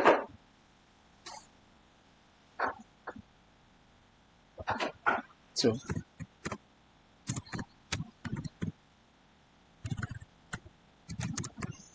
now I've converted the LBS items into kilograms. Sorry.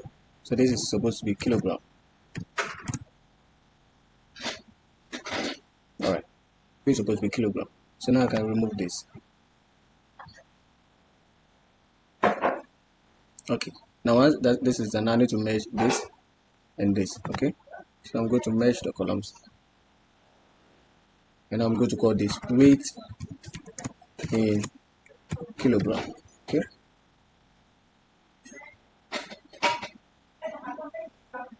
All right. So now let me take the weight out.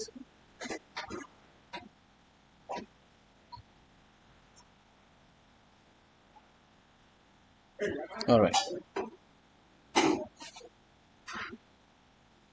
Now I need to take the weight out.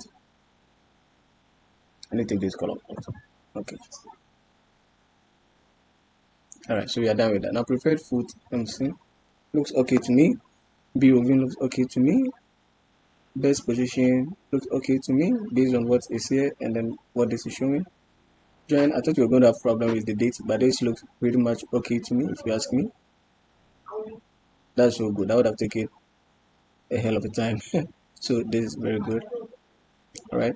Okay. So that is good. Now we are looking at value, wage, release clause. And what I can see is that they all have this thing over here that I'm not sure of. So what I'm going to do is I'm going to copy this. And I'm going to put this right here. Then I'm going to just select this. All right. I'm going to select this. And what I'm going to do is I'm going to come right here, select this, and this. And I'm going to replace those values. Yeah, I'm just going to replace those values with nothing because I can see them in all three of them. All right. So I've replaced all of them. Now, once I'm done with that, what else can we see here? So now what we can see is that, let me check this. Be sure. I think I saw some kilograms, some thousands, Ks mixed with the millions. All right, so you can see that we have some Ks here. So this is 100K, which in essence is 100,000. All right, and this is 10.5 M, which is 10.5 million. But I think it would be better to have everything in either thousands or millions. All right, so we can do the exact same calculation for this, where we have everything in either millions or we have everything in what? In thousands. Do you understand? So what I want to do that, and that will also help us in our calculation. It will help us in our measures if you are doing or creating a dashboard for it. Okay, so I need all items with M separated and all items with K separated. All right, so for values, what I'm going to do is I'm going to come right here, and what I'm going to say is that, all right, value in M. I'm going to say column name, so value. So if this contains M, then I'm going to say enter value. I'm going to say I need a value. All right, I need a value column. So now I have this. So these are all items with M. Okay, so what I can do is that I can now remove the M's. All right, so replace values. So I'm replacing the M with nothing. All right, okay, so that's what I'm doing. You can see that. So now I can also come here and say now I need only those with K. All right, values in K. All right, and what I'm going to say is I'm going to say if value contains K, then select value. I'm going to say the value should be the output should be value. All right, okay. Now in this instance, I want to convert everything from thousands to millions. All right, now what is the conversion rate?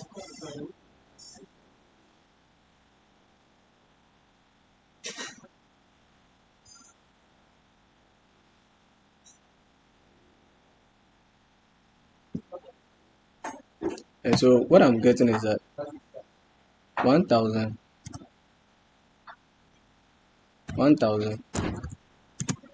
is equal to 0.001 001 million. All right. So if 1000,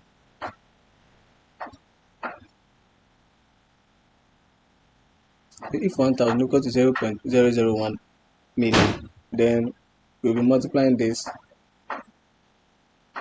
particular column by 0.001. All right. So what we are going to do is we are going to come here. Now this is in oh uh, all right. So the key. So we need to take the keys out. All right.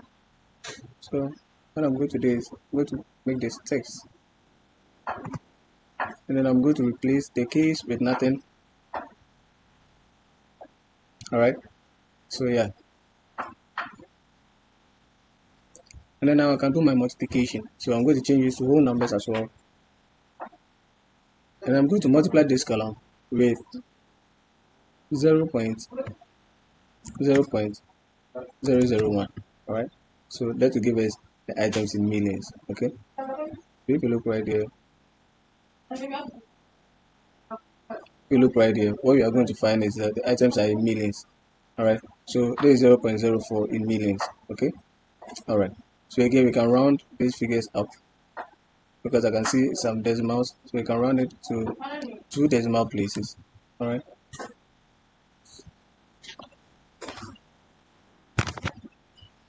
So we are rounding it to 2 decimal places. Okay.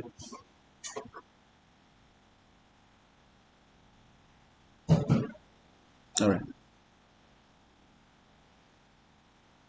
I'm going to say values now in millions. All right. Then I'm going to take this. I'm going to take this. I'm going to remove them.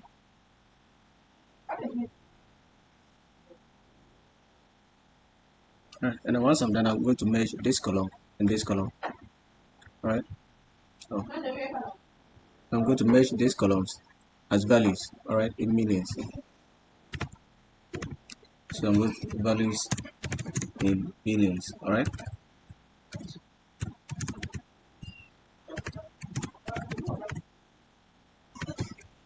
All right. So now I have my values in millions. Okay. All right. Good. We are done working for the values in millions. Now we can go right back and then delete the values column that we have. All right. So where's the value column? Yeah. So this column. So because we've already converted and we clean this particular column, we are going to delete this because we don't need this again. Okay. So remove. All right. So now we look at the wages column, and I want to see what we have here. So this is the wages column. Everything is in K, right? Everything is in K.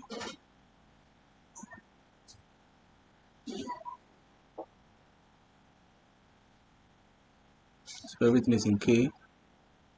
Everything is in thousands. So yeah, some of them I think they forgot to add a thousand. So you can just remove the keys from the ones with the. You can just remove the keys from the ones that has it, so that they'll all be as same as the other ones. And then we can make the title wages in thousands. All right, can make the title that right up.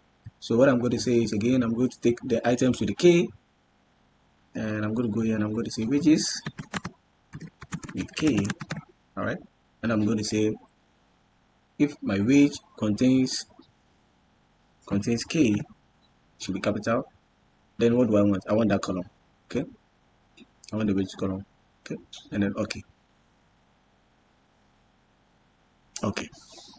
So now once I have it here like so, what I can do is go to make this text, sorry, and then I'm going to replace values. So I'm going to remove the keys and put nothing there. Okay, and replace with nothing. And I'm going to click on OK.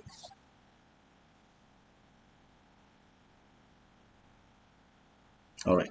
So now I can make this whole numbers again, and then I'll go back. I'll go right back and take the ones without the key. All right. Go right back here, and I'm going to say, now I want the one that does not contain K, right, so that I can merge them.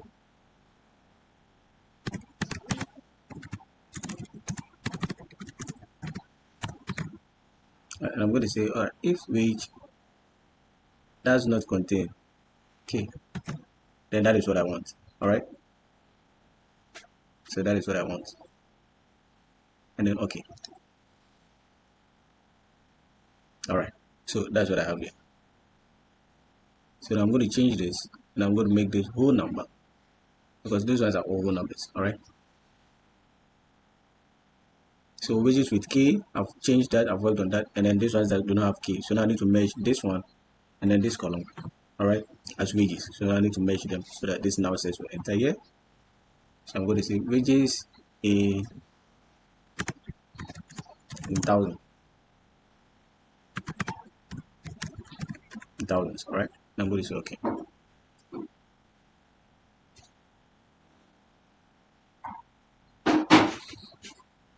right, now what you need to pay attention to, these ones are all in text format, which is not what we want. So I'm going to select this, and then this, and then this, and then this, all right. And I'm going to say, oh, I need to do them one by one, sorry. So I'm going to say this height should be in decimals because we have some decimals in there, all right. And then this width should also be in decimals because probably we have some decimals in there, all right. This as well, you can see some decimals. The wages also should have decimals, should be in decimals, not whole numbers. All right, so now I need to go and remove my wage, the wage I already have. All right, so now it's going to remove this wage. Okay, I'm removing this, and then we have release clause. A release clause is also going to have similar problems. We have millions. We have millions.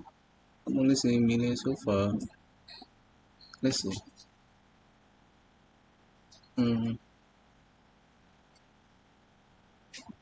All right, so there are millions. All right, so we can see some thousands, thousands, thousands. So we need millions and thousands, and then convert everything into millions. All right, like we did for the values. All right, so M and K. So I'm going to go here. I'm going to say release clause M.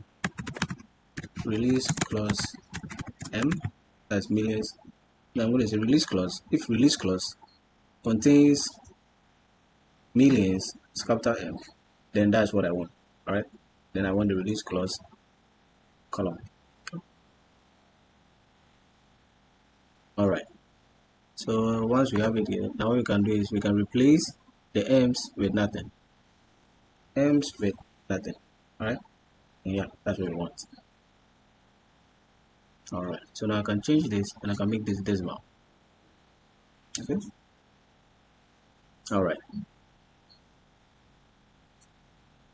and now let me go back, take the release clause again. This time around I need the ones with K. So I'm going to say, we'll go back here and say release clause K. Say release clause K. I'm going to say that if column name is release clause and does not contain M, then that is indeed what I want. So I want that column. If it doesn't contain M, then I want that column. Okay. All right. So good. So we have that here. Now what I can do is that, or what we can do is that first we need to remove the key attached to it.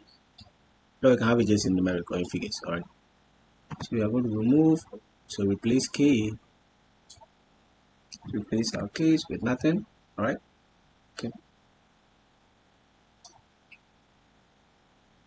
And now we can look at it.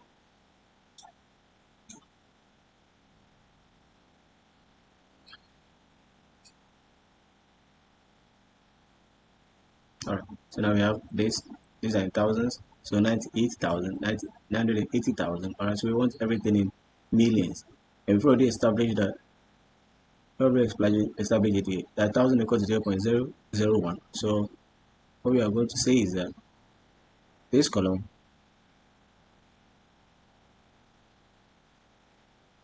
going to say this column, right, multiplied by, okay, by the conversion rate, which is 0.001.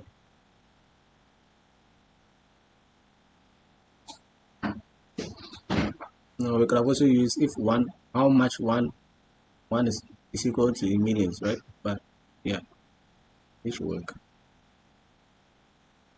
Okay, so let me see if we need to make some roundings. Probably need to round some figures. Yeah, so let's round it to about 1 decimal place. All right. Okay.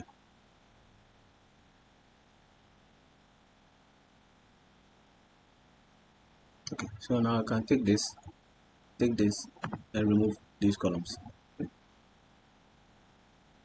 and then I can merge this column and this column. I can merge these two columns. All right. Like so, I can merge them into release clause in millions. Release clause in millions. All right. And then yeah, this should work. So now I can change this. And I can make this decimals.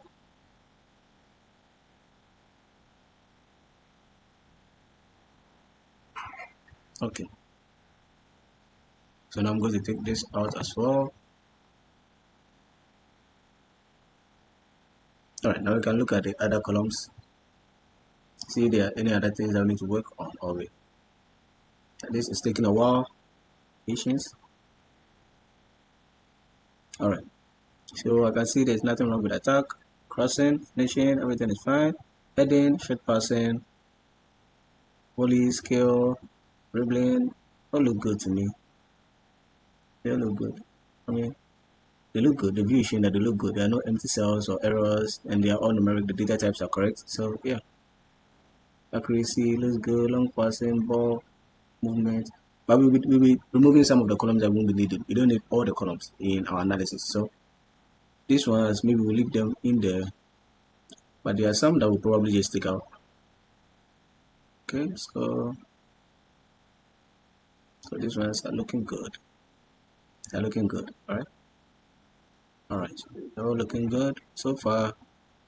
I think the ones that needed cleaning are those that before the work done. So that's good. I thought this project was going to take about 2 hours to 3 hours, but it looks like going smoothly.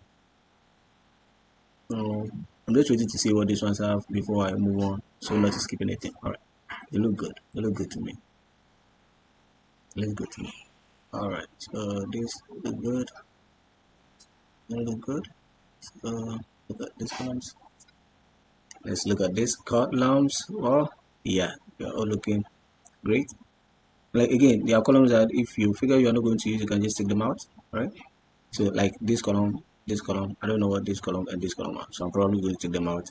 I don't even know what they are, so try cleaning them. Okay, so if you know what they are, you can obviously leave them in your project and then clean them up after we've already done, or I've already showed you how to clean them up, so it shouldn't be a problem. All right, so I'm removing these columns. Okay, so this is in text form, so nice. This is in text form. Like this IR, what is IR? All right, so I'm taking this out as well. Then we have AK. So these items I don't even know what they are, I can just easily take all of them out. But since they don't require data clean, I decided to leave them. All right, you can decide to take them out to make your work smaller, or you can just decide to leave them in there.